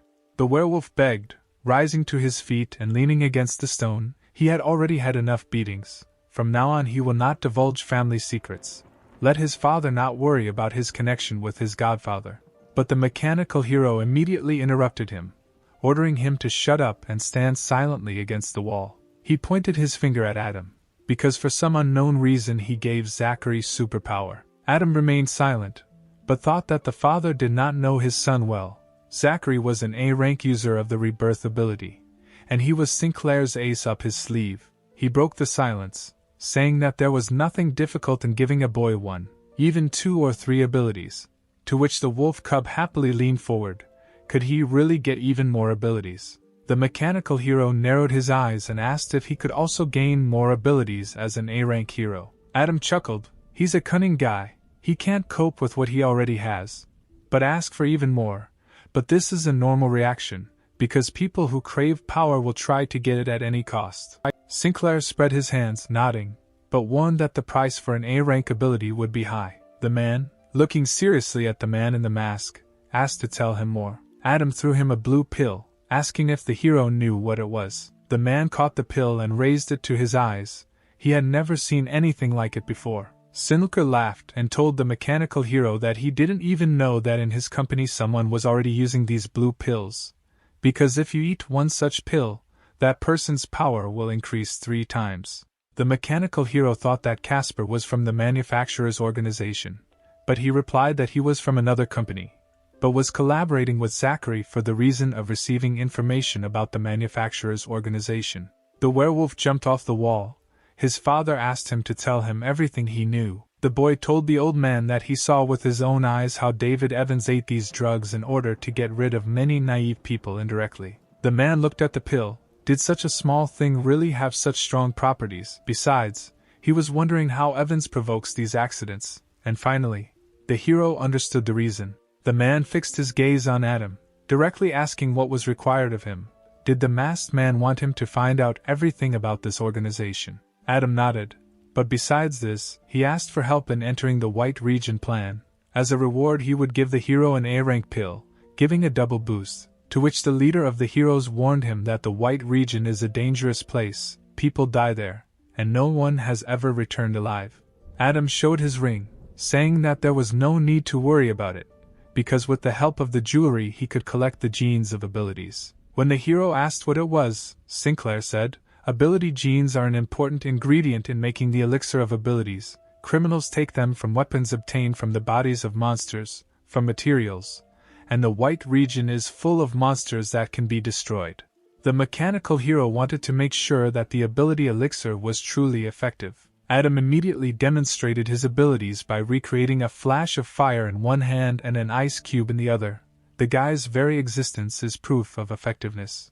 If the mechanical hero believes that judges cannot be trusted or cooperated with, then that is his right. Zachary turned into human form and lashed out at his father, accusing him of interfering with his career advancement. The man hit his son on the top of the head, shouting that they were one family, which means they could always help each other. However, the mechanical hero turned to Adam, saying that he agreed to cooperate, and that he would deal with the hero David Evans. Adam, flying off into the distance on a metal plate, said in parting that this was a wise decision, and he looked forward to a successful partnership, and also looked forward to the next meeting. The mechanical hero watched him go. Zachary begged his father's forgiveness on his knees. That same night within the walls of the city hospital, Lily Romero sleepily rubbed her eyes as she entered the room. Her apartment was destroyed by a monster, so she had to spend the night in the hospital. Adam was waiting for her in the room. The girl screamed in surprise when she saw him. He immediately ran up to Lily, grabbed her by the shoulders, and worriedly began asking about her well-being. He had been looking for his girlfriend all day. He heard that all the wounded from the shelter were transferred to this hospital. Lily replied that she was slightly injured, and also said that she had nowhere else to live. Without thinking twice, Sinclair invited her to move in with him. Romero immediately blushed deeply, taking a step back. Living together is too soon. And although Adam immediately explained that he did not mean that, Lily ran away from him to the other corner of the room, shouting that she was not going to live with the brunette. She leaned against the window and looked up at the sky, muttering that she was still thinking about the chicken. Adam paused, asking what she was saying. Despite the horror of what happened, Romero broke into a happy smile. Today she almost died, and a mysterious stranger appeared and saved her, so handsome. While the girl was thinking about how to approach the man in the cloak with an interview in order to report his good deeds to the public, the silent Adam loomed over her like a dark shadow. He suddenly grabbed Lily into his arms, taking her by surprise. The girl screamed in surprise. The next moment, Sinclair gently but abruptly threw his precious burden onto the soft bed of the hospital bed. Now Lily looked very touching.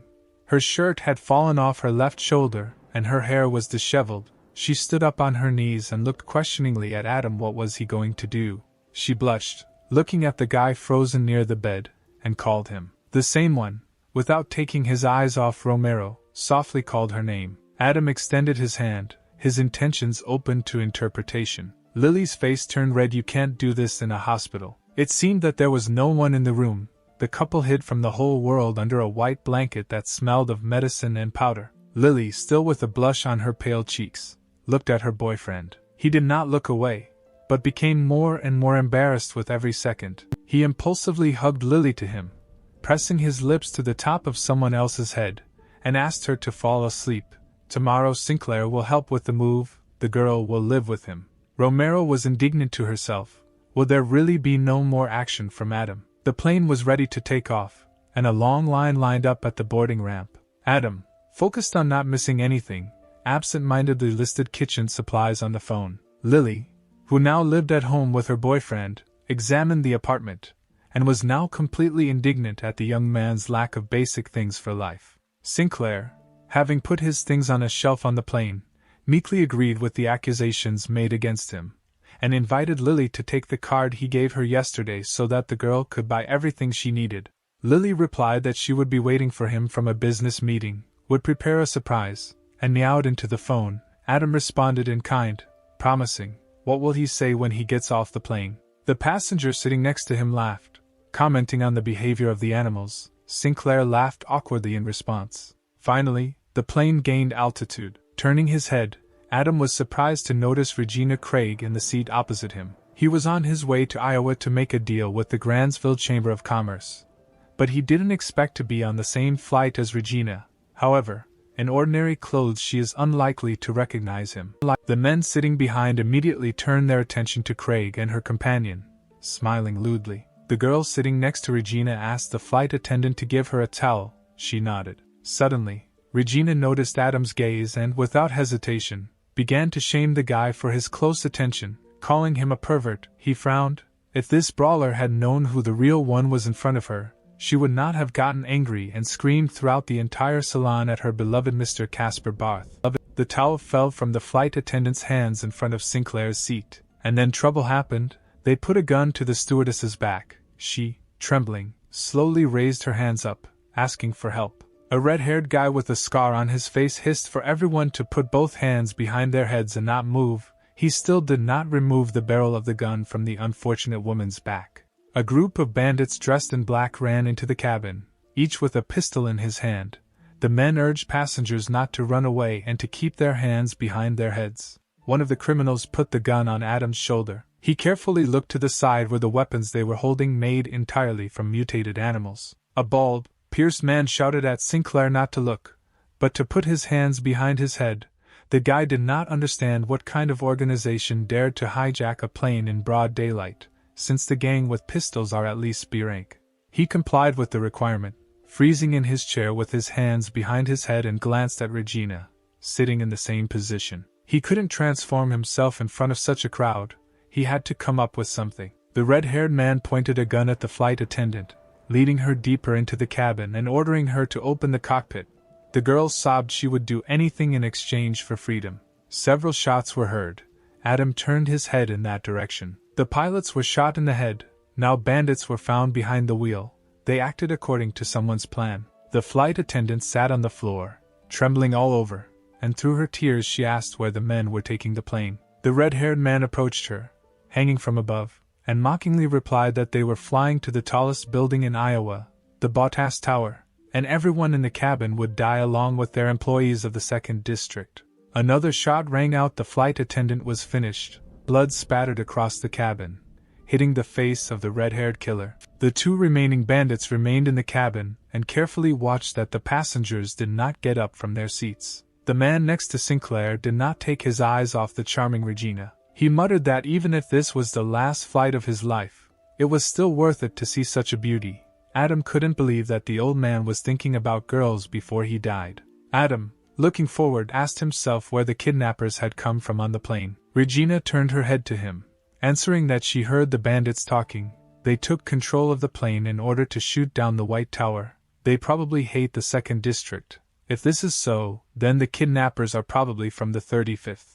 When Adam asked why precisely from the 35th, the girl was surprised that he did not know the whole story. When Azure Star was just founded, people from the 2nd invaded the peaceful 50th District. After defending the peaceful 50th District, the 35th demanded that the government council force the 2nd District to publicly apologize for the invasion of that year and compensate for the losses along with the damage caused. But the arrogant chairman of the parliament of the 2nd District rejected this decision and abandoned it. Adam thought, their actions are very arrogant and cruel. But times are changing, and such terrible terrorist methods cannot solve the problem.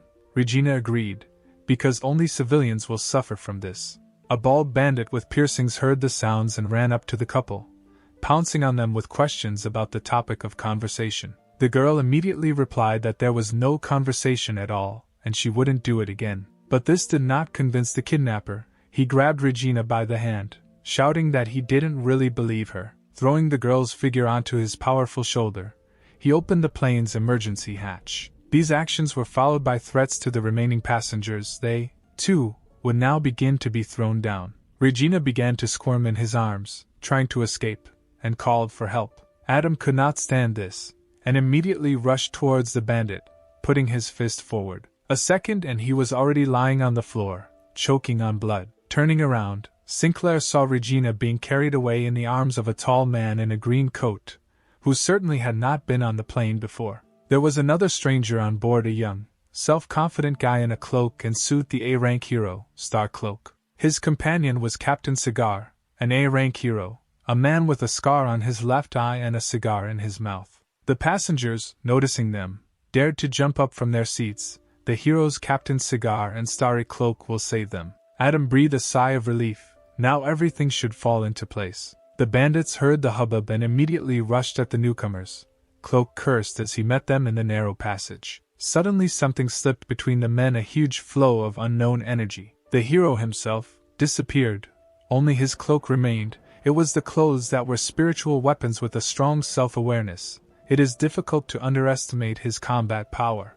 Even the bandits admitted that the attack was not bad. The hero glanced sideways at them. They were the only ones left. Didn't he really want to just put down his weapons and run away? But one of the kidnappers got angry, shouting that all the people from the second district were treacherous and cunning, and they should not think that this would all end there. What no one expected from them happened. The men tore their clothes, using their own abilities, fruit and neat bombs. Starcloak swore. Captain Cigar almost dropped his cigar. There was a powerful explosion at the front of the plane. Now it seemed impossible to escape. The plane, like a stone, began to fall down. Those passengers who had unfastened their seat belts and stood up were now holding on to the seats with all their strength. Some lost their footing and rolled in the opposite direction of the plane. Captain Cigar ordered everyone to immediately put on oxygen masks. He mockingly turned to his partner, asking if the cloak had any useful abilities, such as whether he could use the cape to lift a plane. The guy snapped that he was not an S-rank hero. All passengers are ordinary citizens. Cloak will be able to lift at best a few of them, but nothing more. People, hearing this, vying with each other, rushed to him, sobbing loudly. They offered huge money to be the first to be saved. Looking at the crowd that had gathered, Adam hoped they weren't going to pay right there. The excited crowd rushed towards the heroes, pushing and quarreling over who would fly first. Captain Cigar told Regina to return to her seat and fasten her seat belt. The girl thanked the man for his kindness and complied with the request. Returning to her place, Regina first saw her companion. She was incredibly scared and glad to see her. The star hero took off his cloak, spread it on the floor, and sat down on one knee, attracting the attention of Captain Cigar. He reminded them that they couldn't abandon passengers, and his partner asked them to trust him, otherwise it would be too late. Both stood on the cape and flew out of the plane. Adam realized that he could only rely on himself. Looking out the window, he thought that he could create a clone outside the plane. Even with 10% of the creator's power, he would certainly be able to save the plane. Sinclair concentrated, creating a shadow clone of himself. Right from the edge of the porthole, Caspar Barth gradually appeared on the street in a raincoat and a rooster mask. Meanwhile, the plane did not stop falling, emitting clouds of smoke along the way. The heroes, standing on the cloak, made a decision. Starcloak suggested to his senior colleague that he use his ability to create a parachute and slow down his fall. Captain Cigar praised him for his resourcefulness. He himself had not thought of this. He immediately inhaled air, and at the same time a cigarette, using the cigarette's smoke ability. Then he released all the smoke from his lungs. There was so much smoke that it caught the wings of the plane, forming two huge smoky parachutes. The captain sat down on one knee. He was exhausted. His ability was incredibly tired of him. The star hero crept up from behind. He created a tornado with a sharp end from his cloak. The guy in a caustic voice thanked his colleague for his hard work, because it's so hard to be a good person. Not sensing any danger, Captain Cigar simply replied that it was his responsibility, as the owner of superpowers. Adam's clone just flew up to the area where the heroes settled. Realizing that something had slowed down the plane, he just noticed the men. Suddenly, the star hero threw a spear, which became his cloak, at the unsuspecting captain, piercing him through the chest. The guy screamed about how sick these righteous words made him. Caspar stepped back in shock. What the hell are they doing? Starcloak, looking at the torment of the second hero, hissed that he was better than the captain, but every time on a mission he took his glory for himself, took away his popularity, and because of this, sponsors did not want to cooperate with him. Bleeding, Captain Cigar crawled towards his killer, but Starcloak moved further and further, smiling evilly. Since the captain is so good, let him die for these civilians, and the press will know that he died in a plane crash trying to save people, like a real hero. The guy walked to the edge of the plane and jumped down. Adam's clone flew up to the captain, activating his beam of light ability. Gritting his teeth, the captain croaked that Starcloak had injured him with a spiritual weapon. Such injuries cannot be healed. Caspar pulled back in disappointment. How can this be? Captain Cigar lay exhausted, regretting that he was too naive. He can't even imagine that the hero hates him. His little son is still waiting for him at home to play football. Bart had no choice but to watch the dying hero as the plane fell. The Star Cloak returned to the cabin. The passengers again found hope for salvation, vying with each other asking where the second hero had gone. The guy frowned, answering that Captain Cigar had tried his best to slow down the crash, but had not been able to stop it completely, so Cloak himself would only be able to take some passengers with him. Without warning, he took off his cloak, which stretched into a thin strip of fabric, and tied it around the waist of several girls, including Regina's companion. She stretched out her arms, trying in vain to break free to stay with her sister. A few lucky people escaped the burning plane. The rest of the people looked after them, not believing that they were abandoned to the mercy of fate, left to die. Casper took away Captain Cigar's ability, promising to take revenge when the time came. The A-rank ability, Cigar House, materializes absorbed smoke, which can only be used in an oxygen-containing environment. Through the porthole windows, passengers saw a familiar mask. Had Mr. Casper Barth really come to save them? Casper flew a short distance away from the plane, then squeezed the air in front of him with his hands and used his metal control ability. The guy pleaded, hoping that the aircraft would stop. It didn't stop, but it slowed down significantly, and it landed right in the soft desert sand. People ran out of the plane one after another. They survived, which they shouted loudly and rejoiced about. Coughing from the smoke and tension, they vying with each other asking questions. Where is Casper Bart? What happened to the A-rank hero Captain Cigar? Regina exhaled with relief. Sitting on the sand, she thought that she would definitely die. While wondering where Casper could be now and why she couldn't see him, she heard a noise from the other side. The star hero was rushing towards the plane at full speed on his cape, with a dozen ambulances barely keeping up with him. As usual, a helicopter hovered in the sky with reporters on board, keeping them informed of everything that was happening at the crash site of the stolen plane in real time. The journalists peered down worriedly, expressing hope that no one was hurt there. The Star Cloak landed near the aircraft, not believing his eyes. Where did all the victims go? He saw with his own eyes the plane crash, how everyone managed to escape without receiving a single scratch. Regina ran up to him, demanding an explanation of where, according to her, the blonde man had taken her sister Jo and the others. So far, the journalists did not know what happened here, but the plane landed safe and sound. Before the crash, some saw Mr. Casper Barth, who was able to control metal. Perhaps he turned out to be the savior. Hearing the name of Captain Cigar, who was mentioned as one of the saviors, the star hero shuddered. He himself approached the microphone, pressing his hand to his chest, saying that Captain Cigar was his partner, with whom he participated in the rescue operation. He also told reporters that when the moment of the crash was very close, Captain Cigar threw all his strength into slowing down the fall and died from lack of strength, and Star Cloak himself was able to save only a few passengers. Taking this into account, he realized that disaster was inevitable, and so, as soon as possible, he called an ambulance to save the victims. But he did not at all expect that they would be lucky and everyone would remain safe. The flow of words was interrupted by someone else's voice, which called on the hero to stop pretending and lying. Casper Bart, descending on a metal plate, held the body of Captain Cigar in his hands. Regina ran up to the clone, asking if it was true that he saved the plane. The guy carefully laid the lifeless Captain Cigar on the sand, answering that the man was a true hero, and Casper himself only helped a little. Craig noticed the wound, and was stunned to ask if the hero really died from overwork if he had a hole in his chest. The crowd also saw the damage. People realized that the captain really did not die from lack of strength. Casper pointed his finger at the star hero. He demanded an explanation, but the hero, stammering, insisted that he did not know about what happened to Captain Cigar. Then Bart decided to tell the whole truth himself. Starcloak lured Captain Cigar out of the plane under the pretext of saving people, and then forced him to use his full power and killed him when he was weakened. It turned out that the evidence of the crime was on that very cloak the star hero did not follow, and now the blood of the fallen general remains on the tip of the fabric. An examination of the blood will prove whose it is. The audience was taken aback, not expecting such a blatant lie from everyone's favorite. They could not believe that he could do such a thing. Cameras and microphones immediately rushed to the exposed star cloak, asking for comments and permission to conduct a blood test on the cloak. The hero's eyes became bloodshot. He was stupid, not expecting that the carefully thought-out plan would be destroyed by the scoundrel in the rooster mask, who appeared literally out of nowhere. He recalled how much he envied the success of Captain Cigar, who was celebrated by crowds of people everywhere.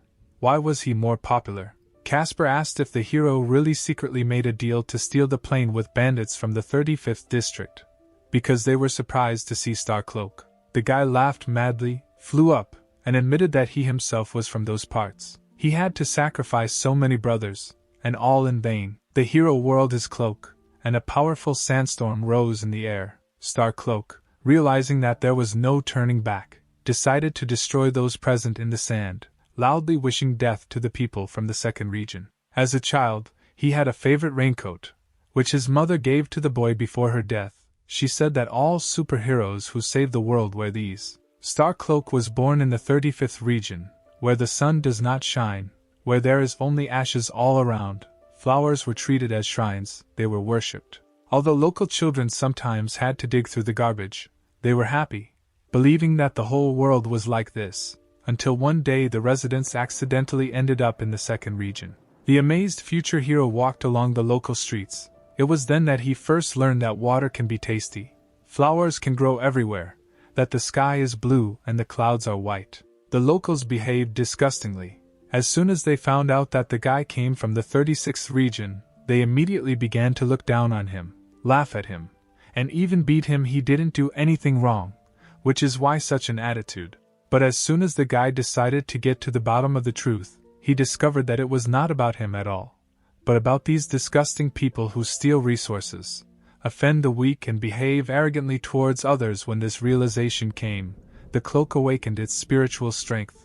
Then Starcloak forged a passport to stay there, and secretly traded information with people from the 25th district, provoked them to commit terrorist attacks, and then became a hero and saved people. Thus, he gradually turned from an ordinary villager into a respected A-rank hero, and the stupid villagers began to respect him and feel strong. The guy was enjoying the glory until Captain Cigar appeared and all the attention turned to him. Starcloak could not tolerate this, so he tried his best to kill people, but the captain saved them again and again. While telling this, the hero did not stop laughing while the sand tornado circled people and cars. He clenched his fists, shouting that the stupid people of the second region, Captain Cigar, all deserved to die. Regina tried to reach out to the man, asking who he had become now, and how he was different from those usurpers he was talking about. The girl turned to Casper, worriedly saying that the hero had gone crazy and was now going to kill everyone. The space was torn to pieces. The tornado became stronger and stronger, such is the destructive power of the cloak. Such spiritual equipment is entirely dependent on the owner's emotions, and after so many killings, it has evolved to S rank. Regina, hearing this, began to dig through her purse to find a weapon to counter the cloak. She wanted an ability of that rank. She made a cute face, asking whether Casper Barth could cope with the hero. Looking at the hands of the man in the mask, she discovered that they were shaking. What would happen to her if Casper himself was afraid of the star cloak? But Casper suddenly blurted out that he was not a coward, he was not afraid, he was excited. The cape fluttered in the wind as Bart rode the plate into the air. Looking at the star hero, who was looking with pleasure at the suffering of others, he asked if the guy was actually secretly killing civilians in the second district to let off steam. It seemed that the hero no longer noticed anything around him due to insanity. He confirmed that he had killed many. One random saved person turned out to be a professor at his university. Since he saved these people, then their lives should belong to the Star Cloak. Casper shook his head in disappointment. An A-rank hero with an audience of millions turned out to be an insane scoundrel who kills the weak and constantly rushes from destroyer to rescuer. When a victim becomes an abuser, all of her motives cannot be forgiven, and she does not deserve pity. Starcloak laughed. Casper spoke in the words of Captain Cigar, and therefore the hero will give him 100 seconds to escape and then die. The guy spread his arms to the sides and, laughing, began counting down. Casper called for control of the metal. A metal double dagger of an unusual shape slowly emerged from the sand, shimmering with gold. Gradually, several knives appeared behind Bart's back. Like some ancient deity, he was floating in the sky, surrounded by weapons. Even a sandstorm could not stop him. Starcloak closed his eyes, reveling in his power, counting down. But he was not so patient. He was impatient to see where the enemy was heading. But Casper was nowhere to be found. The star hero roared with anger, not understanding where he had run away to. It turned out that the masked man had risen higher, to where the destructive cloak was located. He sent his forces directly into the resulting rift, and there was an explosion. Finally, gradually the sand began to dissipate. But along with the coming peace in nature, another problem arose. Cars raised up by the elements began to fall. And what's worse is that many people were found inside the sand tornado. The star hero, seeing that his creation had disappeared, hysterically asked Casper what had happened and what he had done with his cloak. It turned out that the cloak was pierced at four ends by Bart's knives. This subdued him. It was the first time that the guy used an S-rank ability to meet with a spiritual weapon of the same stage, and he didn't think that spiritual power was so difficult to control. He turned to Regina for help, asking him to figure out how to save the fallen people. The girl immediately began to look for something in her bag, shouting that Casper could rely on her. Many beautifully decorated eggs flew into the air. They gradually increased in size. Craig whined, "These animal eggs are too expensive to save people with." At that moment, the shells of the eggs crackled. An incomprehensible sticky and thick liquid began to pour onto the sand. People fell there, screamed, and could not get out of this mass. The star hero, having lost his strength, grabbed his weapon. People could not survive. They must die. Bullets flew at Casper, from which he began to dodge. Bart ducked down, and was almost hit by one particularly frequent volley. Suddenly he realized that these were homing bullets. The guy came up with an idea, to cut bullets right in the air. Meanwhile, the hero discovered his cloak, and stretched out his hands to it, calling to himself. It was the owner himself who was to blame. He was too careless, allowing the cloak to go away. The cloak settled gently on the shoulders of its owner. Having received the power back, the hero, with eyes burning with rage, ran towards Casper Bart. He immediately began to attack the masked man with all his might. Casper realized with shock that he had been wounded right through the thick material of the suit. He used the holy healing ability, but something went wrong. Blood continued to ooze from the wound. As expected, Captain Cigar was right when he said that the damage caused by this scoundrel's spirit weapon could not be healed by the healing ability. The star hero laughed when he saw Casper's attempts to heal. He kindly told the guy why his wounds were not healing. Due to the fact that his cloak is a spiritual weapon, it directly attacks the mental power of the enemy, so treatment is impossible. Bart chuckled, deciding that since such a brat had excellent equipment in his hands, the hero would not mind if he took the cloak for himself. From such words, Star Cloak became incredibly fierce. The tip of the cloak reached into the inside pocket of the owner's jacket, searching for something there. The next second, the same blue pills appeared in the palm of the cloak. Adam realized that absolutely all the lost heroes were using them. S-rank spiritual weapons enhanced by the blue pill became many times more dangerous, and were very difficult to defeat. But as it turned out, the hero ate the pills forcefully and literally choked on them. It seems that with the increase in the power of the spiritual equipment, its owner also loses control over it. Now it can act consciously. The star hero's eyes lit up with a bright blue light. Now, because of Casper, he had to eat this disgusting thing again. The cloak increased in size 100 times, to such an extent that the man could not take off. In the next moments, the fabric wrapped itself in a cocoon around Casper, trapping him. Even the owner could not control the cloak. The guy found himself in an unknown dark space. In the sky things like stars were shining. A voice was heard calling to die in grief and despair. From the sky those same stars suddenly flew down. The closer they got, the more clearly it was clear that these were not ordinary stars. Each one, falling, stuck to Casper, who could not shake them off. Taking one in his hand, he almost dropped the star. It was getting hotter. Now Casper was almost drowning in them. Were they really bombs? The guy weakly extended his hand. From outside the cloak, Bart could be seen struggling, trying to escape, and a second later there was an explosion. Regina called out the masked gentleman's name with all her might. The star hero smiled with all his might, ordering her not to scream, assuring her that Bart had already exploded and turned to ashes. The cloak opened and thick smoke poured out. Craig gasped, covering her face with her hand. It can't be. Seconds later, the smoke cleared, and Regina was even more amazed. In the middle of the sand, a real metal cocoon hovered in the air. A crunch was heard and it began to fall apart piece by piece. The star hero couldn't believe his eyes.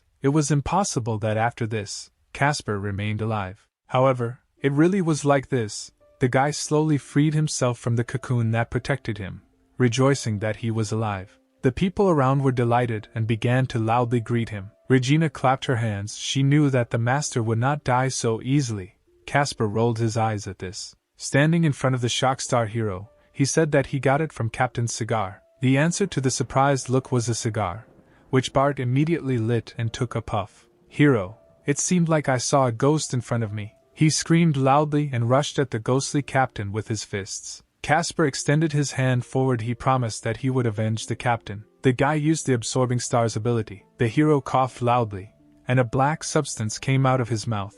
The next moment he turned to dust. Casper pulled out all the metal from his body. Echoes of the starry cloak were heard. The wind blew his last words. I want to go home. A cloak slowly fell onto the sand, now of a completely different color, blue-black with white stars. This ability has self-awareness, is a spiritual weapon, can attack the enemy's mental power, is immune to A-rank abilities, elasticity, has the skills of Star Rain, stars explode, causing damage to the enemy. Casper praised the cloak. It now had a new owner. It was necessary to connect the two entities. Suddenly the cloak made a heart. Casper chuckled. To keep such a weapon under control, you need to be stronger all the time, otherwise it will devour the owner sooner or later. The groans of people who had fallen into the egg liquid were heard. They asked Bart to save them. The guy looked for the culprit of this incident. Regina laughed awkwardly. The egg white was her doing, but she couldn't return everything as it was. Casper flew away on a metal plate, asking Regina to stay here until the resistance squad arrived.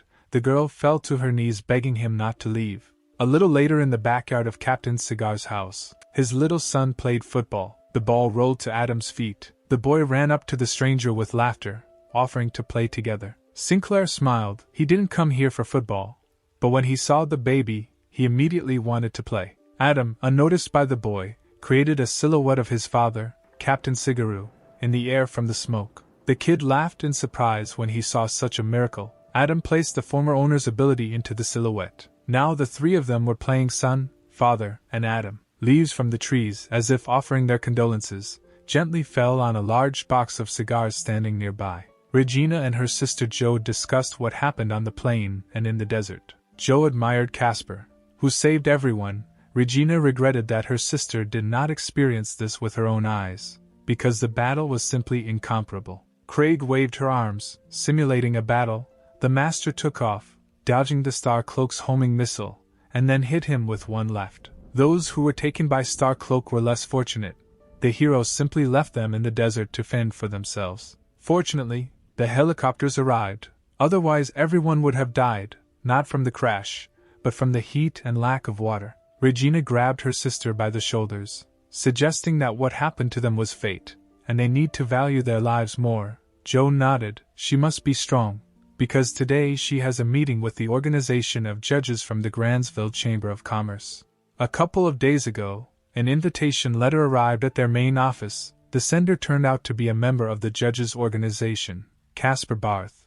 Jo would never have thought that she would be chosen for this mission. It was a real blessing. Jo clapped her hands, expressing hope that she would be able to see Casper Barth in person, whom Regina described as very handsome and strong. The girl did not notice how the hypostasis of Adam appeared behind her, the snake man. Regina screamed, pointing in that direction. Jo recoiled in fear when she saw the stranger. The snake asked why Jo was so surprised. Regina carefully looked around the man in the mask. He looked very familiar. Was he really a member of the judges' organization? Jo immediately whispered, remembering that the A-rank heroine from the 2nd District, the swordsman Blanche, said that in the organization of judges there is a person whose specialty is a mask with the image of this animal. Regina examined the snake with undisguised interest, introducing herself as a friend of Mr. Casper Bart, who had recently been on the verge of life and death. The snake was so cold. Regina took a deep breath through her nose. Both are from the organization of judges, but for some reason he is so cold. You need to be friendlier. Regina went ahead. She arrived at the appointed place at the request of the judges to help with the goods. But where is the goods themselves? The snake grabbed Jo by the hand and dragged him somewhere. Craig turned around suspiciously, asking where they were going. The snake pulled the chain hanging from the ceiling. A hatch opened under the girl's feet, and she screamed in surprise. The snake laughed. He wants to tease this greedy girl. Jo crawled to the edge of the hatch, asking if her sister was okay. Not a word was heard from there. The snake counted to himself to 3. A squeal was heard from the hatch, from which Joe fell back in surprise. Regina announced that she had now become rich. The girl invited her sister to come down and look at what was below. Regina had never seen so much jewelry in her life, and indeed, the entire area of the room was practically covered with gold coins in huge chests. Besides coins, there were large vases, jewelry, everything a person could want.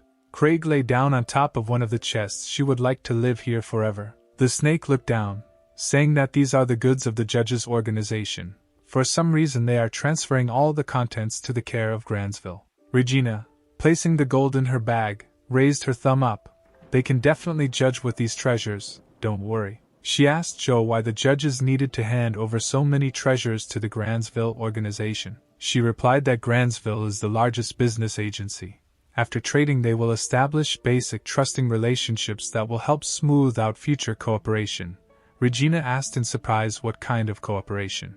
When leveling up, strong heroes not only rely on themselves, but they also need good weapons. Looking at the large diamond, Regina asked admiringly, "Does this mean that they have people capable of making weapons from monster materials?" Joe nodded. In the future, when a hero needs equipment or weapons, the Chamber of Commerce will come to the rescue. At this time in the hospital, a blue glow again emanated from Adam's sister Trisha. The lights slowly rose up. The girl, wearing an oxygen mask, coughed violently and squeezed the hospital sheet with her palm. She whimpered. She was in pain.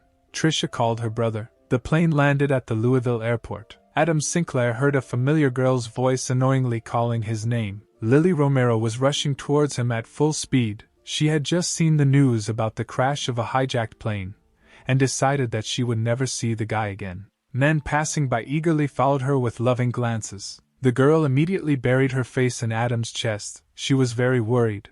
The guy affectionately said that Lily was exaggerating. Looking at how Adam affectionately stroked such a beauty on the head, saying that he was fine, the men were beside themselves with frustration. Romero, with tears in her eyes, asked to be sure to let her know if something like this happens again. Adam put his arm around the girl's shoulders as they walked out of the airport. He intended to meet his godson when Lily, stuttering, asked with whom exactly. Sinclair explained that this is what they call each other in the company of friends.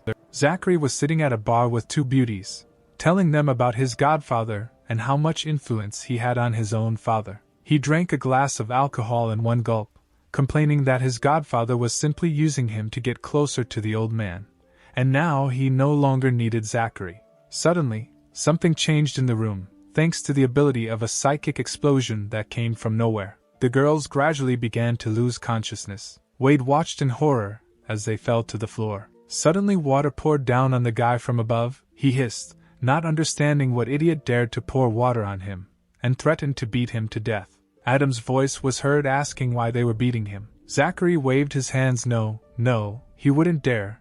He would rather happily allow himself to his godfather. Adam sighed and patted the guy on the top of the head, asking if he had just said that his godfather was using him, and advised him not to judge himself that way, because Wade Jr. has potential and is trusted.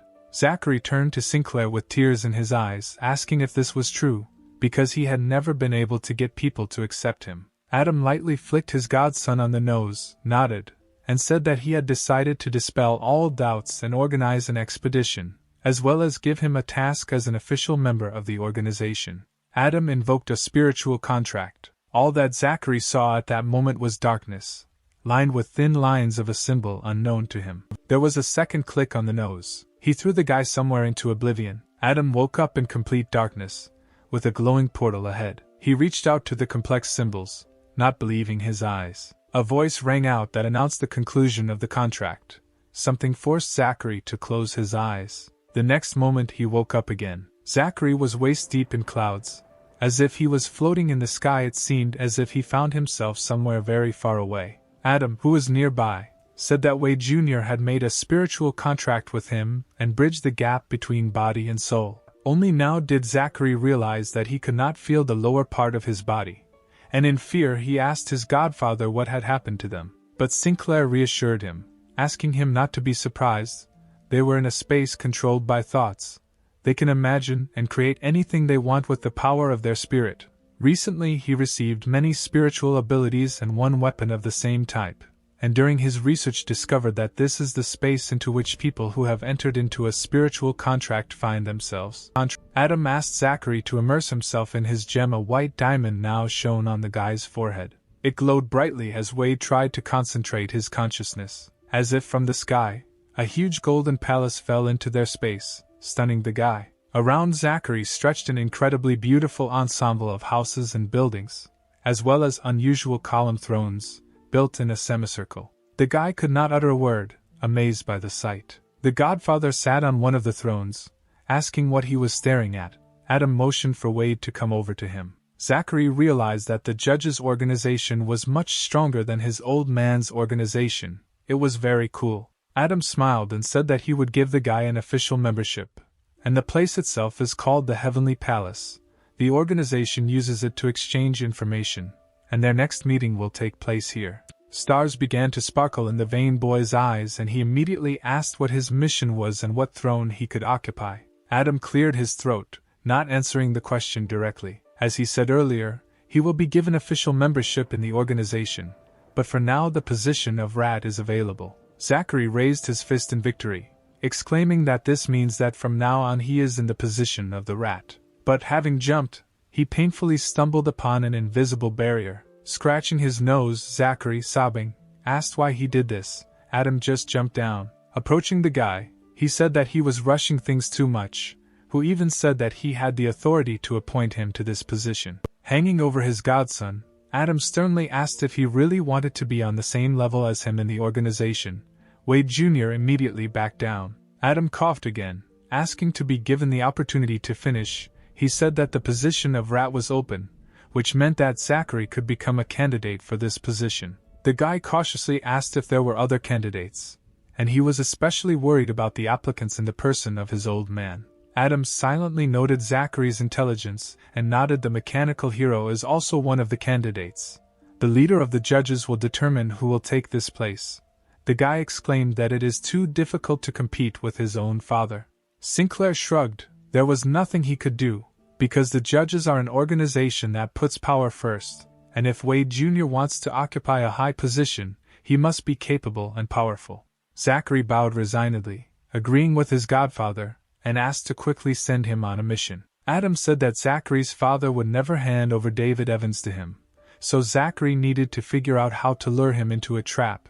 Then Adam would deal with him himself. Wade smiled and promised that he would handle it, but he wanted to ask a question. The guy jumped up and asked if he became a rat, would his godfather introduce him to Charlie the rabbit? Blushing deeply, Zachary explained that when he saw the girl on TV, she remained in his heart forever, and if he managed to marry her, his life would not be lived in vain. Adam laughed and thought with horror that his godson wanted to marry his clone. Therefore, the boy's answer was a kick in the ass, thus he was sent on a mission. That same evening at Adam Sinclair's apartment, the guy was sitting at the table set with dinner and watching TV.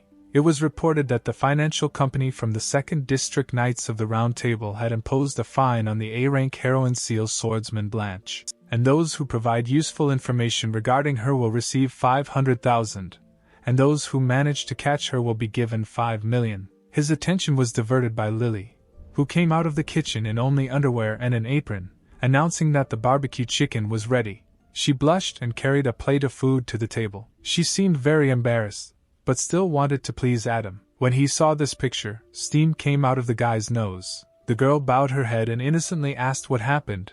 Did she really look bad? Sinclair, stammering, replied that she looked great, and that he wanted to ask something completely different. Lily explained that the promised surprise was not only delicious food, but also. Suddenly she became so embarrassed that she screamed and ordered Adam to eat and keep quiet, putting a chicken leg into his mouth. Romero asked if the guy had heard the news about the swordsman Blanche. He, barely chewing his food, nodded and asked what was the matter. Lily had heard from other reporters that the A-rank heroine Blanche was in cahoots with an organization and then disappeared after a massive attack in the 2nd region. And why? Adam asked. She was a noble heroine with an excellent reputation, beautiful and strong. Lily gave him a strange look, noticing that the guy was somehow very worried about her. The guy thought to himself that they know each other, and he knows that she is not one of those who is capable of doing something bad, because the swordswoman is always desperate to save people. But Lily said that a person with such unique charisma may have some secrets. Tomorrow he will find out for himself. It seemed that the girl was angry at such close attention to the stranger. Adam tried to smooth the situation over by saying that Romero was a really good cook, and apologized to Lily, sadly promising in his thoughts that sooner or later he would return her ability. Adam sat at the table and checked his email. He was surprised that the letter he needed from Regina arrived so quickly. The girl wrote that she did not expect a letter from Caspar Barth, and that she would immediately provide him with the necessary information about Grandsville from the darknet. Adam clicked his mouse impatiently. The letter contained information about the main characters as expected from the darknet. Everything is simple and straightforward. First you need to check the information about the hero of sweet and sour noodles. To view the information it was necessary to pay 100,000. Sinclair obediently paid, deciding that it was better not to argue. The letter described in detail the most important facts from the hero's biography: real name John Barnes, hero's rank, what battles he participated in.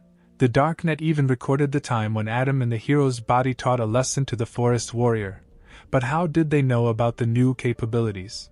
Adam also decided to find out about David Evans, but for some reason there was no information about him. Then Sinclair looked for information about the swordsman Blanche, and nothing about her. Oh no, there was information after all, but for 700,000, Adam paid. It turned out that Blanche's name is Domenica, and she betrayed the financial company Knights of the Round Table. The incident began due to the fault of the A-rank hero, Boxer in Mask, and also, together with the organization of judges, killed this hero.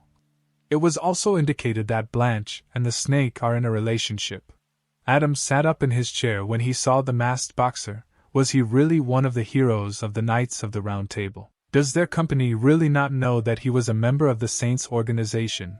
Or do they have something to hide? And what kind of relationship is this? If Lily saw this, she would be angry again. He decided to search a little more, and suddenly saw that they were promising 30 million for information about Caspar Barth and the organization of judges. Adam stared at the screen in shock. Information about him is worth 30 million. He adjusted his glasses and laughed nervously. Is Blanche really being persecuted now because of him? There was a scandal in the office of the hero organization. Wade Sr. screamingly asked his father, the mechanical hero, why he gave David Evans a chance to participate in the White Area case. The man clasped his hands and seriously asked if the eldest son doubted his decision. Ethan resented his father promising him this place, and also that he would work with Explosive Fist, and they would go to the White Area to train. The old man shouted that he had changed his mind.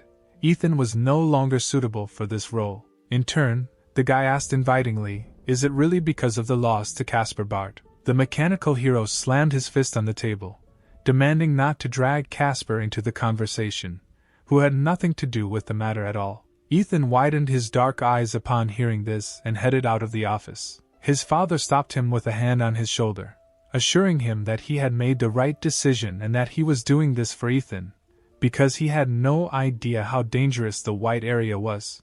Ethan angrily threw away the mechanical hero's hand. The man turned around, looking after his son with regret. He said with great resentment in his voice that in fact his father simply did not take him seriously. The mechanical hero knew that the White Area was not just a territory with monsters, and those who were there also noted that it was much more dangerous than they used to think. Coming out of the office, Ethan was surprised to find his brother there, and asked what he was doing here. Zachary, who had apparently been caught eavesdropping, asked his brother directly what he and his father were arguing about. Ethan said that his father would allow David Evans to participate in the operation in the White region, and therefore the guy was very angry.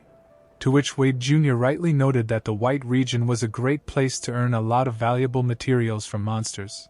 Ethan noted that if they found out about this, everyone would assume that David was the mechanical hero's biological son. Zachary hid in the restroom and decided to use the acquired spiritual bargain stone to break the news to his godfather. A few moments later, he landed on the organization's premises, hitting his face painfully on the floor. Adam felt the guy approaching, and was already waiting for him on the spot, asking what brought Wade Jr. He immediately said that the old man was sending David Evans for an operation in the White region. Sinclair was surprised, asking what the mechanical hero was up to. Zachary didn't know, but since his brother started arguing on this topic, it means he definitely won't give him David. Adam thought that if he got rid of the hero, it would alert people, because he had serious connections. And then, on reflection, I decided that we could take part in the operation together, because if something happened in the White region, no one would be surprised. Wade Jr. marveled at his father's goals. Adam gave instructions to his godson he must make sure that everything went according to his father's plan,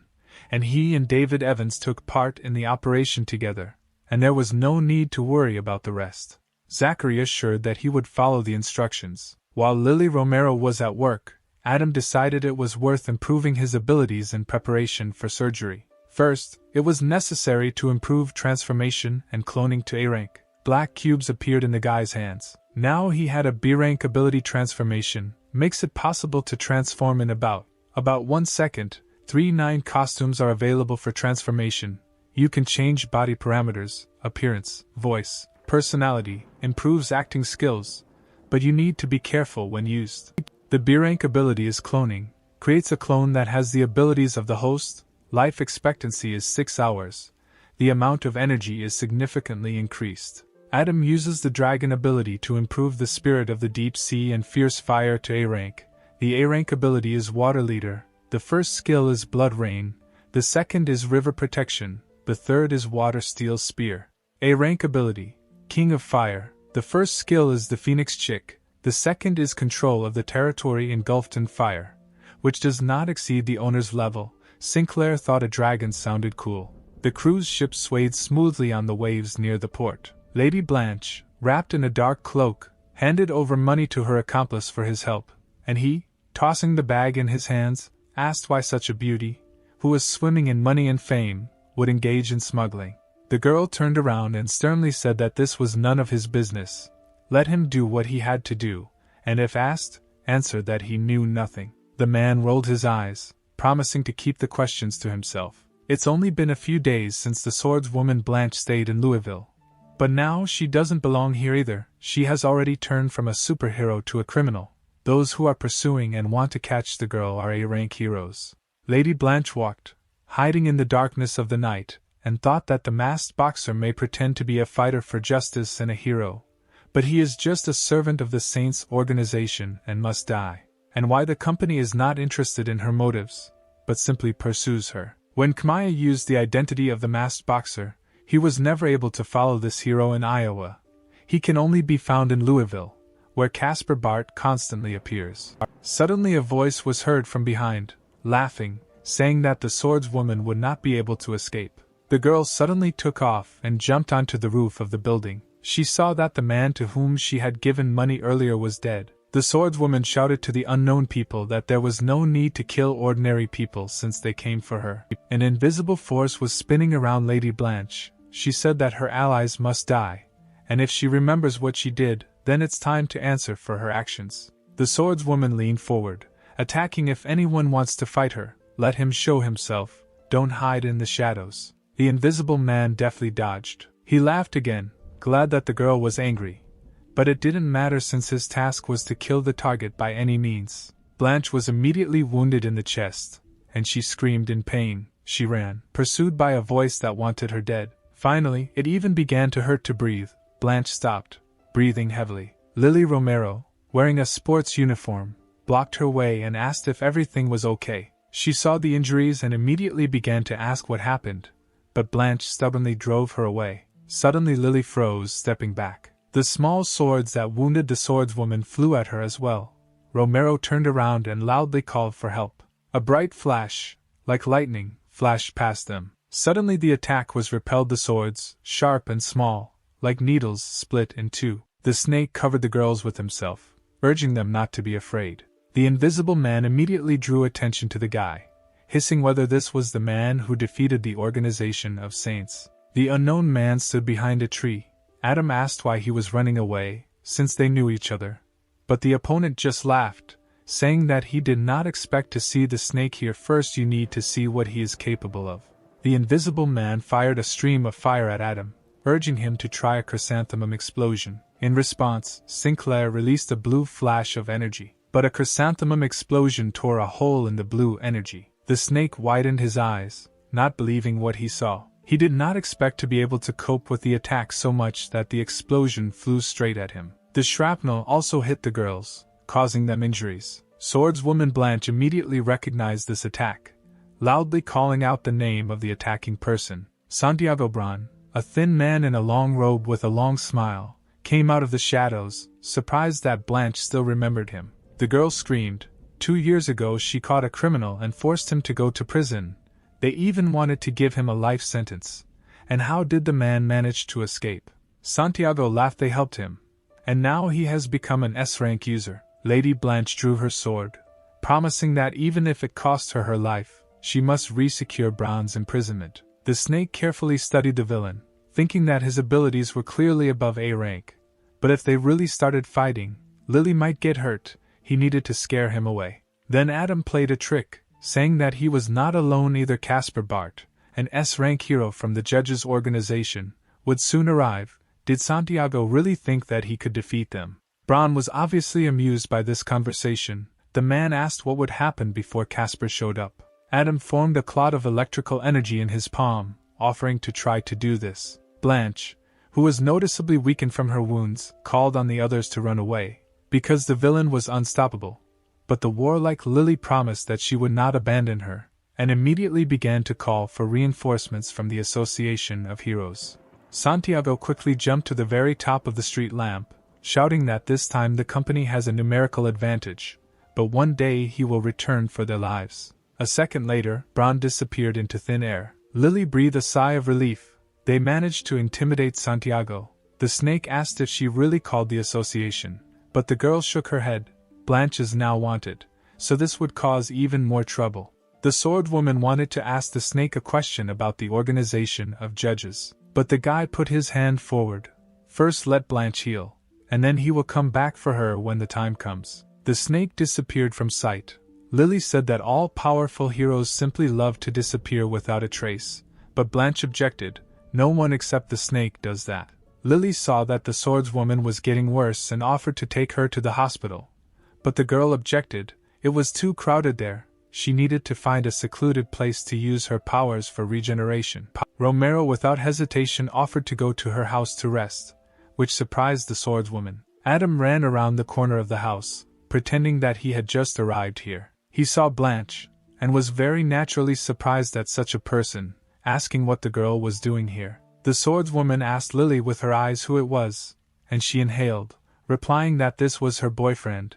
They went for a run, and she wanted to go to the toilet. Lily explained that on the way she saw the swordswoman attacked and now she was injured, so she invited her to rest at Adam's house, asking if he would mind. Sinclair agreed, offering to carry Blanche on his back. On the way, they started talking. Adam asked the swordswoman if she had met the man who was pursuing her in Louisville. Blanche nodded and asked how the couple ended up at the port together. Lily replied that they really went for a walk, and accidentally saw the heroine attacked by this guy. The swordswoman sighed heavily, thanked the guys, and asked why they needed to save the wanted criminal. Lily simply replied that the Blanche she knows always sacrificed herself to save others, while she helped children in Iowa. So neither Lily nor Adam consider her a bad person. Evil tears gathered in the corners of the heroine's eyes. She did not kill the masked boxer, and she had not yet worked with the mysterious organization of judges. Adam said that he had heard that the masked boxer was somehow connected with the saints in Iowa City, so even if the swordswoman killed him, it would only be for the best. Blanche said that it doesn't matter how he died, the main problem is that someone wants to use his death to get rid of her. Sinclair continued, maybe someone else wants to drag the organization of judges into this, making them enemy number one, and this thought also occurred to the swordswoman. The guy agreed, because the rumors and news are not so much against Lady Blanche, but rather against the fact that she is collaborating with them. Lily said that the judges have a good reputation, because Caspar Bart saved the city many times, and now the snake helped them. Blanche noticed that recently heroes from all regions began to be afraid of them. They say that a mysterious organization wants to take over 53 regions or even the whole world. Adam, having heard such nonsense, even tripped. This made the swordswoman understand that people from all over the world were hunting for her, and judging by the reward, which they promise for her, there are not many who want to get it. They are pursuing Blanche because of information about her cooperation with the judges. When Lily asked how this happened, Blanche replied, "There are as many as 53 regions. The distribution of the number of superheroes and their abilities must be even to avoid the dominance of one region over another. These are the rules. That's why the Hero Association often sends its members to another area. They often call it vacation." Lily said that this information is confidential, so ordinary people won't really understand anything. Adam thought that the heroine Explosive Fist had been away from Louisville for a long time, and when the invasion occurred, she said that she had just returned from vacation, so she was fighting in another region. Blanche also added that there are many strong heroes in the judges' organization, and the most powerful of them is Caspar Bart. Due to their sudden appearance and uncontrollably enormous power, they have become a kind of lever of pressure on heroes from other areas. Someone wants to take advantage of this opportunity, to gather all the superheroes together and destroy the judges. Adam wondered, are people really capable of spreading so much hatred with just rumors? Maybe they want to gather an army of heroes to confront the judges. Lily noticed in fear that they were encroaching on world peace. Sinclair thought that the organization that trades in blue pills is good at manipulating people's consciousness. I wonder if this has something to do with that attacker. The abilities appeared hundreds of years ago on a sky blue planet, which is now being monitored by the White region, but there is also an organization planning to destroy this place, and the problem with Trisha and that blue light is still not resolved. How tired Adam is. He asked Blanche if she had come to Louisville to confront the judges. The girl replied that it was exactly the opposite. She had come to find out everything and help them. Sinclair was surprised by these words. The swordswoman said that she knows the snake from their organization. They went through a lot together, and now he miraculously showed up and saved her. So the girl wants to ask about the true motives of the organization of judges.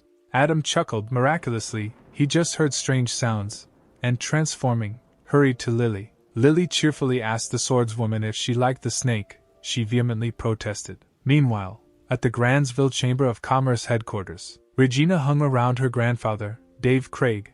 The man said that he did not think that among the four great seas there was such a rich and powerful organization of judges. If Regina managed to join there, the position of the Craig family would be significantly strengthened. The girl assured that she would also like this.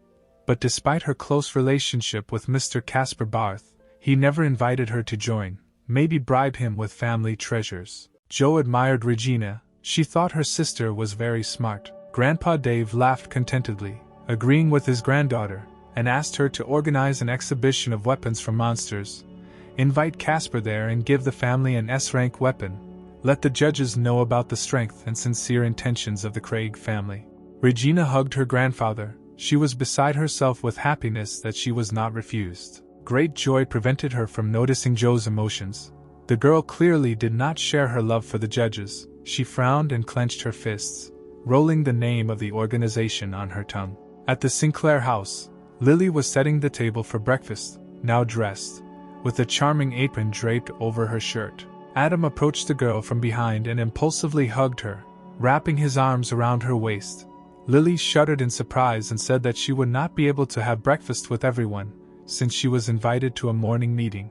The guy offered to give her a ride, but Lily refused, asking her to sit down at the table quickly so that nothing would get cold and spoiled because she had been cooking for so long. The swordswoman cautiously peeked around the corner, afraid to disturb the tender moments between the couple. Lily took off her apron and placed it on the edge of the kitchen cabinet. When Blanche and Adam sat down at the table, the girl winked at them and turned to the swordswoman, asking them to stay as a guest and get better. Blanche smiled and thanked her for her hospitality, saying that she would have to leave after all. Adam swallowed a piece of bread and asked in surprise where she was hurrying, because everyone outside was just waiting to catch her. Blanche sadly but firmly replied that she had business and tasks that she must complete. Despite the danger, her wounds have already healed. Maybe they can meet again someday. Adam chuckled without answering, but thought that he secretly treated the swordswoman at night not in order to send her to certain death. When he looked up, the girl was no longer at the table. Miracles. On the top of a cliff near the seashore, Adam, in dragon gear, wanted to try out the dragon's skills right here. High waves rose, despite the sunny weather. Sinclair deftly jumped onto one. With the help of his abilities, it was not difficult for him. In a closed suit and a terrifying mask with horns, he stood on the water, folding his arms on his chest, and suddenly noticed something.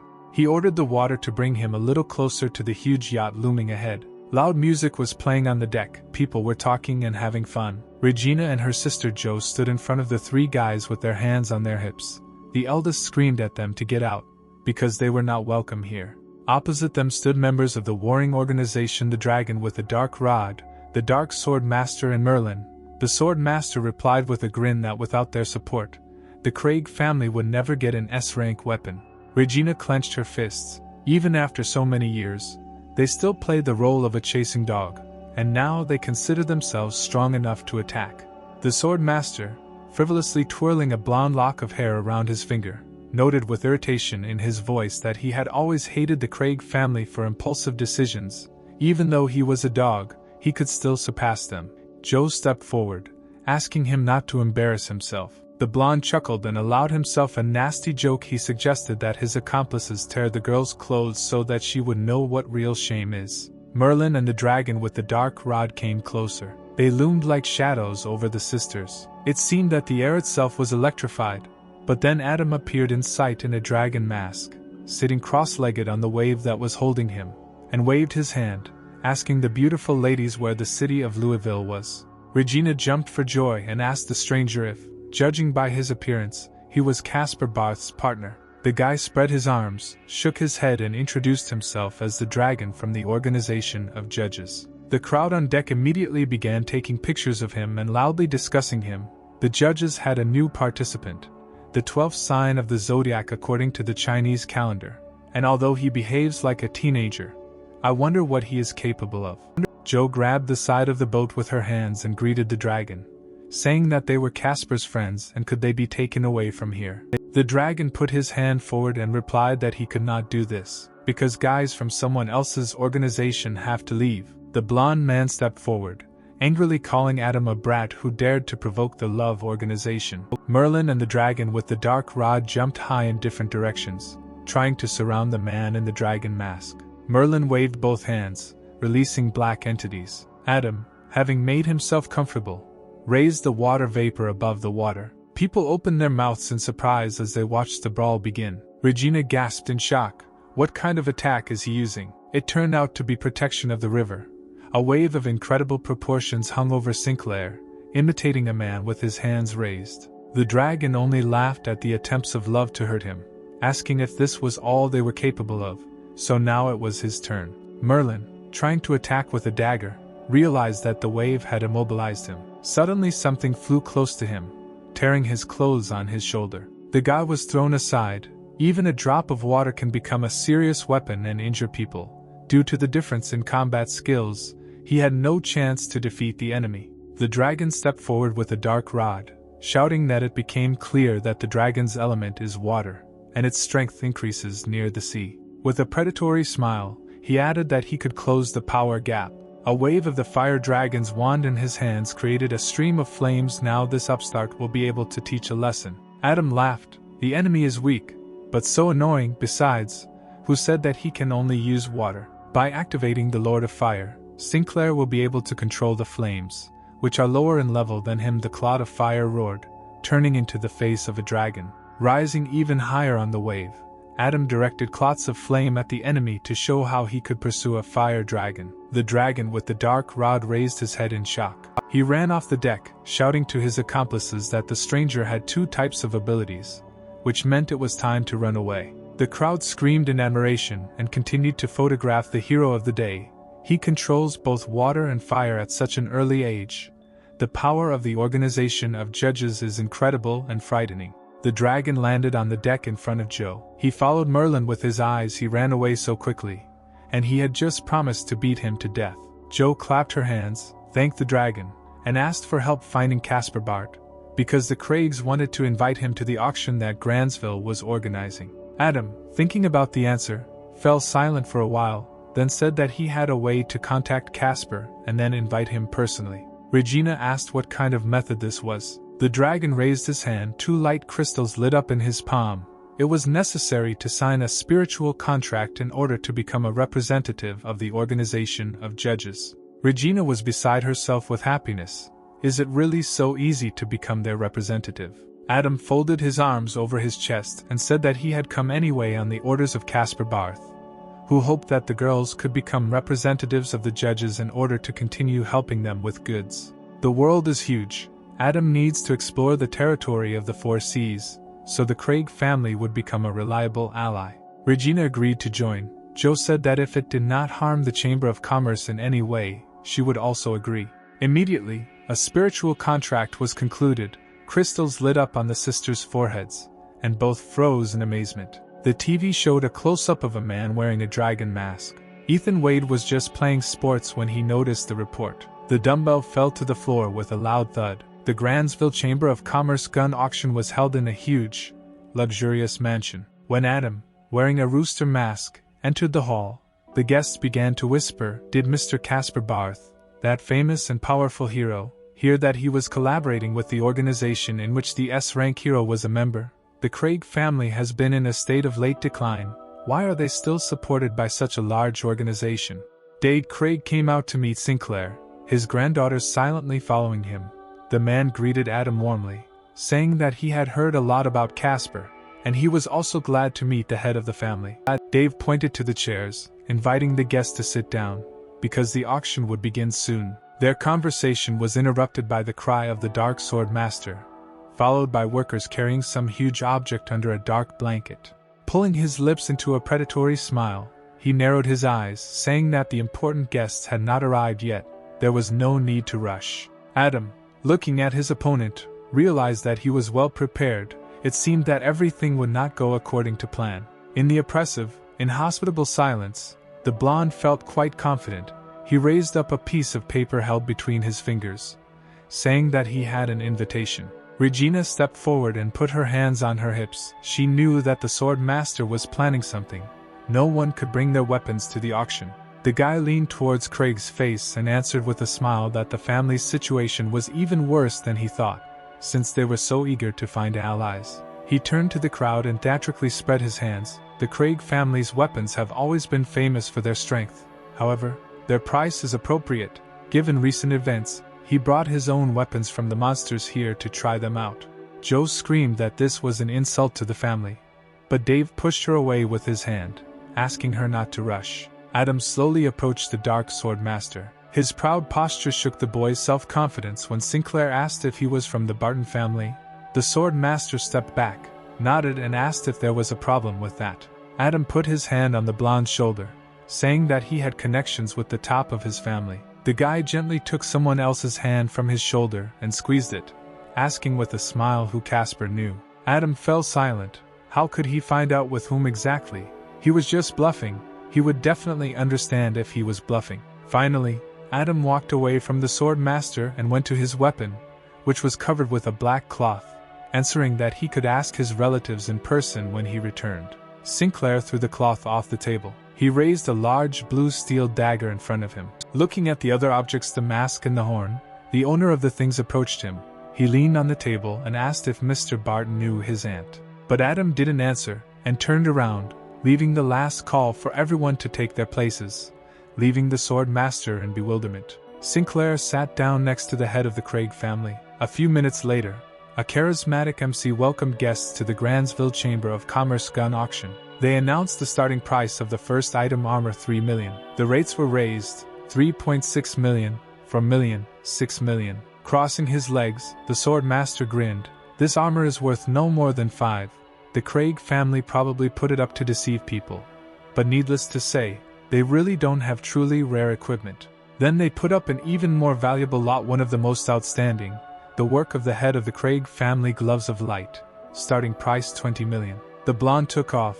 The old man had deliberately laid out his main trump card in advance. The dragon with the fire rod muttered that this was a 2-star S-rank equipment, and Merlin added, if an A-rank user put on these gloves, he would be able to withstand the might of the S-rank. Joe noted with concern that the price had increased to $300 million. Regina bit her lip. These gloves are from her father's favorite collection, and now. Dave turned to Adam with a sly smile, suggesting that if Caspar was suddenly interested, he should try to set a price, to which Sinclair irritably thought that the budget of the entire organization of judges was $200 million. What kind of stakes are there? The old man suddenly put his hand on Adam's arm, whispering that the Grandsville Chamber of Commerce intended to cooperate with the organization of judges, so let Bart accept this modest gift. Dave once again asked Mr. Casper Barth not to be shy. When he did not answer, saying that the guy was provided with financial support from the Craig family, Adam decided to gratefully accept the gift. It came as a surprise to everyone when the voice of the sword master sounded. He offered 310 million. The auctioneer took the last bid into account and began to keep the audience in suspense. 310 million times 2, 3. Adam, counting down the last seconds, offered 315 million, catching the blonde's puzzled look. The dragon with the fire rod asked if they would raise the price, but the sword master shook his head. They would give in to Casper. There was still a lot to come. The auctioneer finally solemnly congratulated Mr. Bart on receiving the gloves of light. The third lot was an S-rank 1-star jade shield. Before the auctioneer had time to continue, he was suddenly interrupted mid-sentence by the sword master, who came onto the stage with his knife, asking him to wait. Without giving anyone a chance to react, he furiously attacked the shield, putting his knife forward. If something is being sold, then buyers have the right to try the product first. But Adam was not surprised at all. He folded his arms over his chest and chuckled. The boy could not restrain himself. Joe explained cautiously, the jade shield is made to last, using S-rank materials like patterned black bee. But it is most effective against spells, as it has magical resistance, which is what it comes to blocking the physical attack of Azure Blue. Regina ran up to Adam, begging him to lend her the gloves of light to destroy this sword. But the guy just stroked her forehead. The girl looked into Casper's eyes in shock. He asked me to calm down, not to worry, just be patient and observe. The sword clanged down on the steel, and nothing happened. The blonde's face twisted. He couldn't believe what was happening. He swung again, as if a second attack might produce a different result. Indeed, he was unlucky the second time. Contrary to the guy's expectations, the Azure Blue broke. The audience smiled. Someone suggested that the sword was a fake. Was it possible that a member of the Barton family was using a fake weapon? Regina asked Casper in a whisper if he really knew in advance that the sword would not be able to destroy the defense. Adam didn't answer, but he did something about it. He used the steel ability and took the power from the sword. The sword master covered his face with his hands. This simply could not happen. But the dragon with the fire rod noticed that Casper touched all the weapons he brought, and after these touches they lost their power. Regina began to defend the honor of Mr. Bart, saying that there is no need to blame others, because if the weapon is S-rank, it means that it could not be destroyed by one touch. The dragon grinned. Don't forget that the abilities are also S-rank. Maybe Casper can change the internal structure of objects. Now the audience looked at each other with suspicion. Indeed, Bart touched every weapon. If we are talking about deception, then, most likely, this is the work of the Craig family. The blonde suggested finding out the truth with the help of another weapon, since such a dispute arose. Adam shrugged and replied, no problem. The sword master put on his mask and blew a horn that emitted a golden glow. But it was not a glow but ultrasonic waves. The audience held their heads and asked to stop the torture. The guy took off his mask in confusion, saying that the attack and defense of this equipment are at the S-rank level. The problem is not with them. Regina's patience ran out. She ran up to the uninvited guest, shouting that his behavior was crossing all boundaries. First he treated her family harshly, then he threw mud at their clients, and he still had the audacity to appear at the auction. The dragon approached the young master, whispering that there was a traitor in the family who knew what was going on. The sword master turned on his heels and called his accomplices behind him. Adam thought with relief that, fortunately, his opponent interrupted him before he could remove the dark matter from another magical weapon. Adam led the sword master into conversation for a reason. He managed to hit every weapon laid out on the table. Joe stared at Casper, guessing what he had done, but did not have time to fully voice her thought. The head of the family approached Adam, smiling, asking what he had done with the sword, and invited the guests to the VIP room. Late at night, a dark figure moved quickly through the streets of Louisville. Swordswoman Blanche, tightly wrapped in her cloak, raised her head when she heard a rustling sound. The moon in the sky brightly illuminated the strangers who blocked her path. It was the Five Elements gang. The four people looked at the traveler with hostility. An elegant but dangerous girl was sitting on a high branch, twirling her red locks of hair around her finger. She lazily asked the girl if she had not been taught that walking alone in the dark was dangerous. Blanche clenched her teeth and spat out that they had not been taught, and the stranger was the first. The shaven-headed guy, playing with brass knuckles in his hand, laughed. The seal swordsman cannot cope with their 5 elements. Today will be the night of her death. Meanwhile, in the VIP room, Adam sat across from Joe and Dave Craig. The old man leaned forward, citing privacy. He expressed the hope that the guy would dispel all his doubts. Adam began his story. Be it a monster or a hero, both have the genes of abilities in their bodies. And one day he discovered that weapons made from monsters also contained these particles. Joe interrupted him by exclaiming that ability genes were like energy from alchemy, if she was correct. But masters can only feel and use it, but cannot extract it in any way.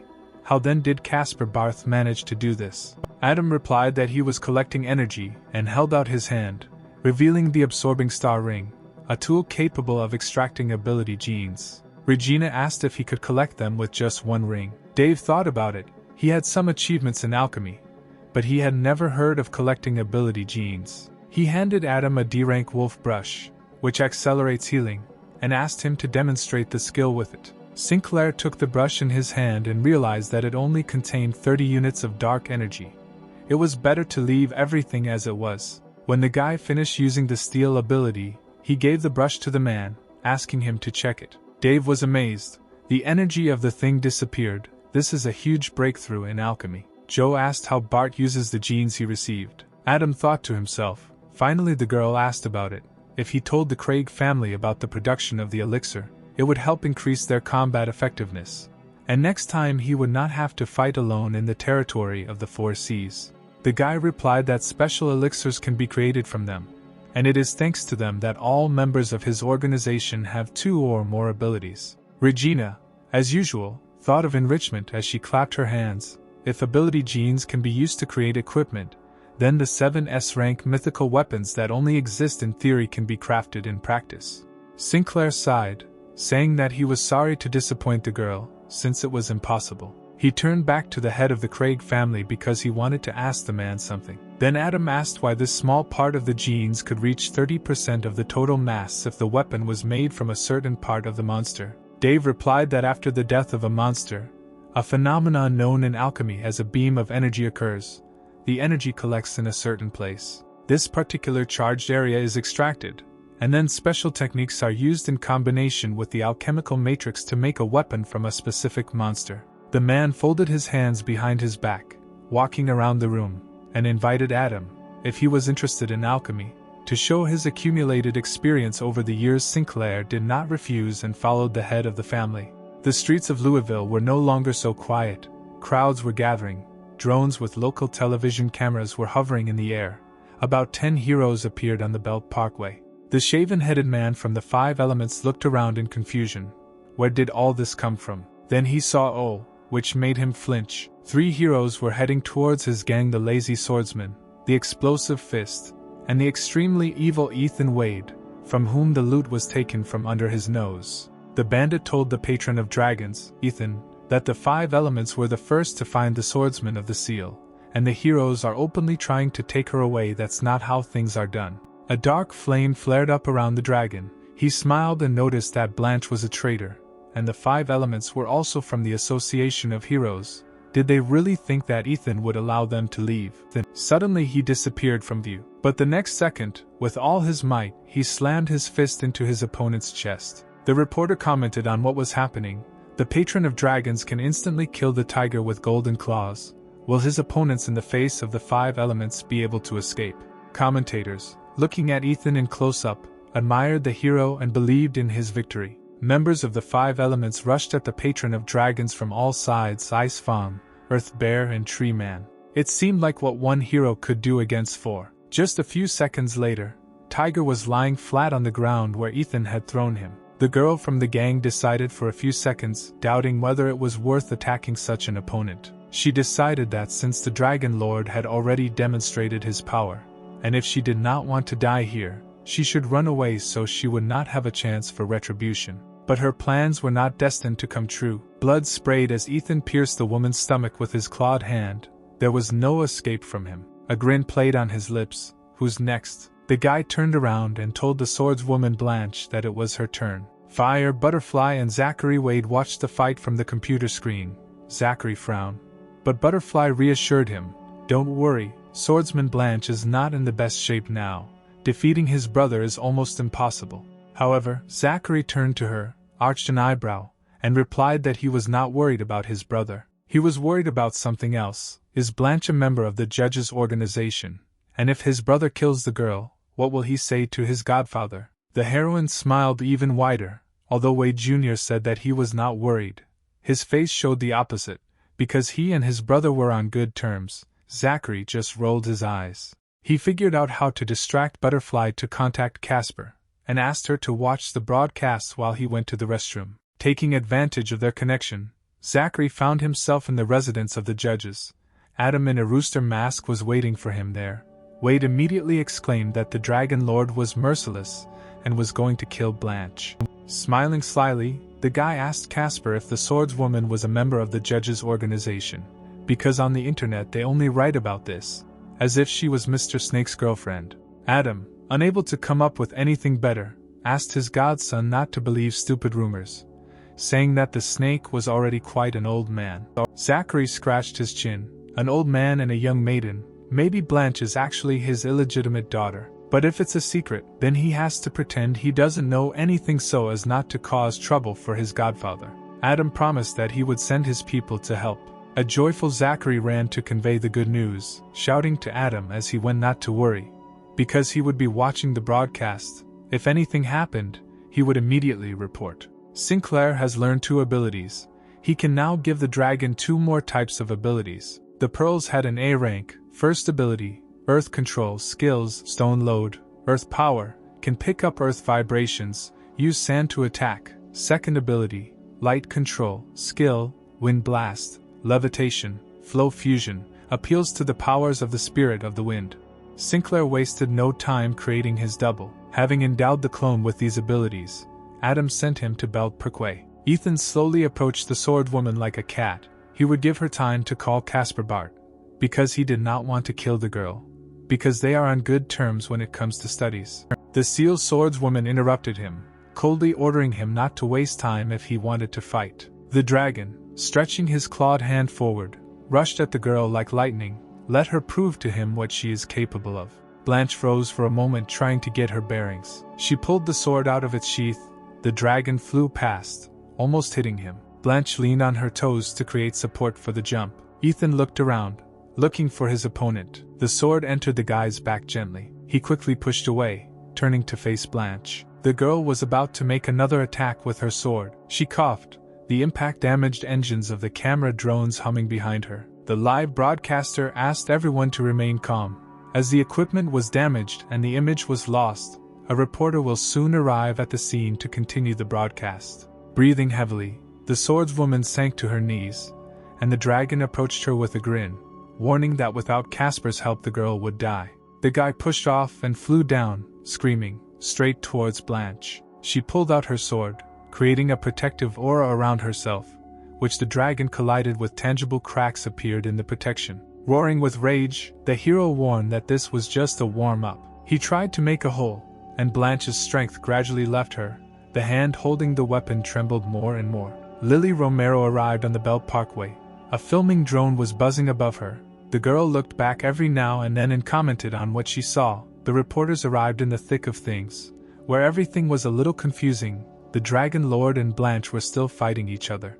At that moment, the dragon grabbed the swordswoman by the neck, lifting her off the ground, and demanded to call Jasper Bart. Blanche could only croak out a weak but precise no, and angry Ethan threw her against the wall. The girl hit the surface hard and slowly sank to the floor, drowning in clouds of dust. The journalist winced, saying that after such wounds, Blanche might never get up again. While commentators were horrified by what was happening, and some condemned Blanche, Ethan slowly approached the unconscious swordswoman. Explosive Fist worriedly shouted for the Dragon Lord to stop and control himself, because at this rate he would leave her crippled for life. Ethan looked around and arched an eyebrow.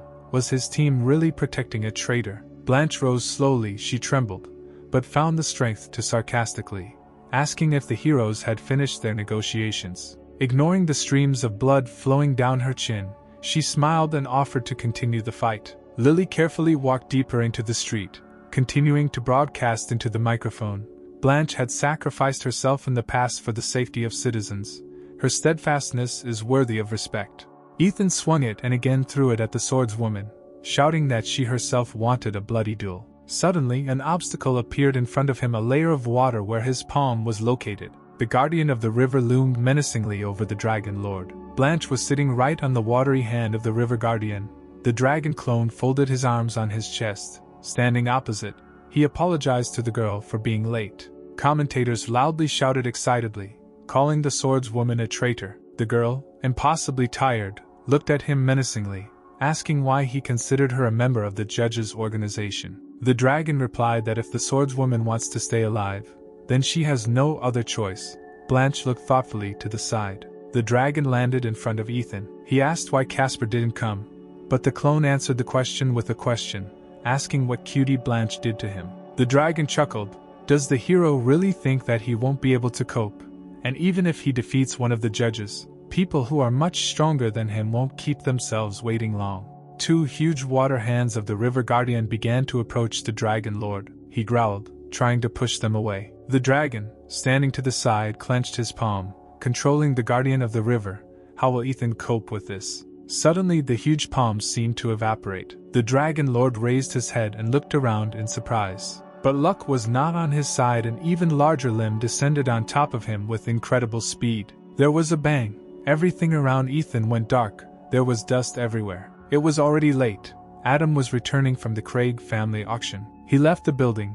There was not a soul around and complete silence. Sinclair glanced around, making sure he would remain unnoticed. He moved closer to the garden and hid behind a large tree. Adam took out a notebook with a worn cover from under his coat. This thing was given to him by Dave Craig. It described the experience of one respected alchemist, Emmett, and something about his life. Seeing that, Adam immediately opened the notebook. Dave emphasized the exceptional value of the material. It seemed that even the glass of Sinclair's mask itself shone with such luck. He quickly slammed the notebook shut when he was pulled out of his thoughts by the head of the family, Craig, offering to borrow the artifact for a while. Adam apologized because he was a little distracted by the valuable contents of the notebook, and thanked him for the opportunity. Standing behind a tree, the guy eagerly read the lines. There is a secret entry in the diary that can be read by people of the Z rank of spiritual power and above. Mr. Craig probably did not see it. Adam pointed his finger at a blank section of the page here. The inscription began to appear on the page. I come from the distant continent of the planet Odysseus, and am a member of the Cullen family. I came here by accident. The hero described his arrival on one of the planes of the earth, where he discovered the legendary Hero Stone. The Hero Stone, even for such losers without magic as the alchemist was, appears as a valuable treasure capable of granting power to those of them who comprehend its true essence. Having extracted only a small part of this stone, the man surpassed the strength of his ancestors, quickly reached the 4th rank, and became one of the greatest gods. It was time to return. But before he left, he helped a group of human beings become stronger, teaching them to open a portal to another world, the White Region. The lucky one who found this diary, go in search of the Hero Stone, which the hero of the diary hid on this planet. He will give it to people to prevent their imminent enslavement. The pages of the diary shone under Adam's hand. The light from the diary reflected on the guy's mask. Is this white glow the key to the location of the Hero Stone? Adam rose up on the metal plate and thought about what he had read. It seems that their civilization is much older than the Earth's. This world still keeps many secrets that the guy has to learn. He rose even higher, flying over the roofs of buildings. Lily came close to the place where the heroes were fighting. At the moment, the Dragon Lord is still pinned to the wall after receiving some injuries. The new member of the organization, although it seems like just a child, has incredible power. His strength is increasingly frightening. Suddenly the dragon jumped out right in front of the girl. She stepped back in fear, but the masked man told her not to be afraid. He waved his hand at the drone, introducing himself as the dragon, one of the representatives of the zodiac signs of the Chinese horoscope, an organization of judges designed to fight evil, and only evil. He smiled at the camera. People shouldn't be afraid of judges. There was an explosion behind him. When the smoke cleared, Ethan appeared before those present in his most terrifying form, a dragon in armor, red eyes glowing furiously, wings fluttering menacingly. The newly minted dragon growled loudly, sticking out a long, sharp tongue. The dragon of the judges noticed that when the hero entered the third phase of his reincarnation, he seemed to have lost his human mind, which is very dangerous. He asked Lily to stay away from him and keep the others safe. He jumped and rose into the air. Lily followed him with an admiring glance. The dragon landed on the water column in front of the water guardian. Behind them, the enraged dragon lord was running towards them. Suddenly a stone palm began to fall on him from above. The dragon caught it with its teeth. The long tail hit the windows of the nearest high-rise building with a roar, pinned down by a stone palm. Meanwhile, in the Berkshire Unification, Fire Butterfly and Zachary Wade were watching what was happening. He raised his fist in the air, cheering for the dragon of the judges. He was about the age of Wade Jr. himself, but already so strong. The butterfly worriedly asked him if the guy thought it had become somehow colder. The destruction from Ethan fell on their roof, which the hero demolished with his dragon tail. The girl froze with horror. As befits a young master, he almost crushed them into powder. The stone cracked under the powerful teeth of the dragon lord. Finally, the stone hand cracked and split in half. Ethan was free. A large piece fell straight down onto Lily, who didn't even have time to react. Out of despair, the girl closed her eyes, but nothing happened. The guardian of the river held the stone tightly in his hand, guided by the dragon of judges. Lily, feeling awkward, mouthed her thanks to him. The dragon waved back at her. The destructive power of this hero is much stronger. It seems that it is time to end the battle. Suddenly, blood gushed from the guy's mouth, and the tip of a sword appeared from his stomach. The lazy swordsman meanly attacked him from behind, shouting that he must have been waiting for the moment when the dragon would lower his guard. He used the dangerous wind sword chasing ability. The swordsman began to fall to the ground, and seemed to stop responding to the outside world. In the broadcasting room, the host stuck to the screen. In order to crush the dragon, the lazy martyr neglected all the consequences of the chasing the wind sword attack, and used an ability that reached the S rank in strength. Now the dragon is defenseless. One more powerful attack, he is finished. He was reckless in trying to protect an innocent reporter. This moment caused a controversial reaction in society. Commentators did not understand who the heroes were fighting for, why the savior of people, the dragon, was being attacked. Meanwhile, on the Belt Parkway, Explosive Fist was trying to fight the water. She had already hit the riverkeeper so many times that she had lost count. In the end, the heroine was exhausted, and trying to regain her breath, told the dragon lord that she had done everything in her power.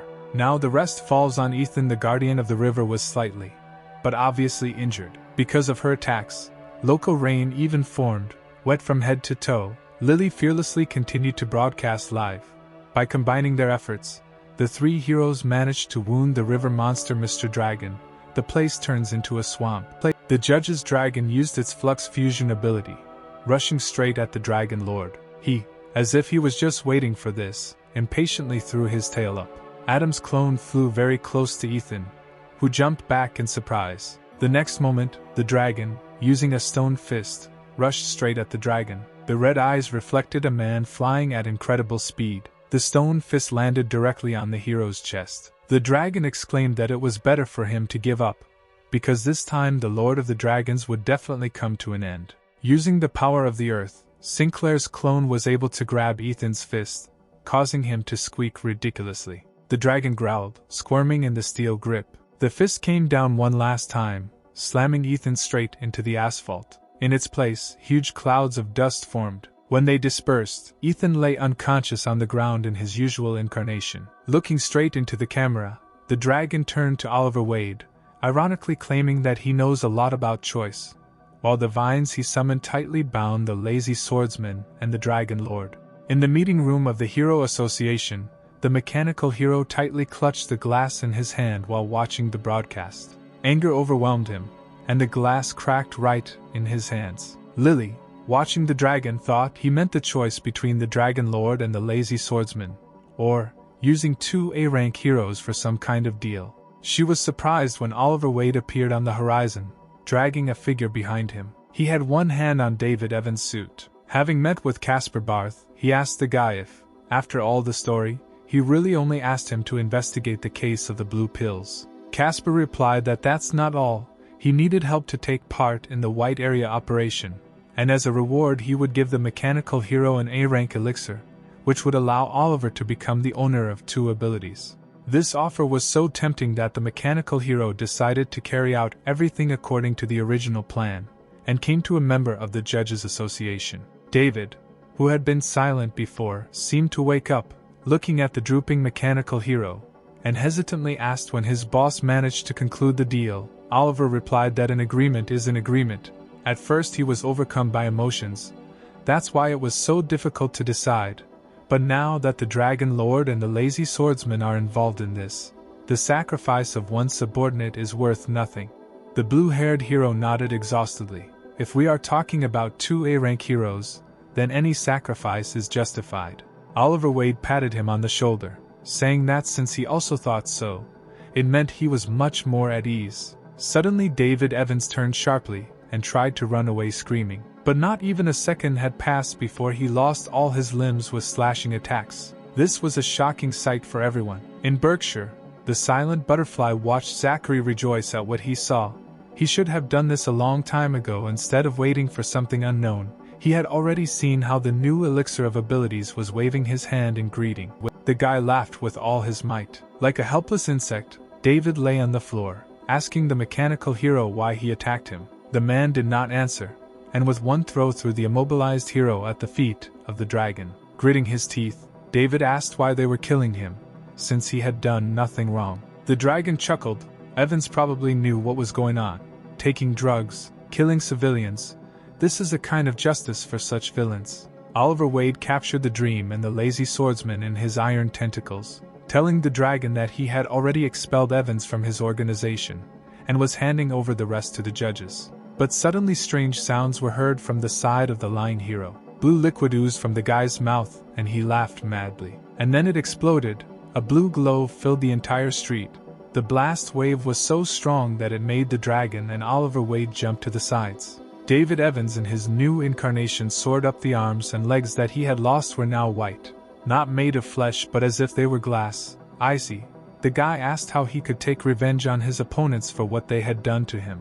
He seemed to have lost the last remnants of his mind, and exclaimed that the heroes were destined to die here and now. Oliver Wade invited the dragon to join forces and kill the new incarnation of David. He immediately agreed. Adam's clone used the ability of the phoenix bird.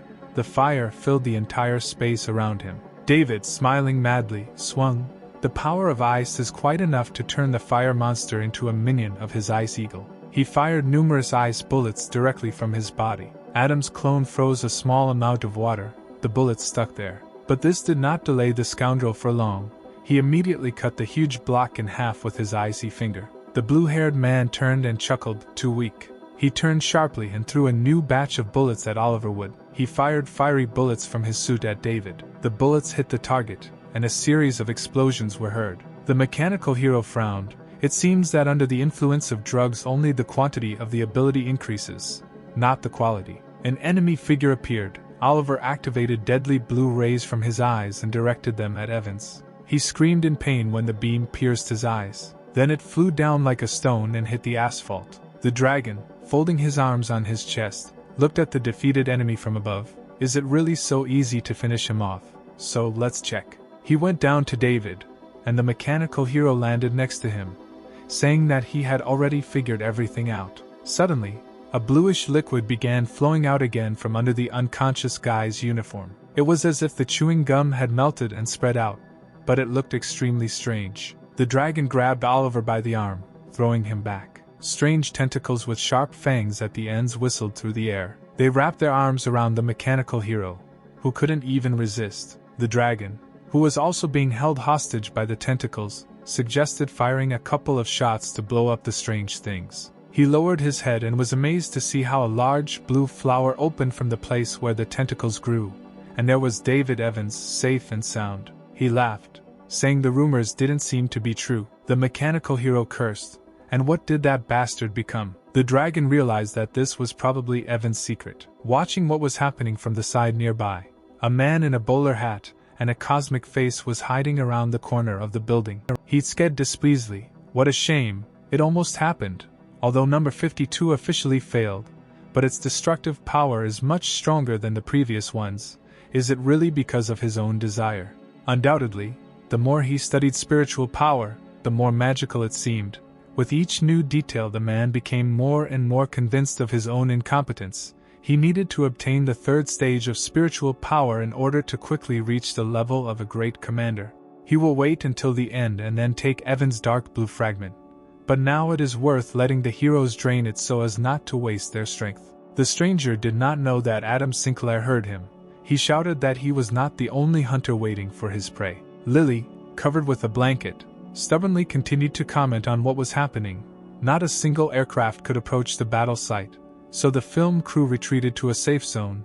From the current situation, it becomes obvious that this type of ability can subdue people with its power, but perhaps only for a while. But as for the hero David Evans, who knows much more than everyone else, his transformation is more like infection. Meanwhile, the dragon used the ability merging streams, attacking the tentacles, which were becoming increasingly entangled. These creatures successfully pierced his weapon. The mechanical hero was still immobilized. The ice hero laughed at him, mockingly asking him why he was acting this way. Didn't he want David to join Berkshire? He began to talk. After the heroes, he promised to deal with the entire company. Then he bowed his head in surprise, thinking that he didn't feel disgusted when talking about eating people, because they were just food for his dark blue race. But what race were they talking about? Evans grabbed his head. Why was it splitting like that? He screamed furiously. It was all because of the heroes. They were the ones who set his brain on fire, making him feel pain. Suddenly, one of the tentacles seemed to begin to devour the guy, and his voice was heard, which, like a wound-up doll, insisted that after one dose he felt much better. The dragon watched this terrible picture. David's body was not the real one. It was different, not the one that was quartered. He just didn't understand this yet. He needed to find the real body in order to inflict critical damage on it. The mechanical hero spoke up, suggesting that they use an exploding egg to get rid of this monster. But then the dragon must figure out how to get him out of here.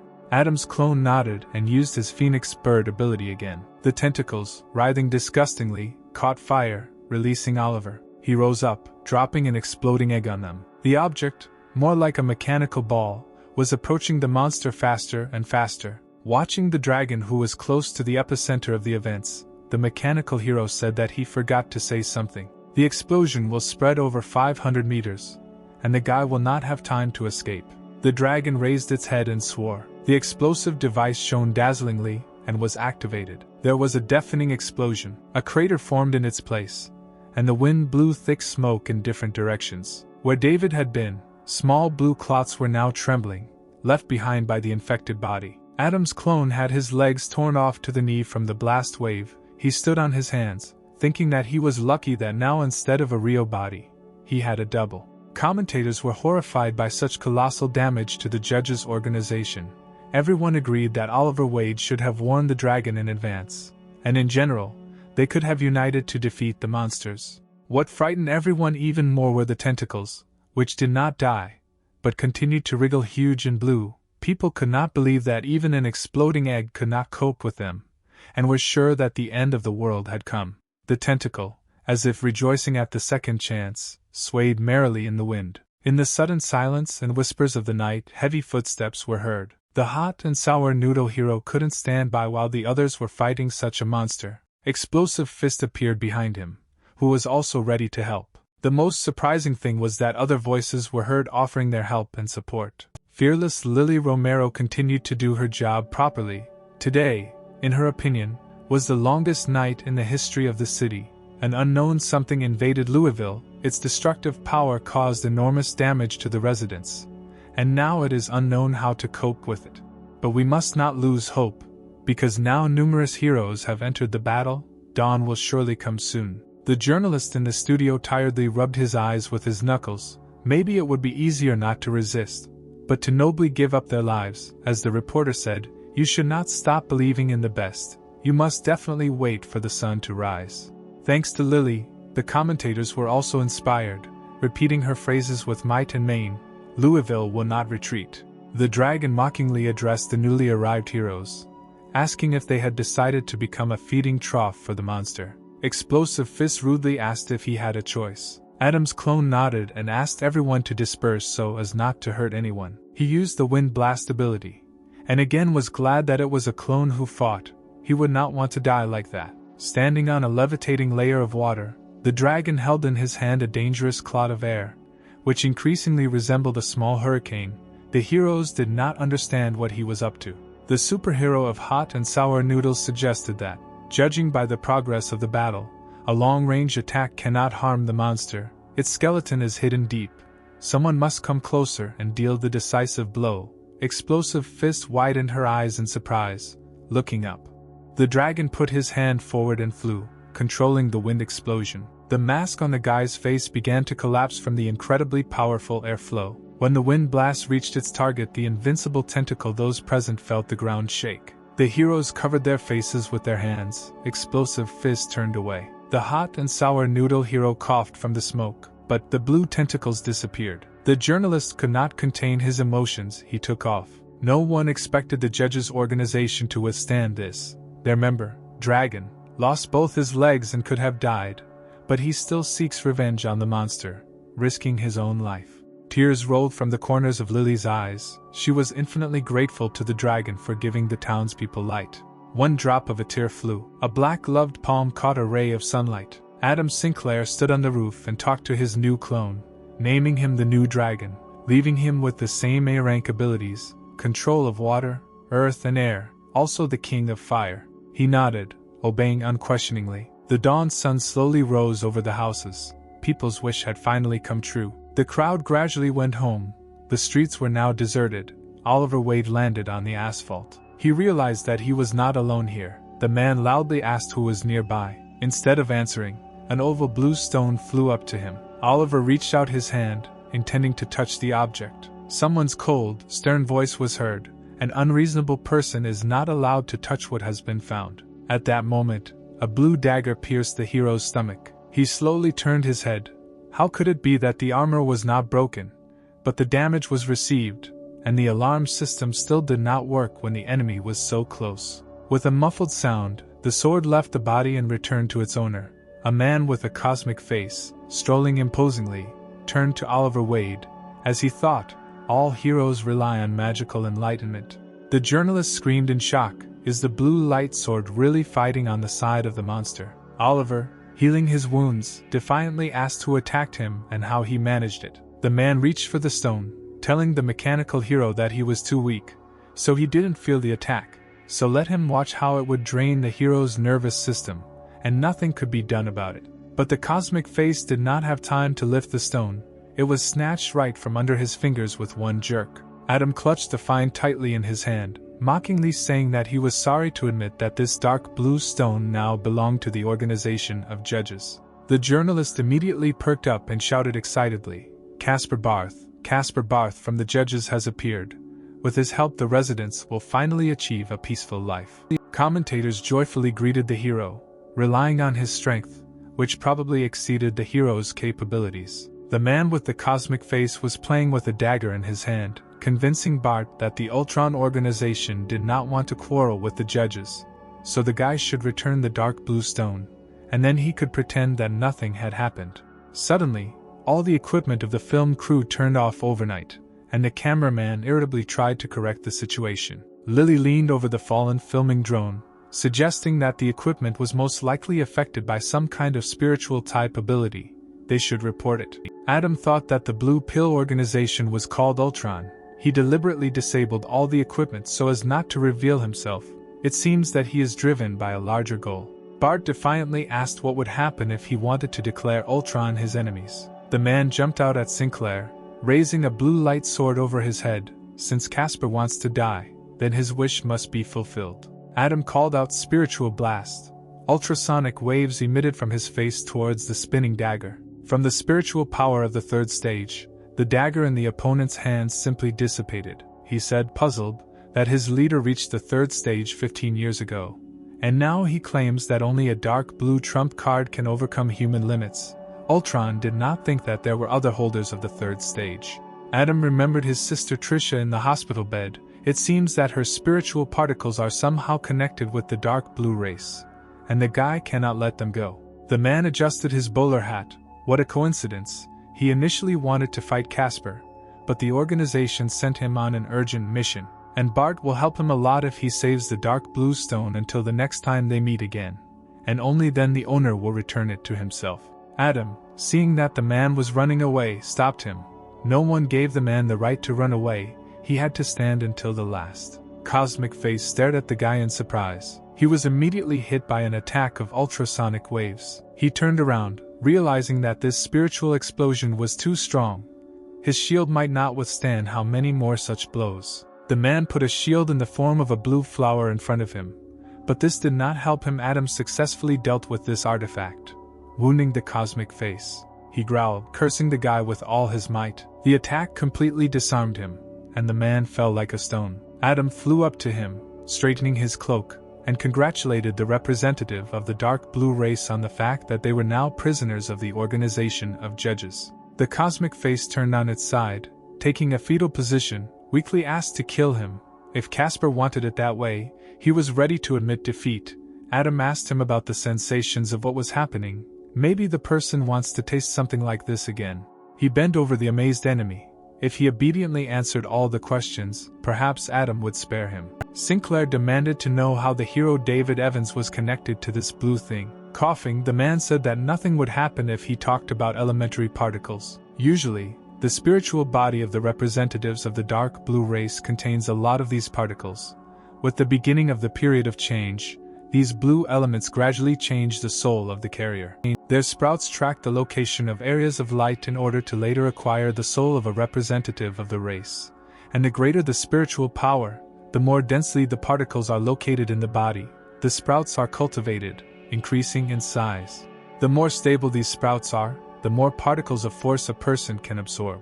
He can also unlock secret or combat skills. The dark blue race actively trades blue pills in order to find a suitable body for their relocation. Of course, not everyone is able to withstand when the particles begin to act.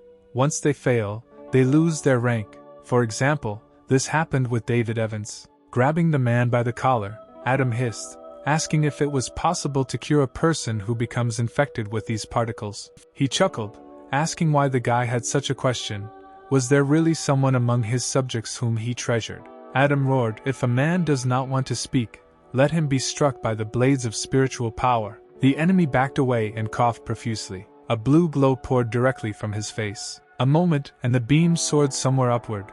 Because of the thick smoke, Adam decided that the man himself had disappeared somewhere. But as it turned out, the body remained lying on the ground. Adam turned his shocked gaze to the mechanical hero. The man was no less amazed. When the illusion dissipated, in the place of the man lay the head of the Association of Heroes of the City of Louisville, Greta Weasley. Sinclair said thoughtfully that it seemed that the Ultron organization had already infiltrated the Hero Association. Oliver Wade, beside himself with anger, announced, regarding the murder of the headmistress, he would be able to act as a witness in defense of the organization of judges.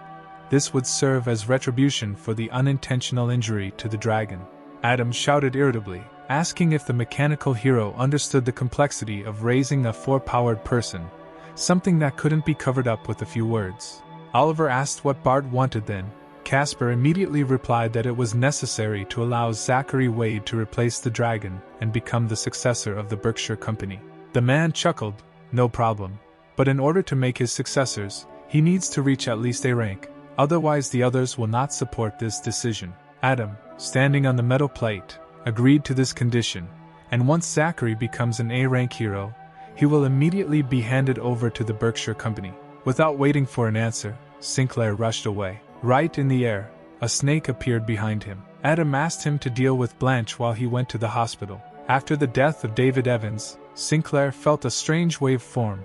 Being confused, he should have quickly checked how Tricia was doing. The plate carried him high above the high-rise buildings to his sister. On the morning of the same day, in the main hall of the Berkshire Heroic Association, Oliver Wade gathered the remaining heroes. He, standing with his back to them, gloomily reminded whether everyone knew that Headmistress Greta Weasley had been infected. This suggested that she was a spy for some secret organization that was to blame for the mutation of the hero David Evans. The man asked to answer questions about the Association of Heroes honestly. The hero of hot and sour noodles nodded, Explosive Fist grimaced and asked permission to leave. As the others left the room, Oliver called his youngest son over to him. Zachary approached his father, asking what was wrong. He put his hands on Zachary's shoulder, telling him about the deal with Caspar Barth. The judges want the boy to become the successor to the Berkshire Company, so he will now need an A-rank ability. The man ruffled his son's hair on the back of his head, asking him not to miss his chance. He grimaced. Isn't it the dragon who occupies this position? Why did the father suddenly change his mind? This could ruin Zachary's relationship with his brother.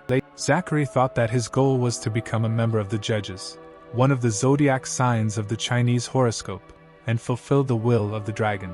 Zachary pouted, answering the mechanical hero that his godfather opened the way to a bright future for him, while his own father forced him to run on family errands. He clenched his fist, shouting that he was wasting his talent. Oliver thought with annoyance that Caspar Barth had done everything he could, but he had underestimated his relationship with his sons. He impulsively clung to his son and squeezed him in his arms, exclaiming that his son had grown up so quickly. The guy began to break free, shouting that he was already an adult, and it was disgusting. On the city's Belt Parkway, a seal swordswoman leaned exhausted against the wall of a house, her sword lying nearby like a useless trinket. When the girl opened her eyes, she saw someone's outstretched hand. The snake bowed before her, offering his help. But proud Blanche leaned on her sword, refusing help. The injuries caused her to immediately fall back to her knees, letting out a loud gasp of pain. When the snake asked not to be brave, the girl covered her face with her hands and cried bitterly. She asked for forgiveness, because of her the dragon died. The snake gently stroked her head, assuring her that it was not her fault, and urged her to come with him, because the organization had sent a guy to help the swordswoman. Finally, Blanche grabbed the outstretched hand with her palm, meekly agreeing to be led away. Adam had already flown to the hospital building, as he had thought. There was a strange energy hovering there. The hospital was blocked by a barrier of dark blue light, which was invisible to the ordinary human eye. There was not a soul in the hospital corridor in the morning. Suddenly, Adam's path was blocked by dense blue spiritual matter. From there, as if from a portal, monsters climbed out, similar to people, but with terrifying faces, sharp ears, and glowing blue eyes. Adam cursed. This wave turned all the victims of the incident into a dark blue uniform. One of them found himself behind Adam, throwing his clawed hand over his shoulder. The second one ran after the guy, threatening to devour him. Monsters began to emerge from the matter, one after another. The one who dared to touch Adam did it in vain. The next moment, the guy, with a precise movement, threw the alien over himself, dropping him to the floor. He immediately swung his fist at the monster again. The blow hit him right in the chest, causing blood to spray from the disgusting mouth. Without having time to count, Adam took turns dealing with the monsters. While dancing, he inflicted wounds with a long sword. When all the visible monsters remained dead weight on the floor, Adam thought with relief that, fortunately, Trisha was not among them. Maybe she hasn't had time to transform yet. Sinclair threw the blue dagger to the side. Then he carefully opened the door to his sister's room. The girl was hovering above the bed, surrounded by blue bubbles. She became more transparent every second, as if something was sucking the life out of her body. Is Trisha really mutating? Elementary particles gathering from one side of her body to the other. Suddenly the girl's body trembled. She tried to break free with the help of willpower. Trisha suddenly screamed loudly, and then she softly sank onto the bed. The fall caused her shirt to slip off her shoulders. Her blonde hair darkened, and there was a pained expression on her face. Adam put his hand to Trisha's nose to make sure she was still breathing and called her name. The girl suddenly opened her eyes, which were of different colors. She immediately put a dagger to Sinclair's throat, asking who he was. The guy raised his hands in conciliation, answering that he was her brother, but Trisha was not convinced her brother had a different voice. Adam forgot to change his voice, and immediately used the ability of transformation, returning to his previous appearance. Trisha chuckled. She still didn't believe it, since her brother didn't even know how to transform. Adam, blushing, adjusted his glasses, and told a story from their common childhood. His sister described the sheet, and so that the parents would not find out, she lied to Adam and asked him to sleep with her, and then framed his brother, blaming all the blame. Trisha calmed down and, like a kitten, sat up on the bed, surprised by her brother's ability to transform. Adam grabbed her hand and dragged her along. First you need to take your sister away from here, and he will tell you about the rest on the way. Arriving at her brother's house, Trisha washed away the burdens of the past day in a hot shower. In the kitchen, Lily was preparing dinner for the family. Adam came up and hugged her from behind, noting the girl's efforts in cooking. Romero turned around, wrapping her arms around his neck. She was also happy because Trisha woke up. This should definitely be celebrated. The girl instantly became sad, saying that today at work she felt how weak a person can be in front of an unknown force, even someone as strong as Dragon. But looking up at the guy, Lily smiled. She learned to value her love even more. She lowered her eyes in embarrassment as Sinclair pulled her even closer to him. The couple pressed their lips to each other, but a clear girlish voice was heard from around the corner. Trisha had already taken a shower and was asking if dinner was ready. Lily, extremely embarrassed, sharply pushed Adam away from her, answering that everything was ready. The table really turned out to be satisfying and pleased with the variety of dishes. Trisha, bouncing on the spot, was happy. Lily had prepared her favorite food.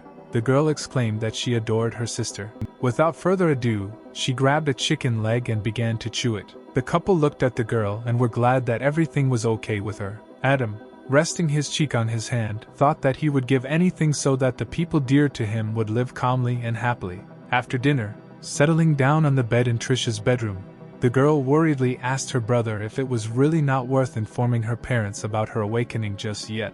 Adam shook his head. The Hero Association is investigating a case of mutation in the hospital. It's better to let them think that Trisha died. The more they knew, the more danger they would be exposed to, and it was also impossible to tell Lily about Adam's abilities. Trisha agreed and asked from now on not to take everything upon herself, but to let her help. Sinclair lowered his head.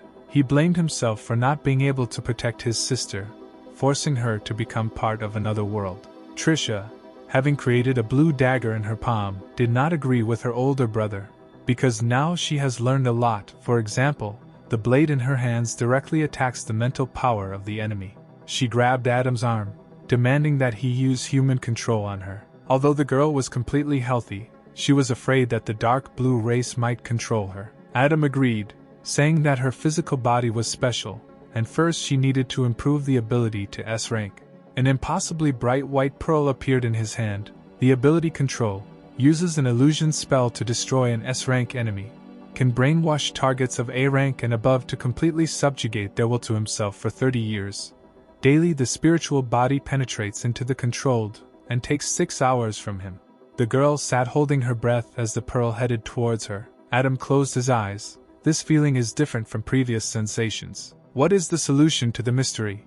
And what rules does it follow? Could what he sees be true? And how can he overcome this, being shackled by all sorts of restrictions? Adam found himself in an unfamiliar space, similar to outer space, and suddenly, hearing an unknown voice, he began to fall down somewhere. He screamed and woke up, clutching his heart in fear. The guy cursed. They almost broke his spiritual strength. Trisha touched his shoulder, concernedly asking if he was okay. Sinclair took her hand without answering, but said that the control had been completed, and now he had a task for his sister. Lily came into the room carrying a tray of fruit to offer to the boys. Adam looked at her with a smile and nodded. The couple was sitting in the living room at the table.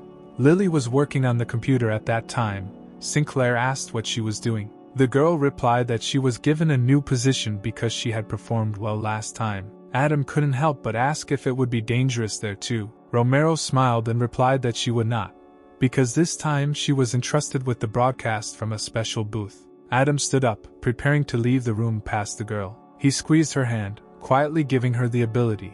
Lily looked at him in surprise. It was a B-rank ability, Green Snake Chain, which automatically activates a defensive chain when the wielder is in danger, transforming into a green snake and attacking the enemy. The Louisville suburb was famous for its mountains and hot springs. The swordswoman Blanche looked ahead blearily, sitting in the hot water. The Craig sisters swam nearby. Jo smiled and told her guests that this source was good for her health and would help her recover. The girl chuckled thoughtfully and scooped clear water into her palm. Then she stood up, saying that it was time to meet with the organization. Water flowed from her body in a stream as the girl left. Blanche basked in the sun, not knowing what to wonder. Was it really a new task? Regina exclaimed in admiration that, as befits a long-time member of the organization, the swordswoman was doing a good job with the mission of laying low. A little earlier, Blanche found herself in the Heavenly Palace. Adam, who was sitting on a high throne, asked the girl if she had heard about the territory of the Four Seas,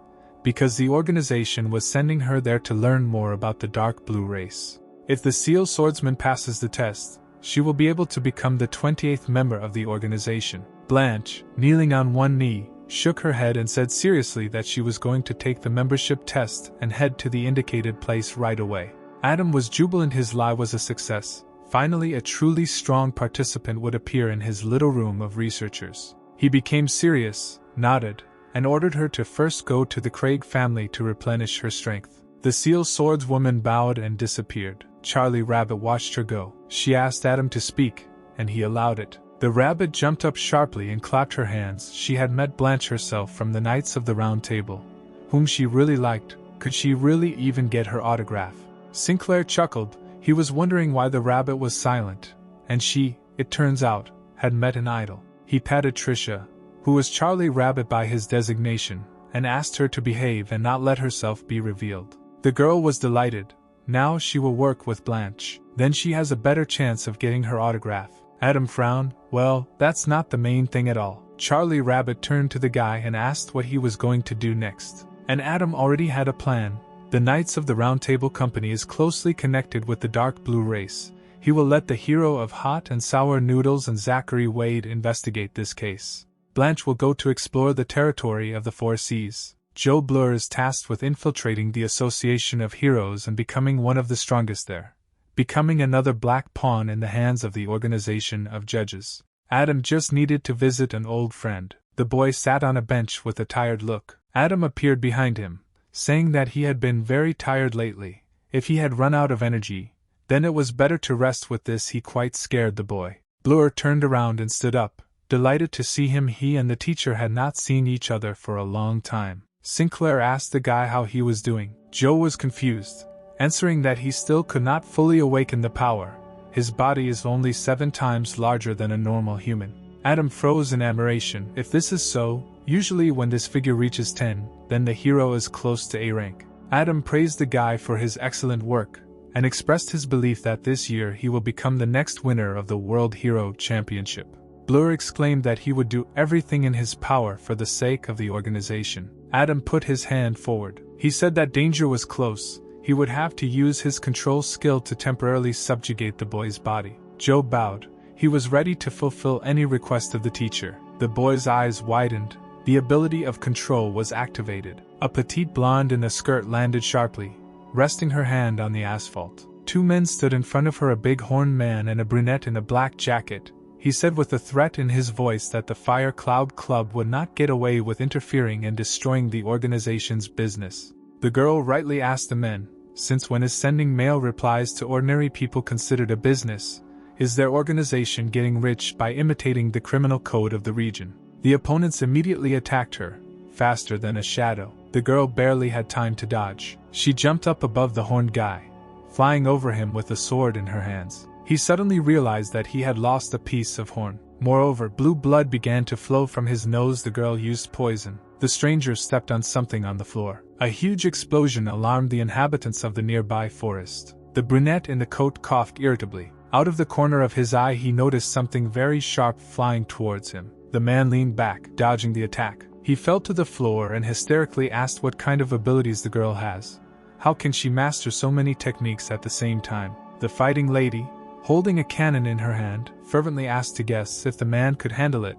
Perhaps she would answer. Dark energy gathered around the stranger. He was very angry, but he didn't have time to do anything. He just saw someone's foot flying at his head. Joe slammed his weight down onto the brunette. He told the perplexed girl that if she created another explosion, this place would be finished. It would still be useful, because in 5 days the admissions tests for an Ivy League university would be held here.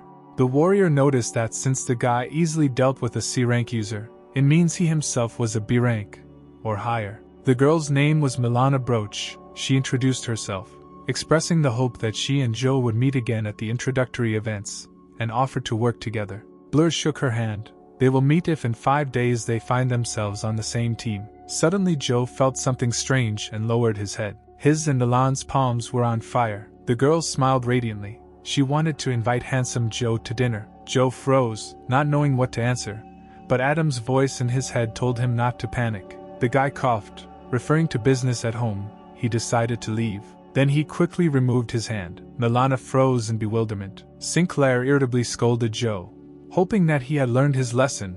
You can't pester girls. What kind of example is he setting for his sister? Blur, blushing, nodded as he walked and thanked his teacher. Milana was not at all upset by this. On the contrary, she was inspired. It seems that this time there will be something to see at the tests. The next day, Caravanaya Street was noisy and crowded. Crowds of people gathered to watch the Ivy League University's admissions tests. The event was commented on by the lovely presenter Marla Murch, who sweetly waved her hand at the audience. She was then introduced to her new partner, renowned reporter Lily Romero, who smiled and said hello. Now the girls will explain to the audience the procedure for conducting entrance tests at an Ivy League university to help them understand what is happening. The rules are simple. You need to complete the task in a certain time, using any techniques. Marla winked at the audience. Do they really think that everything will be so simple? No. It remains to be seen what obstacles and traps the organizers have prepared for the guys. A red-haired guy twice his height approached Joe, hugged him by the neck and bombarded him with questions. Why doesn't he have transport? Does he really have abilities that increase physical strength?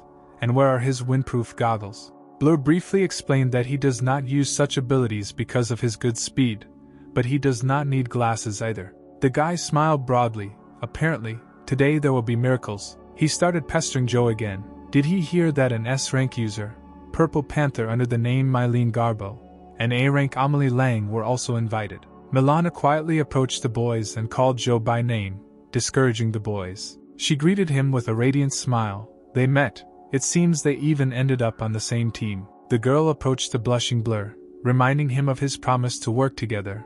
The boy looked away and agreed. Joe's red-haired acquaintance immediately squeezed between them. He tried to impress Milana, saying that he had speed abilities. If they were together, they would have easily completed the task. The girl turned away from him and raised an eyebrow. He, a user with millions of physical strength enhancement abilities, dares to flirt with her. The red-haired boy opened his mouth and almost began to cry. The voice of the presenter was heard, calling on the participants to prepare for the race, and began the countdown. Joe gathered his strength and concentrated extremely. A shot from a sports pistol sounded. Let's start. 3 participants actually flew into the air on jetpacks. One of them, with a mocking tone in his voice, shouted down that those who drive a sports car will never beat the flying competitors. But suddenly a swan attacked him in the sky.